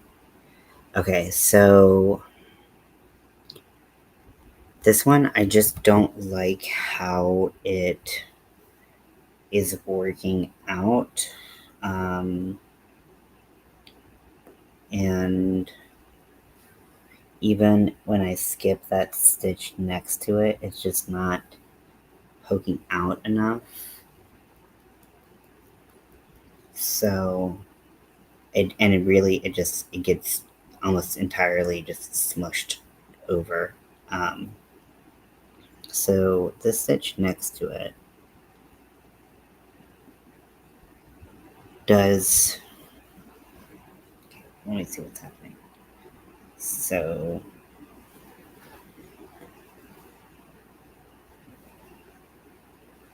for some reason there's an extra stitch next to this one.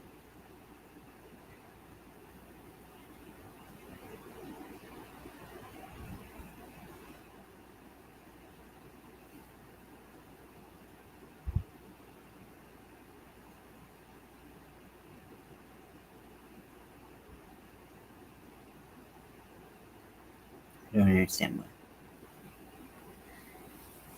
Maybe my way of counting backwards just, got weird. But there's 2 double crochet in this in the spot next to the eye.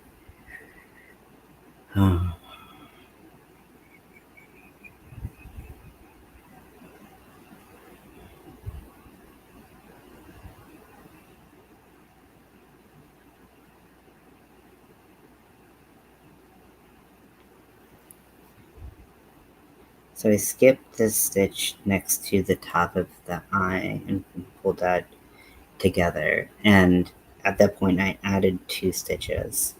But I'm wondering if I did not add that and just let that be.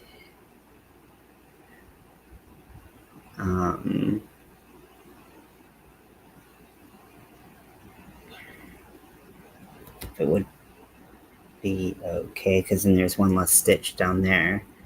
So then in the up top, we are at a deficit of stitches, and then I don't need to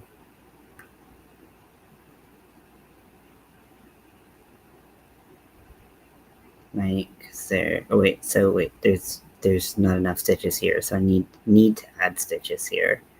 So this is actually good, and I can keep this one just a single crochet, and I don't have to do anything, and then that adds up that space next to it.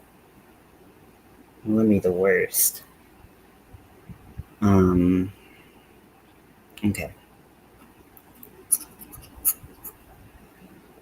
feel like something's not right with the height though.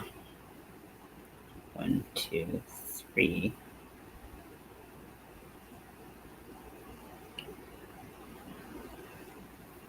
So I have this, I have this, I have this. I guess that's right.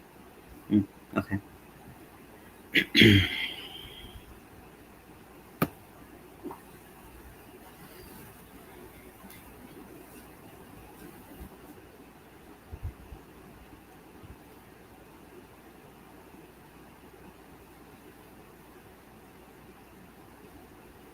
The A, like, I don't love the way that the top looks. Actually, I think, oh, I did talk about changing how the tops of some of these look by having them be single crochets. Single crochets with through both loops.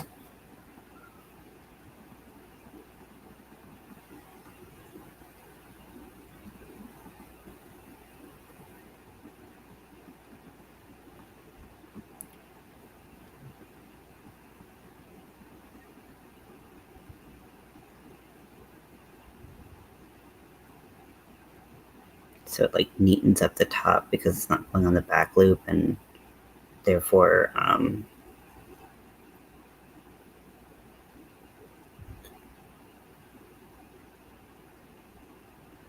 getting all weird. So there's 3 stitches here, and this is going in here, this is going in here, this is going in here, this is going in here, this is going in here, this is not going anywhere.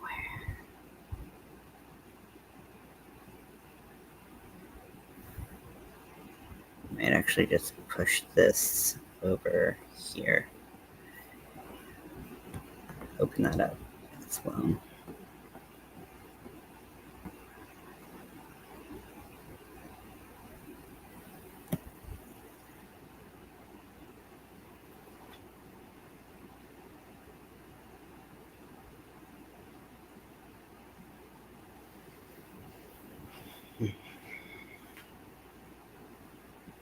Okay, so the A, I believe, worked out all right, although it looks fucking weird.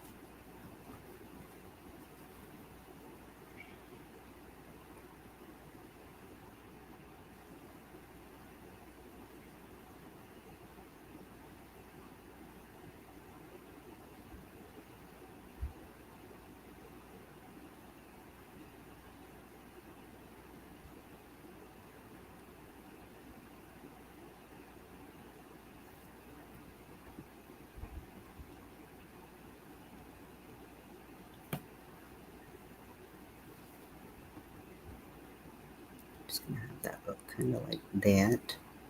It's a very weird looking A. I mean, it doesn't look that bad on here, but it looks pretty bad here. Let's see, just put like one. That A looks so bad. Oh wow, that looks bad. Yeah, that looks really bad. Okay. I think the rest of that is okay.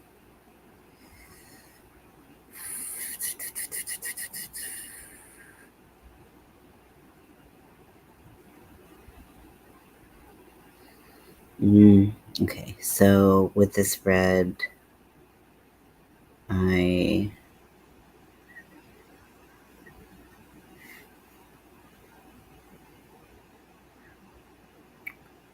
these grays are gonna, yeah, I think that's fine.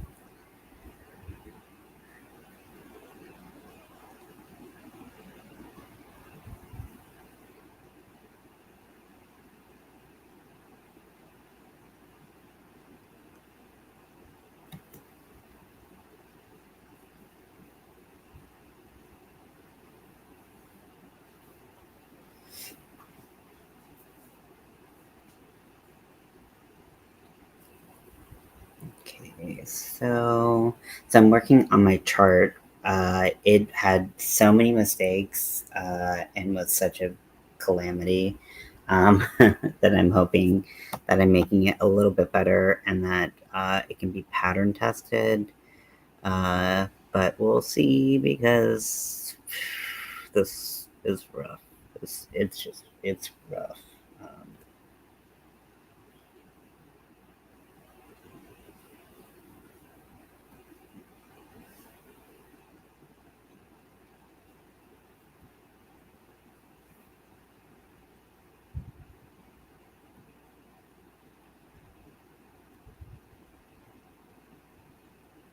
And kind of even in these spots, I feel like it would clean it up, but I just, I don't know. I feel like that's a lot. I feel like that's too much. I can add more later if I want, but I feel like that's just a lot to force people through. Okay, so um so let's see what we did here. So we realized that this had to be like this had to be like this had to be like this. Because these were actually, oh wait, no. Everything was shifted down more than we thought. Um so okay. So this is like that. Right? Okay. Oh my back is in like knots.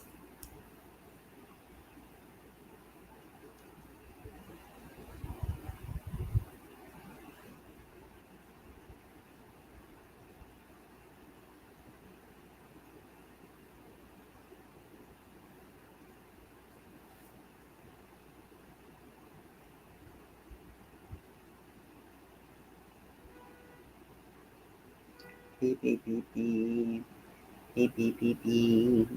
Beep beep beep beep. See, isn't that annoying? Okay, so okay, so let's just start with this F. So that this is in the right position. Um, I feel like having this like that would look better. Um, clean it up. And then let's see, we have above that, we have 1 and 2. And then we pull them together under this. And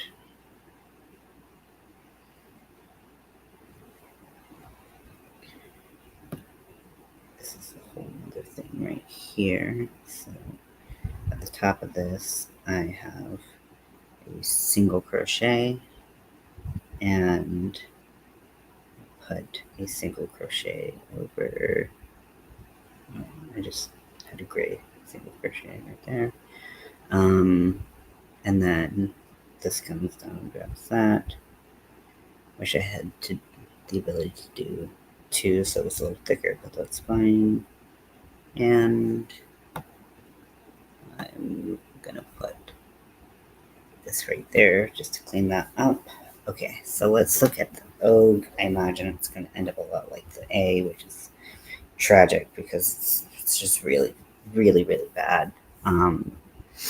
Like I want to redo every part of this. It's embarrassingly bad. Okay,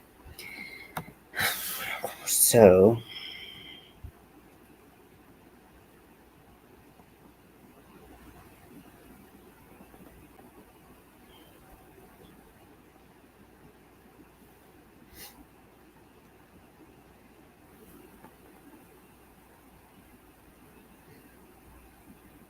these come down like that, and then we're 5 wide.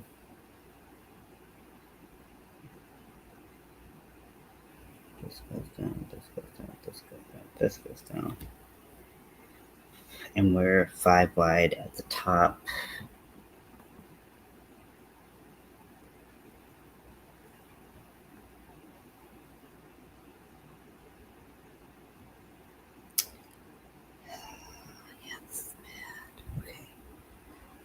So this one goes over here, so at least that's covered.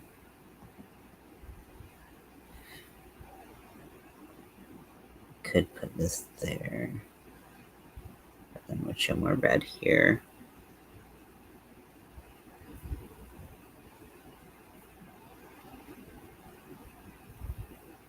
Now here I just put plus signs through all of them, and I'm wondering if that's just the answer for everything. I'll have to change some colors like later, but oh, fuck. But just to have them all be through both loops. Okay, this is just really bad looking. Yeah, okay. So 3 loops, yeah, okay, plus signs, okay, yeah, okay, right.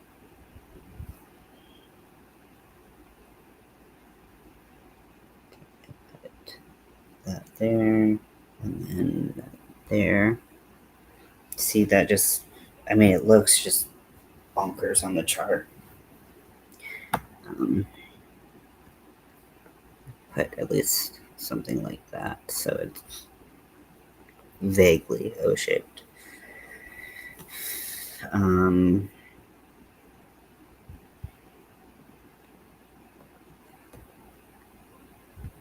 These right here.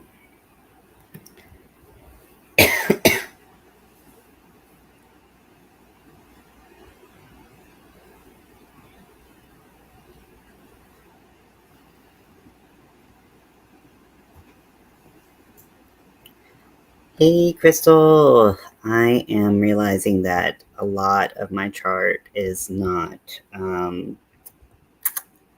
great. It like, I think that reading it wasn't bad. I mean, there was a extra row here that threw off everything. So that was one thing. And then everything's kind of shifted up. So I'm having to kind of come and fix that. Well, it's not necessarily shifted up. It's just the letters are longer than I thought. Like this A gets a little wild. But I finished sewing the back of the pillow, so it's turned in the other way now. Oh, you can't see me. You can't see shit.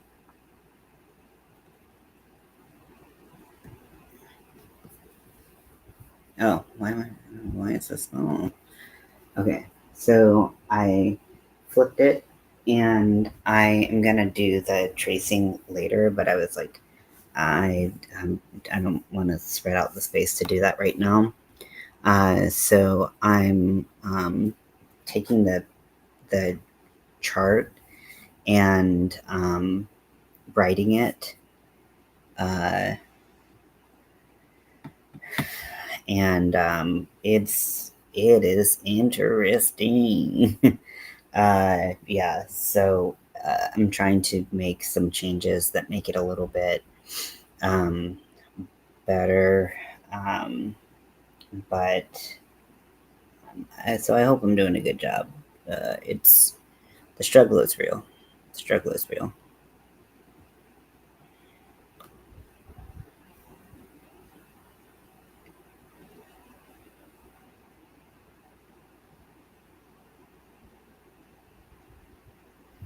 So here I put okay, so like right here I have this to soften this, but I put this here, and I actually don't think that's necessary because it looks really weird.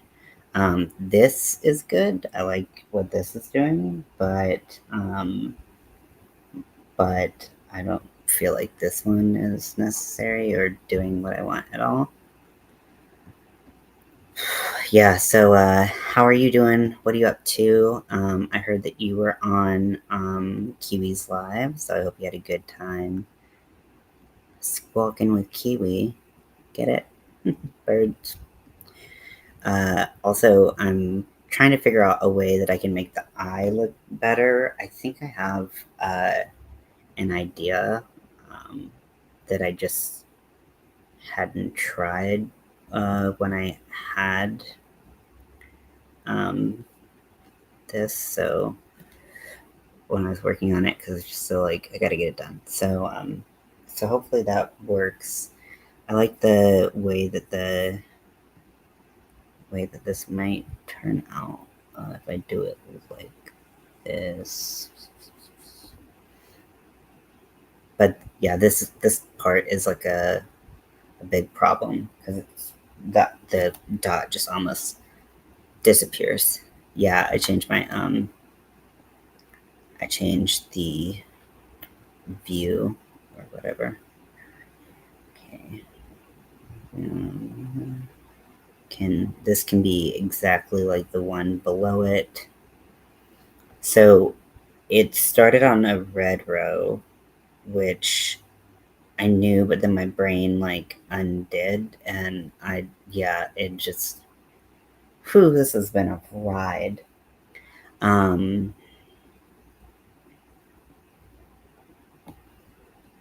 I'm gonna go like this. Hi Bonnie, welcome in. I hope you're having a good evening.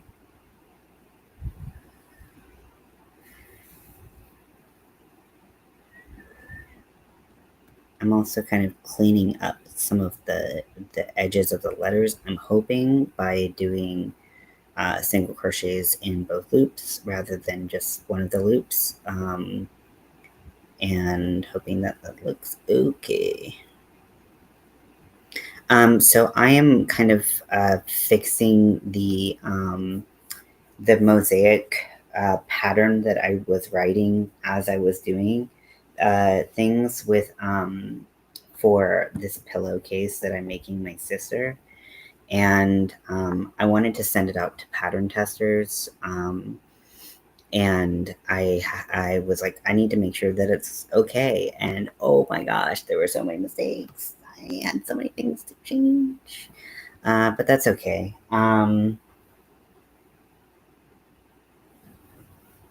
So yeah, working on this right now.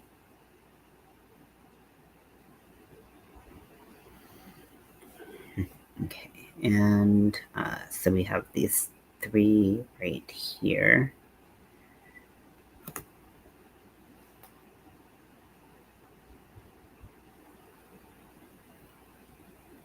But these three are actually right here. So it just like the chart looks pretty crazy. Now I have a symbol for using 3 at a time that I might use here, but I don't know if I've used it anywhere else because I remember making it, and so I have a 2 double crochet cluster.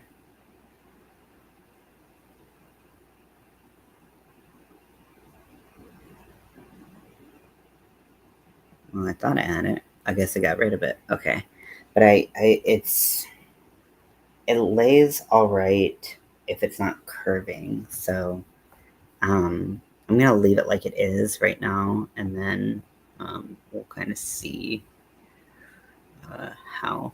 So like that's right there. I took a shower. You guys left. Crystal's allergic to dirty. I mean, clean people. I don't know. I don't know what I'm saying. Okay, so I made sure that the F was fine. Then with the O, I'm going to do something very similar to what I did with the A, where I put this stitch right here, this stitch right here. And then this goes directly over the first, well, actually it should go over the second of the two stitches that are produced by this. And then the next stitch will go into the last one, but that's not what's happening here. So let me see what's going on. Oh, this goes here, this goes here. That's why. Okay, and yeah, okay, that's what I planned. Now there's 4. Oh wait, because it's 2 words. Thank you, Rudy. I'm just like talking to myself while making a chart. This is probably the least interesting video in the whole wide world, but you know, sorry.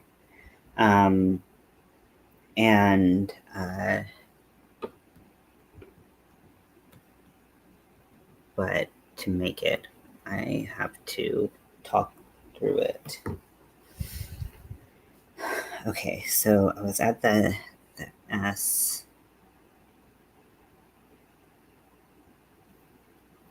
And I think with this one, I have to do all of that cleanup that I've been kind of avoiding.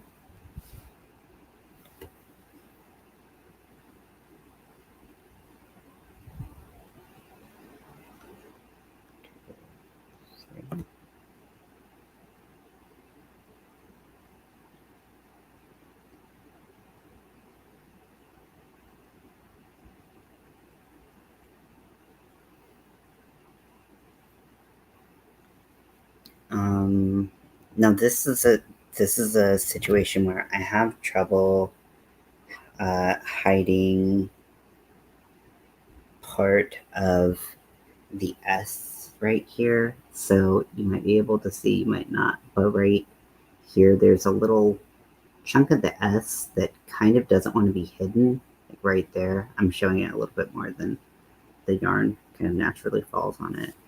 But I can't quite get that to be hidden, and it's the last letter, so, and I don't have any pre-written instructions for how to cover that. I think, but wait, what is happening here? Even then, you know, it's not good.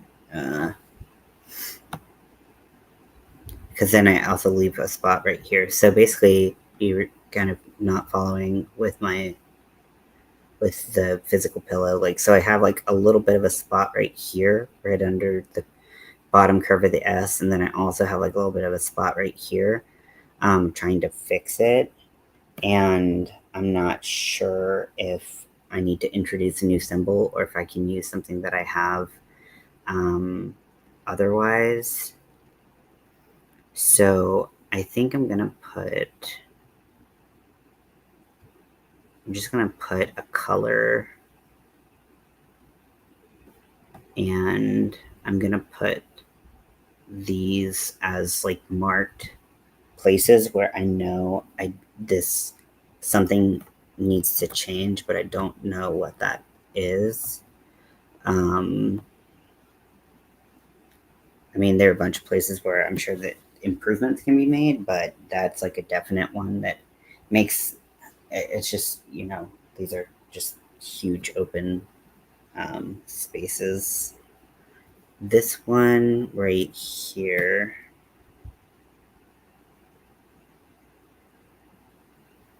I think that stitch that I had for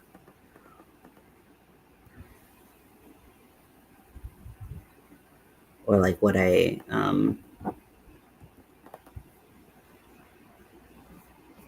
wait, no, this is how I do it. Yeah, so it's been almost 5 hours of being online and just trying to get this done.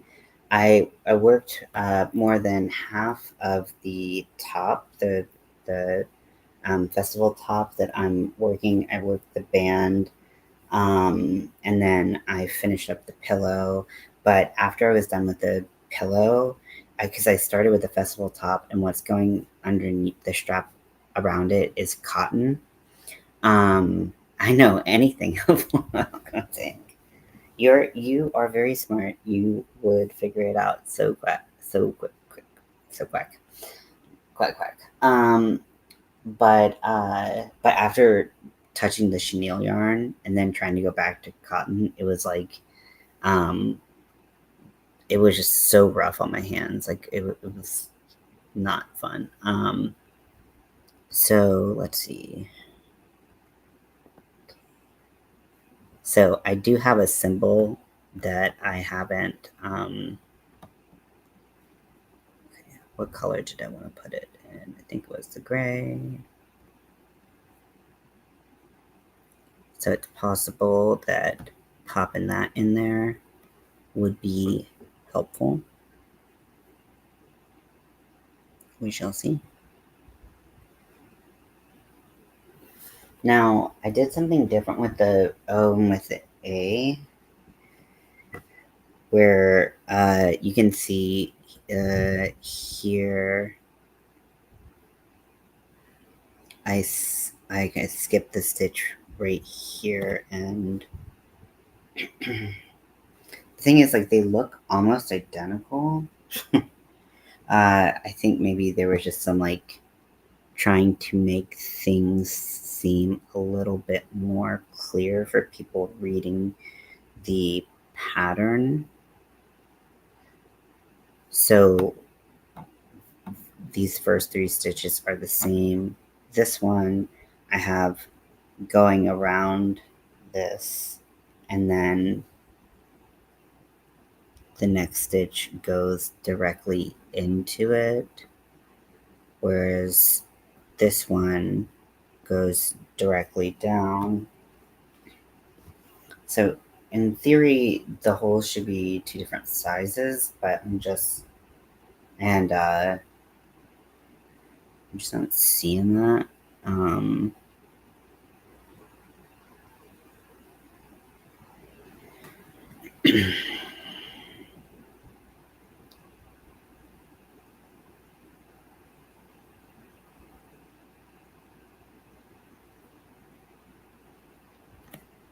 That's not actually what I'm doing, is it? Okay, I'm actually gonna...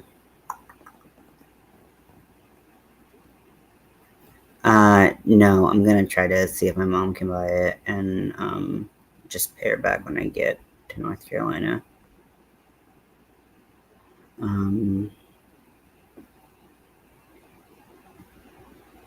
Yeah, that was a weird choice to have that there.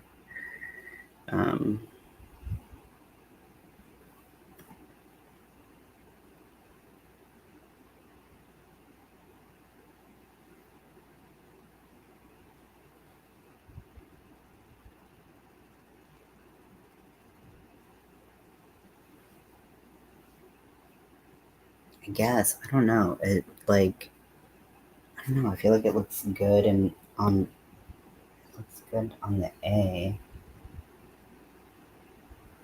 We should just stick to it with the O as well, because it's symmetrical. I don't even know what I'm backtracking now.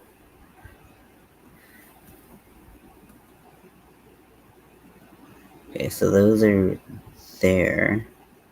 What the hell's changing? Ah, no. What? Hey, Zach. Let's went to Joanne today and they had a lot of pillows left. That's a good idea. Okay, so I don't know what is going on.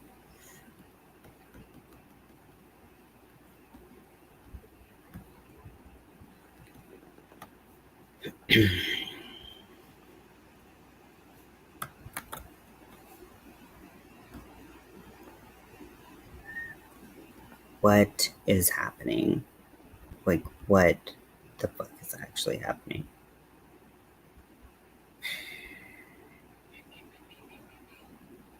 Okay. So I'm gonna do this.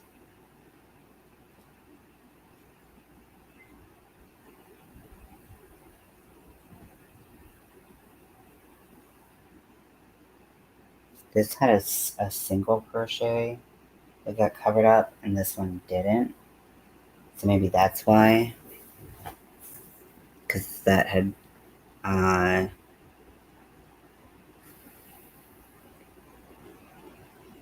double crochet, and that's why it looked different. I just want them to look the same. I don't really care what happens otherwise. Okay. I don't know what I accidentally clicked on.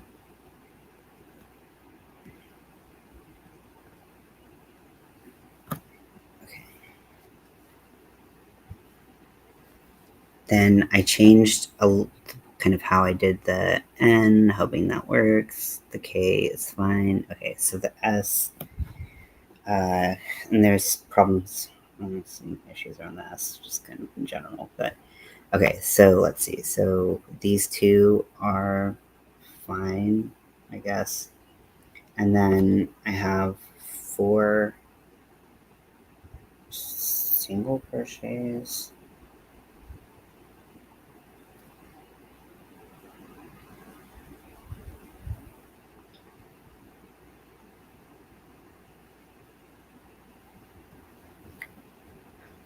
I mean, this going here is a weird choice.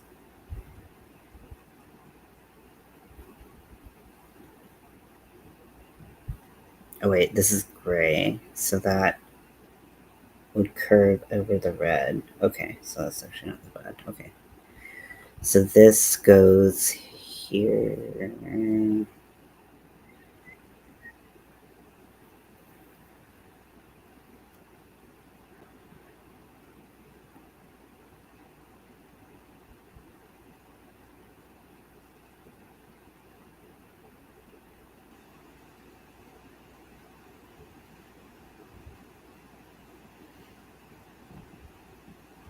Okay, so what I could do is I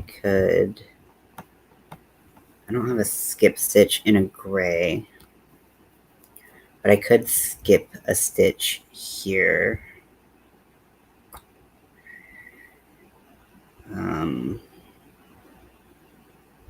And then put a 2 there so that I don't think it's going to cover it up. It's going to look really weird.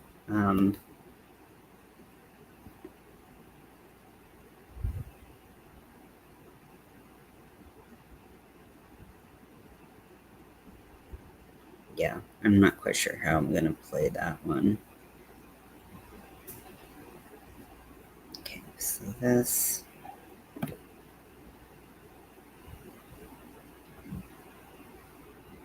The S is a very interesting letter. Yeah, I think that's.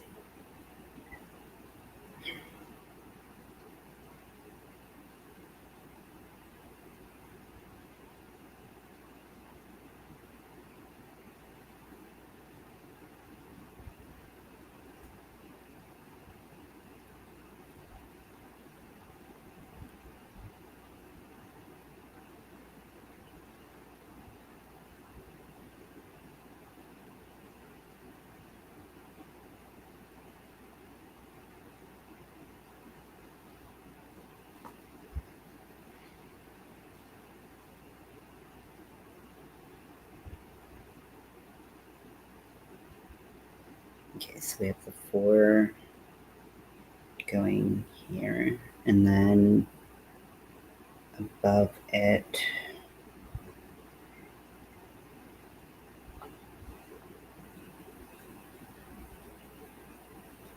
I actually put the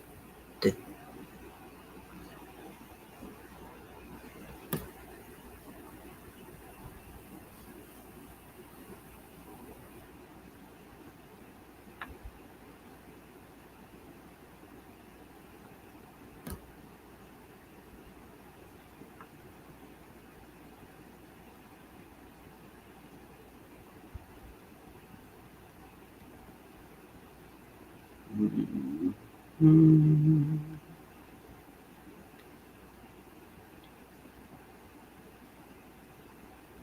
is kind of more how it goes. At least a little bit, maybe. I don't know.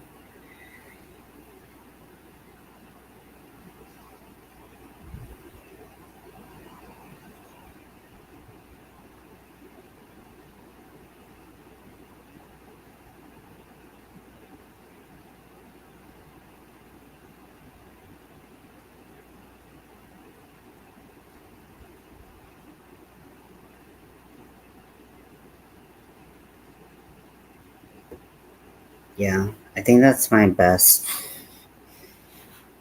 way to show it off, but it looks really, really bad.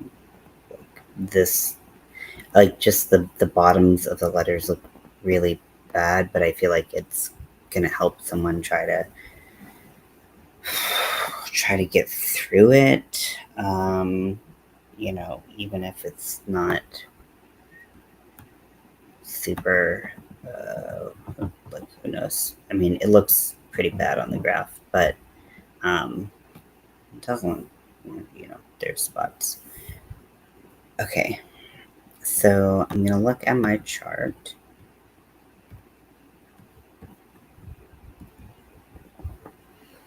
Now, 2 double crochet in the same stitch. In red, I don't think I have any. I think I have. Did I end up doing that at all?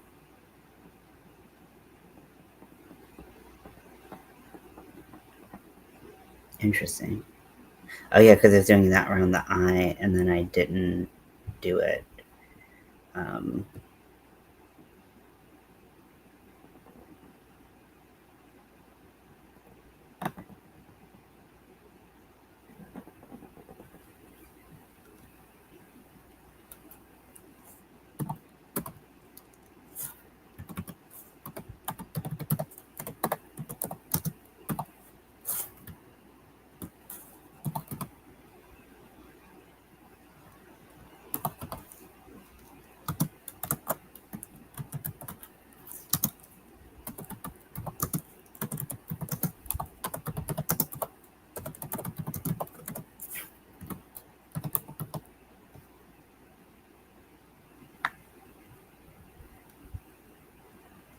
okay, let's see. So this one has 0.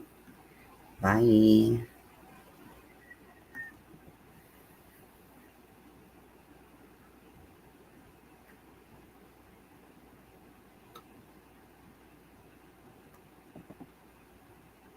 Okay.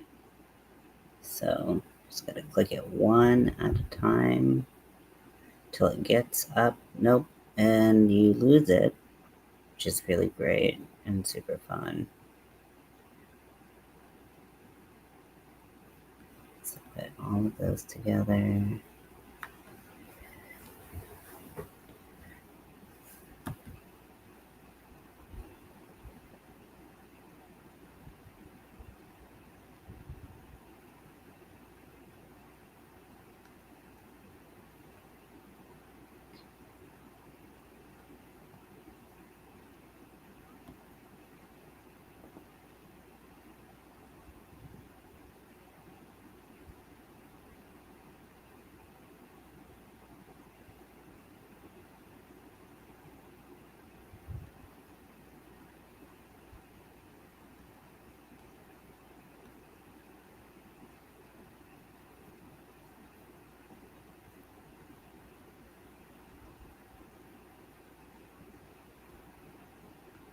Such a weird one.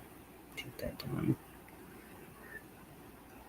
Just have those clusters together. All the arrows together.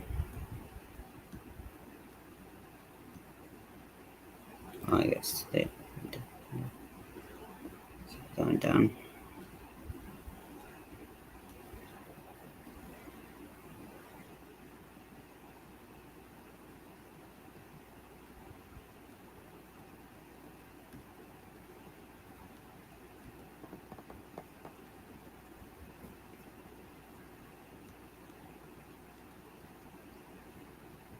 Oh, fucking. I just want to bring you up. I feel like. Okay, so this one is in the two together category. It's just in a different way.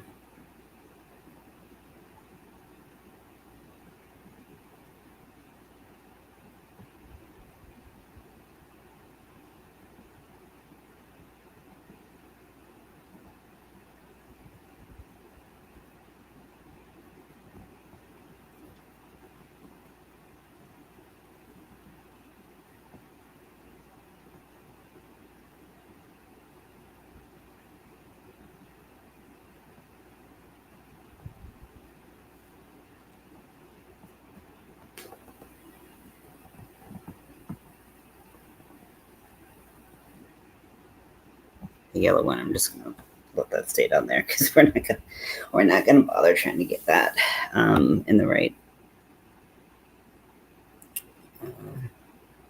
place.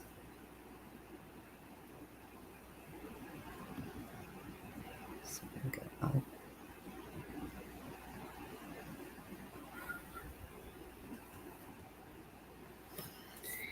Okay, what?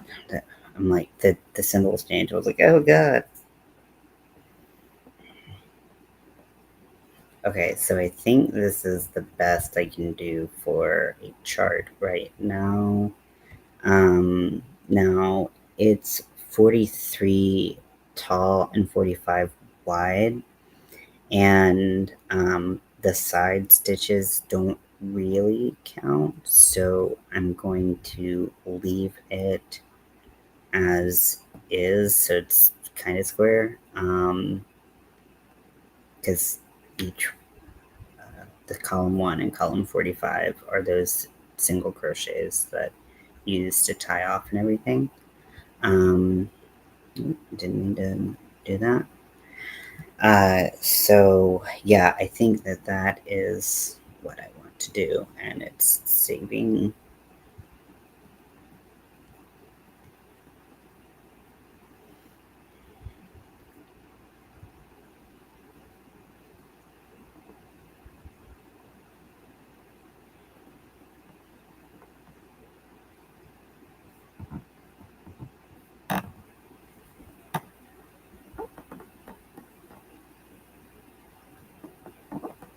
Okay, so I guess I already downloaded that like 18,000 times.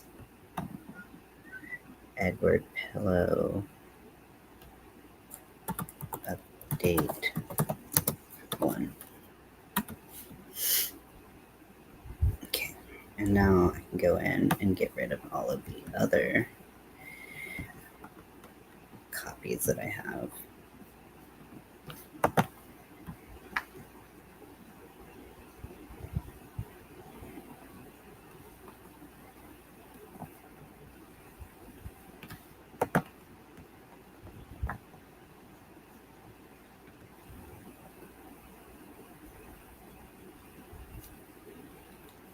Okay, so if you look in the group sometime soon, I should have it posted for pattern testing. If you have experience with with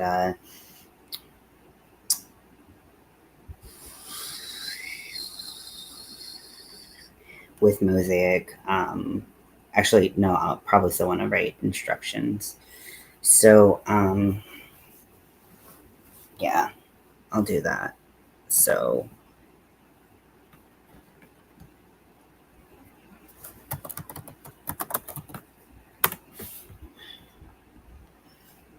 I'm gonna stop sharing.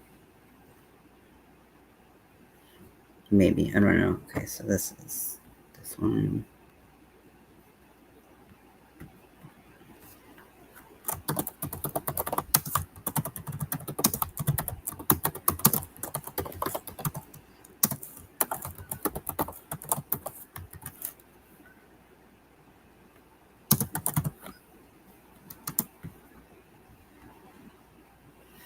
Okay, so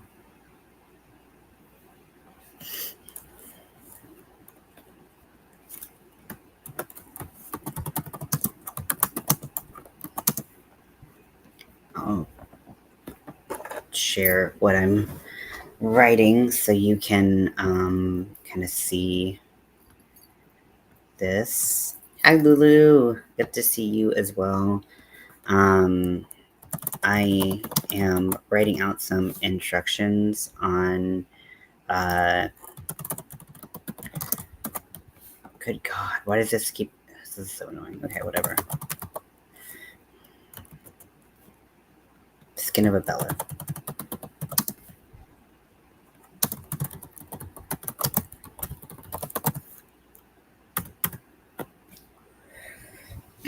Yes, and thank you everyone for being here. I know we're a little past hour 5 of the chat. So I had written, kind of as I was going, a pattern for this mosaic crochet pillow. It's a Twilight joke, and I made a mosaic grid for it with certain symbols. And so I am using those. I am trying to write out a little blurb and also some tips and tricks, and also keep in mind the things that I'm going to write and explain in about my pattern that I wrote. So that's what is going on, all those things at once. So yes.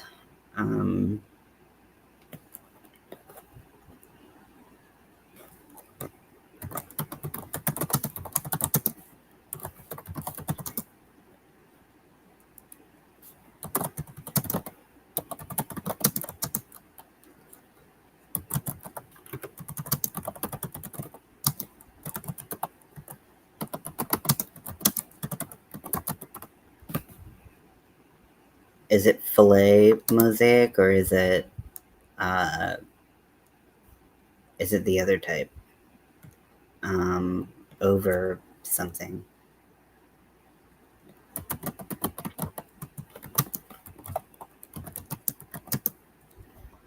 Mosaic crochet. Interlocking and overlay.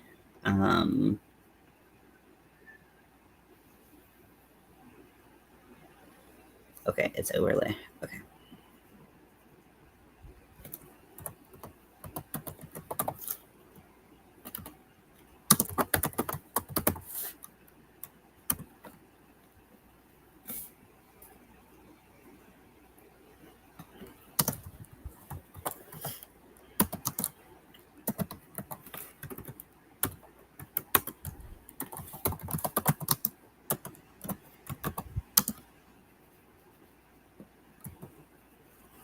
No problem. I totally understand. Take care of you. I'd rather you feel better than stay here and feel miserable.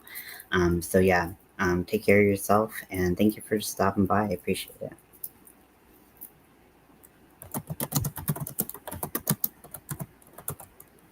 Oh yeah, it's Memorial Day. Oh, I forgot about that. I've been so worried about like my sister's wedding and everything, that I totally forgot.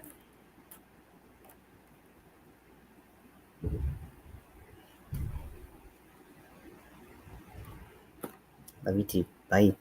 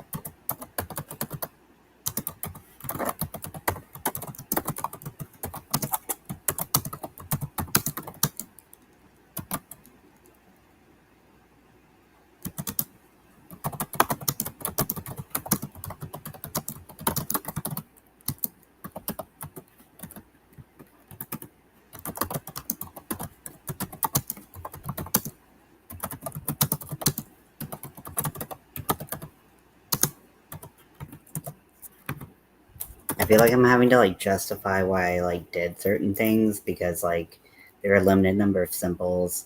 I could throw like a symbol and be like, yeah, sure, do this, but like I feel like I really like the symbols to kind of notate something like what is happening. But yeah, I know that like other like I know that Sixel Designs and stuff like she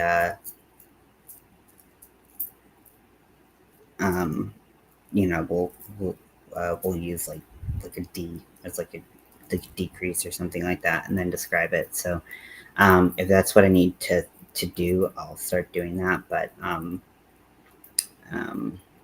I am gonna try to work kind of like within kind of something that visually makes sense of what is happening, so that you don't have to like look at the chart every time. Look at the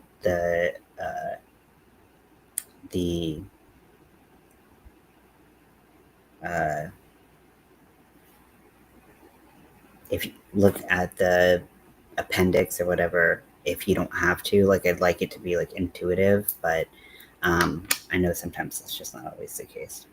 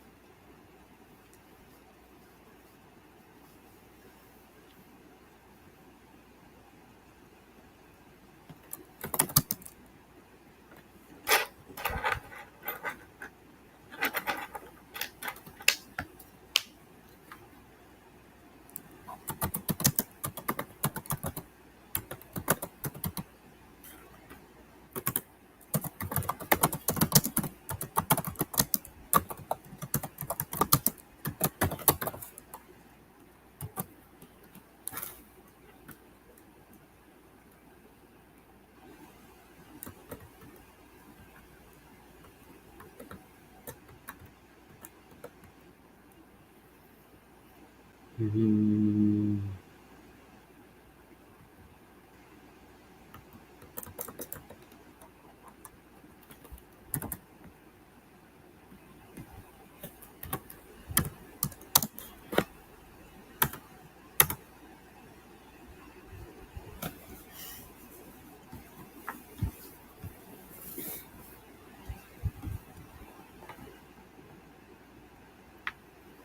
Okay, so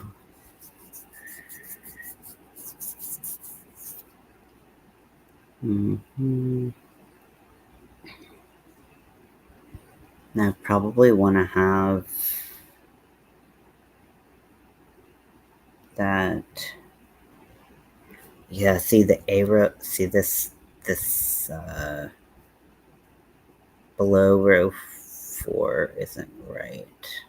Okay, so right because wait, why did it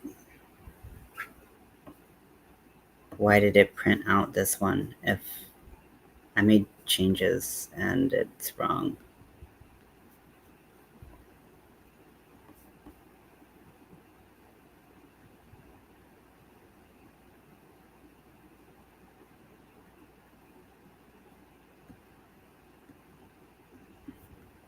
One second, because I'm like, what the fuck is this? Okay. All right, there we go. I'm looking at the right chart. I'm like, why is it different?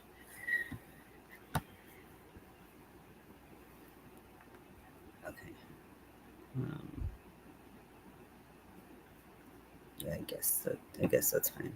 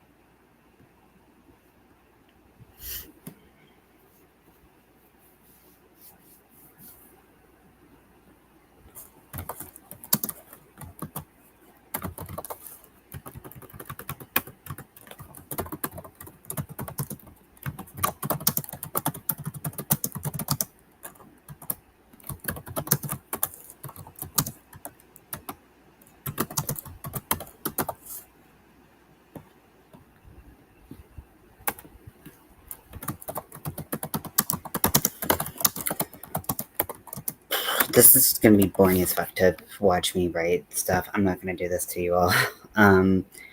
Yeah, so I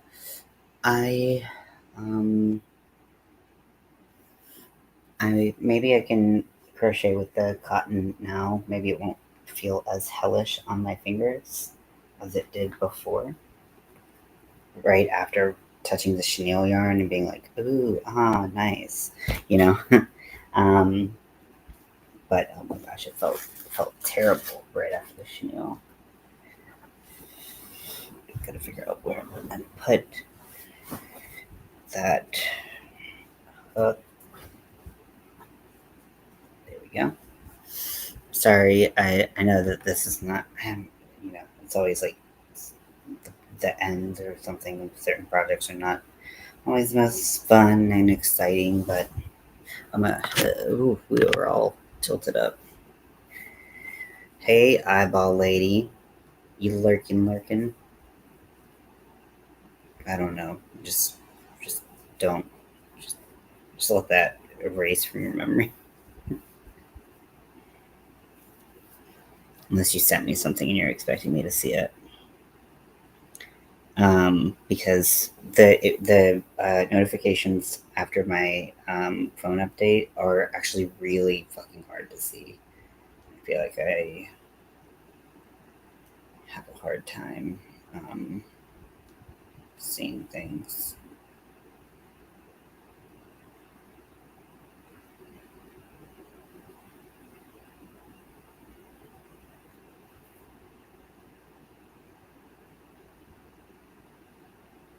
So I got a refund for my ass pillow. And that's cool. So do we order it again or not?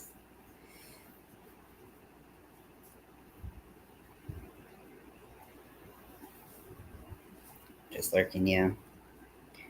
1, 2, 3, 4, 5, 6. Okay.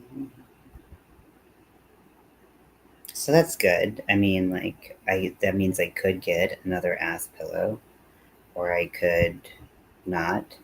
I could get it shipped to where I lived before, and it will likely be fine, and I'll be able to get things. I already talked to someone who lives there now, who said that they would get things for me, but like, also like, I order stuff pretty frequently, and I don't want someone to have to like get my stuff like like every other day and stuff.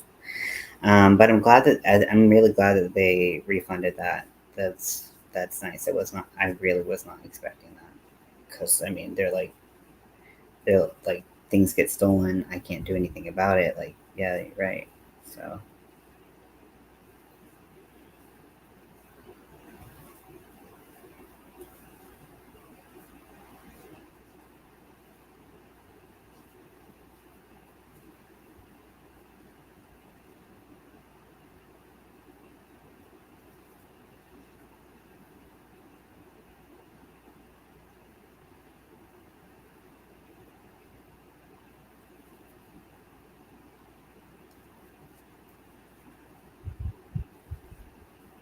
which we all know that I need that ass pillow for maximum comfort.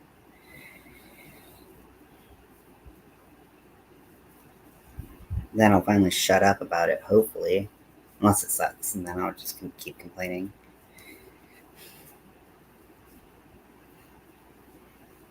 So yeah, this is how much I've gotten done on the band. I had done quite a bit, and then I was like, oh yeah, I have to like attach the cups as I'm doing them.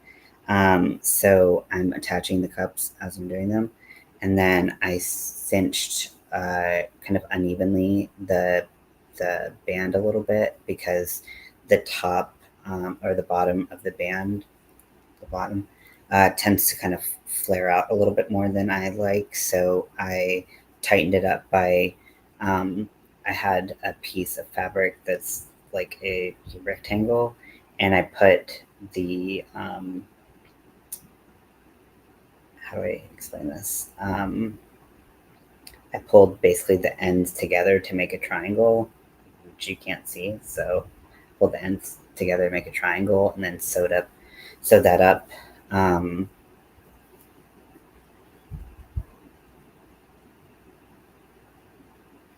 say yeah to kneading the pillow, not to shutting up. Sure.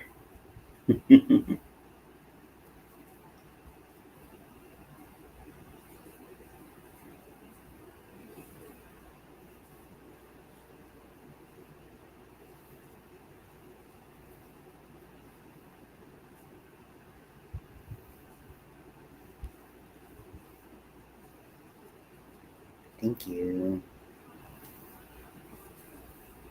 There is a helicopter flying around, which usually means that something bad has happened near me. So, uh, yeah, I'm just gonna take that as a sign to stay inside for right now. When helicopters fly around you a lot, just stay inside. Now, I didn't order more of this yarn, so I at the beginning of this program, I had two of like Caucasian colors ish. I mean ish. So this is peaches and cream, uh, cream, and then wait no ecru, no, cream, and then this is big twist cotton in the color ecru, and they're not the same colors, so I wasn't going to be able to, like, if I run out of one, I can use the other. But I was like, I can't necessarily get this exact same color anymore because they don't, big twist. So I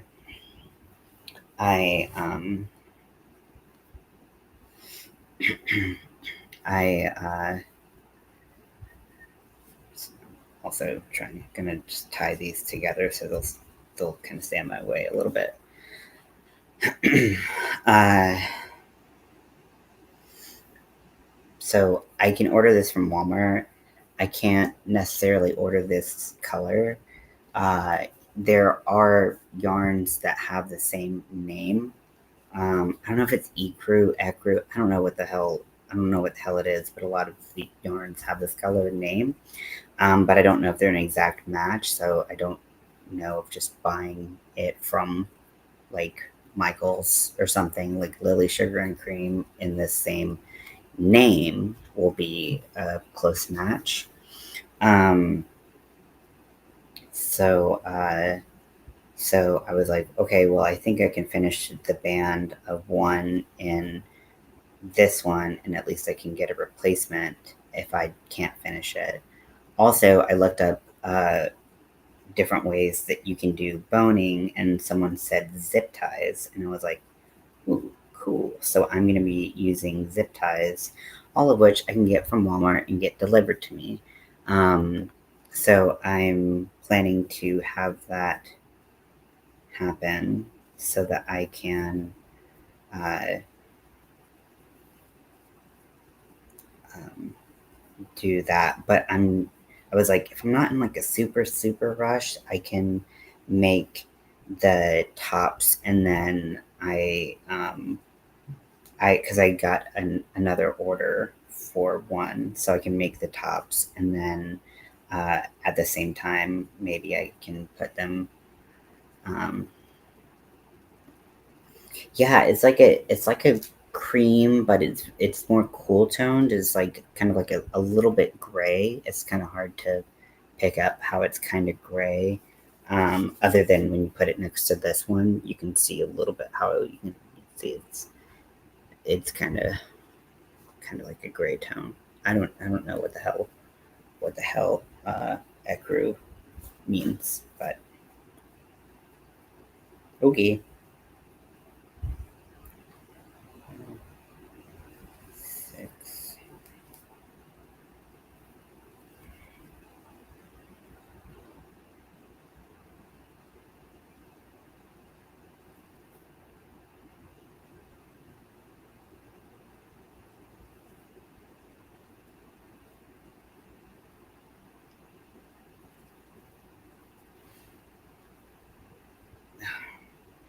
I'm going to stretch my back real quick after putting in this stitch so it doesn't come out after a slip stitch.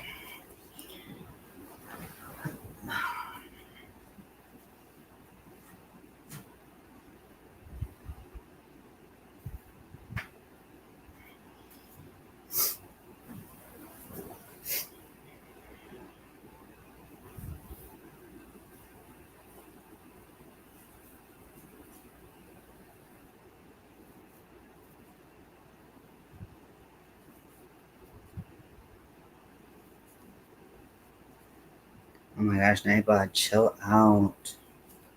Pretend that you're chill for like 1 second. God.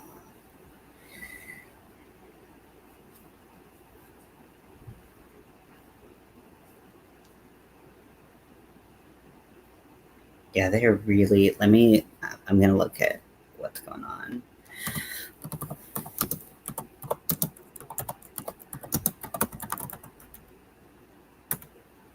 Okay, let's see.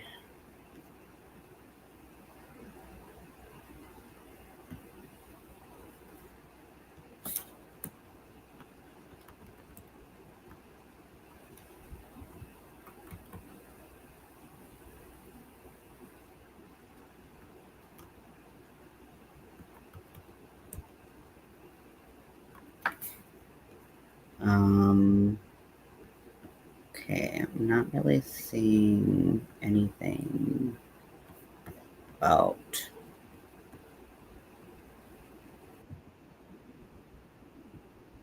authorities taking driver downtown LA. That's where I live. Okay. It's from a copter, but it's not where I live.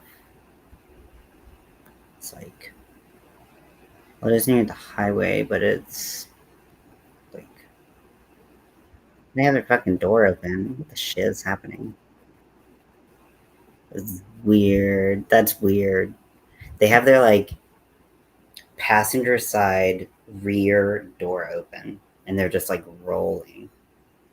And then people are just walking around. that's LA. Maybe why are there helicopters near me? What a weird question.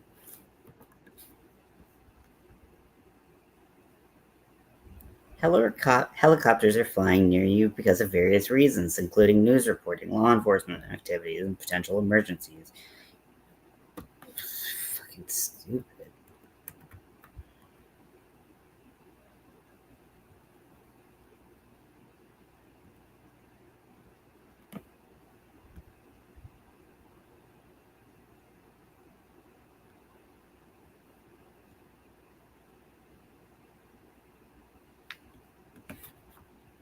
This just says like things could be happening.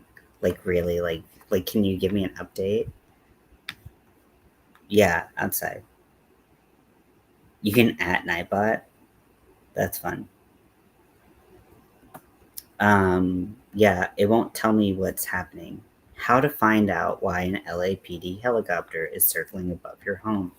Yeah, because I found out it happened a couple weeks ago, and someone said that someone had done something and run into the place or like into the neighborhood I'm in, so that's why um, I had heard it.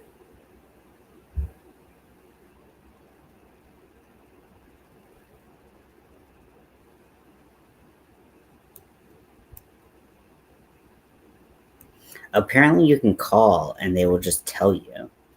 But I'm not gonna be that person. I'm curious, but I'm not gonna do it.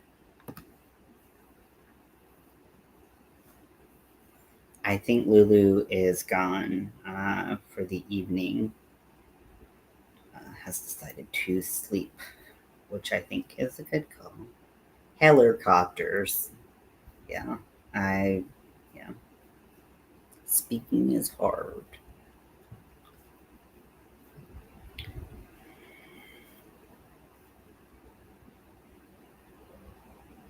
Joining your local community group on Facebook. No, I don't want to. And it's not that I have anything on like that I like don't want to like. I don't know. I don't know. Like I don't want to be like pegged as like the person who's like too nosy or like too like whatever. I don't. I'm nervous at the implications it might have on me.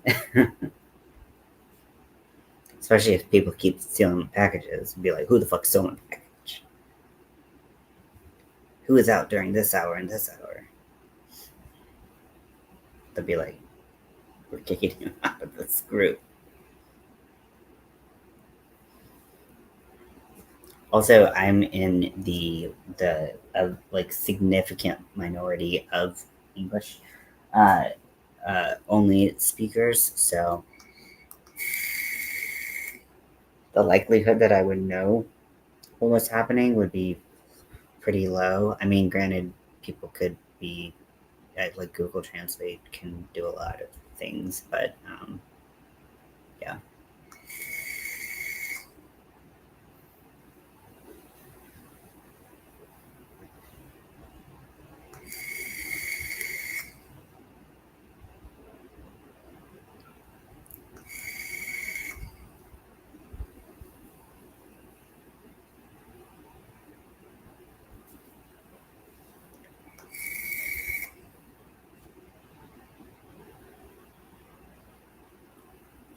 I'm like really happy that I got that refund.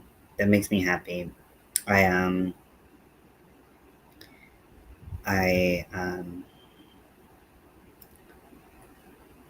I've seen this picture before, but let's send it. Um,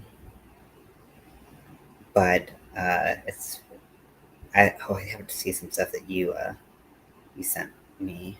Um, but I feel like that's the Halloween cup for me. I am starting to collect Halloween mugs again. I have a lot of Halloween mugs that are packed up somewhere in North Carolina, but I don't know where they are.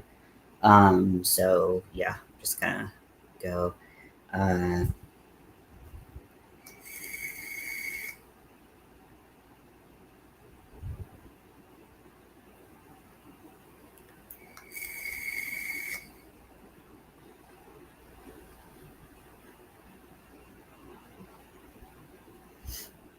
okay, sounds like maybe they're getting a little bit further. Apparently, LA likes to boast that they have the largest like air like police department stuff, whatever. But the first time I heard uh, police department helicopter was actually in San Diego.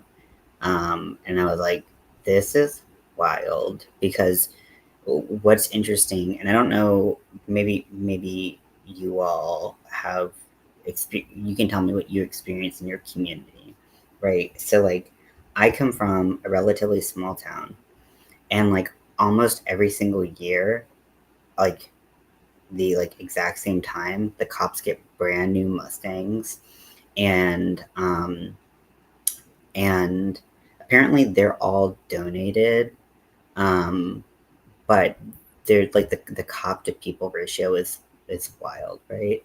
So they're driving the newest model of Mustang that's donated, and here the cops are driving what I envision when I think of like cops in like '96, like like they are driving like like much older cars, but then they're like, but we have helicopters.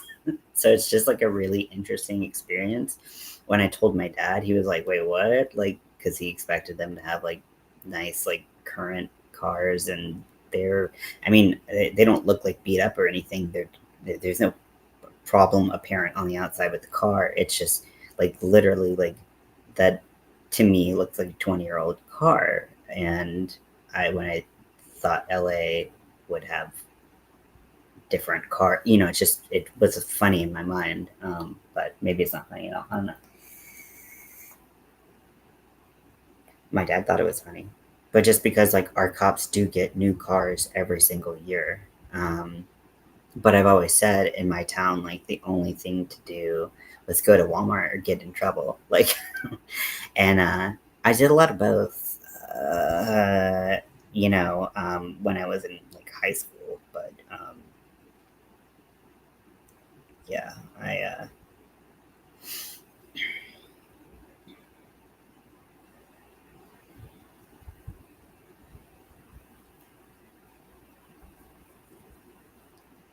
yeah, we did have some SUVs, but really not that many. The town close to us that has like more rich people, they get more SUVs, they have less Mustangs. Um, However, the town I'm in, like if someone's gonna be pulled over, like I bet we have more like high speed chases and stuff like that in the place where I grew up in because there are longer stretches of road.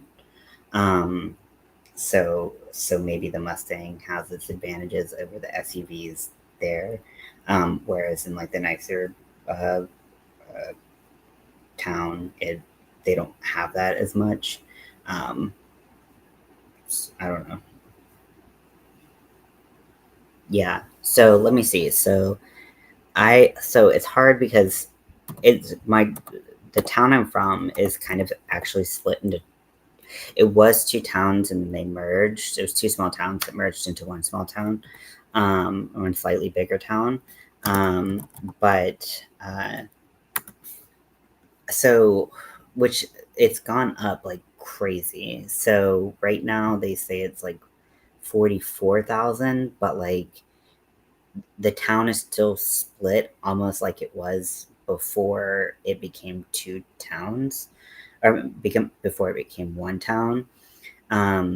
If I look back, even oh wait, no, these numbers are crazy. So if I look back 10 years, that number was 20,000 less. It was half of what it was. People are like flooding the area because um, the land is cheaper, which is coming up, you know, making the area a lot more appealing. But like 10 years ago, like 2015, the numbers were like a little less than 24,000. So about 10,000, sorry, 20,000 people, population doubled in 10 years. Um, but it's a little spread out too because there's like farmland and stuff like that. So it's not like crazy small. It's just about the spread, but also people are moving there at a crazy rate. And then the town that I'm talking about that's a little bit more expensive, that's at 180,000 people.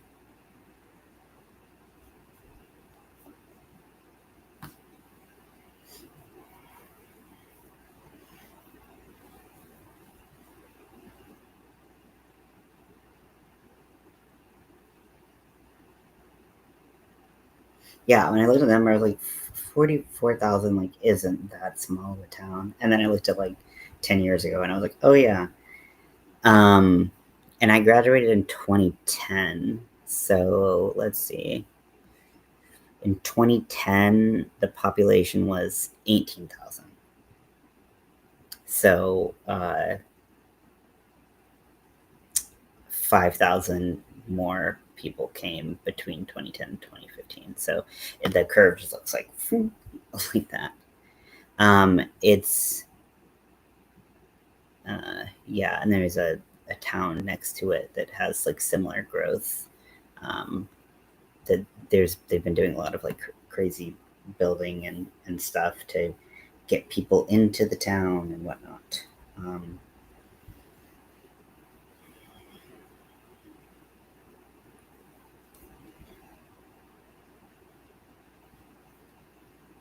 Yeah, it's a good amount of people. Yeah, it's like it's not like the smallest of small towns, but the spread of the city is like okay. So let's see, Fuquay Arena. Mm, like it's like per square mile or something per capita. Is per capita per capita is like a money thing though, right? Okay, so in okay, so Fuquay-Varina, North Carolina has a population density of 1,939,000 people per square mile in 2020. The town's population increased from 14,800. Wait, no, 1,400 per square mile in 2010. And with the land area also increasing from 12 to 17.6 miles between the 2 years. So they also increased the size of the town by 50%, basically, or 30%. I don't know, some numbers.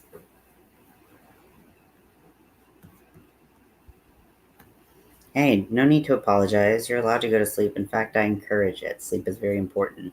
Sleep some for me so that I can have a normal day tomorrow.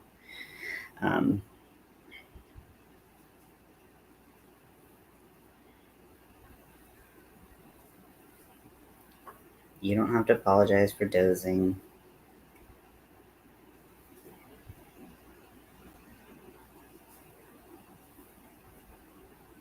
In fact, I might head off soon. It's like 10 p.m. here, which is not that late. Good night, Zach. Chris is like, get out. But I might actually get off so that I can eat, turn on something to watch, and then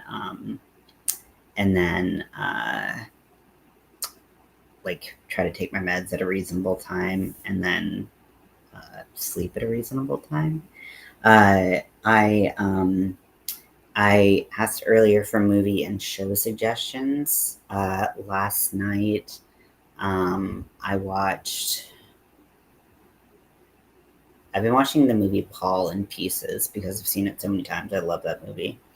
I mean, I snore too sometimes. It's okay. I think I snore less now, but who knows?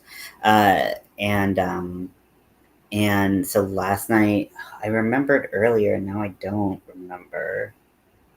I've been watching Buffy the Vampire Slayer. I only got one episode in today. I watched Constantine 2 nights ago, and I mean, if you fell asleep on panel, I'd be pretty impressed because like I can be pretty. I don't think I'm like that quiet, so I would be like, oh wow, maybe I'm quieter than I think I am. But and then last night I watched. What did I watch? I feel like there's some good things on Tubi that I've been jamming on. Buffy being one of them. Constantine was somewhere else, and then I don't remember what I watched last night, but I mentioned it earlier because I did remember at that point. So I'm working on this top, and this part is going to be covered with the fringe. I ended up, when I did the pleat, I ended up deciding that I would rather have it on the outside covered with fringe than on the inside against the skin rubbing. So that's what I decided to do with that. But if anyone has any movie or show suggestions, I am open.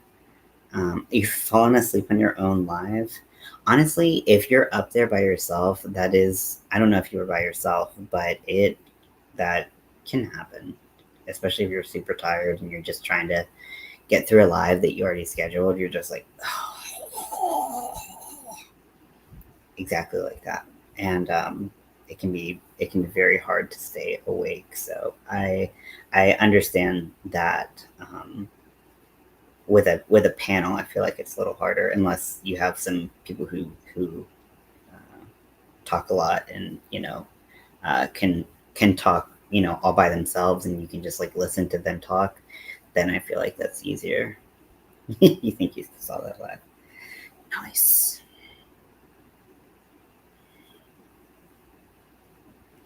But yeah, I'm gonna go eat, and I plan on seeing you all tomorrow.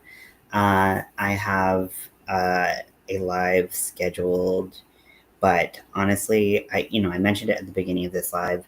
I went on like 2 hours earlier than I had planned. So I know scheduling lives and then not going on at that time is kind of annoying if you want to be like on the live when I'm on it. Um, but but sometimes I'm just like, you know what, this is actually a better time to go on. Let me just do that. So yeah, I think it's scheduled for 6 p.m. Pacific. Uh, but if you can come and you want to come, feel free. And if you can't or don't want to, I understand. Anyways, I'm gonna let you go. Here's kind of what the top is looking like so far. I tied the top part together so straps would get out of my way. But this is the part, and then I'm gonna put a casing for the zip tie here, and then one here, so that I'll have two zip ties and then a little place for the lacing to I'll be on Monday. I don't even know if I set it up yet. Nice. Yeah. I've just been doing like every day pretty much, except and now I'm gonna start. I think I'm gonna start skipping Sundays and Tuesdays, because when I did Tuesday this week, I think like everyone else in the world was on, and I like, I don't want, you know, it's not that like, I feel like it's fine to like have like break days and things that you're not, you know, you don't have to be on. I don't feel the need to be on every single day.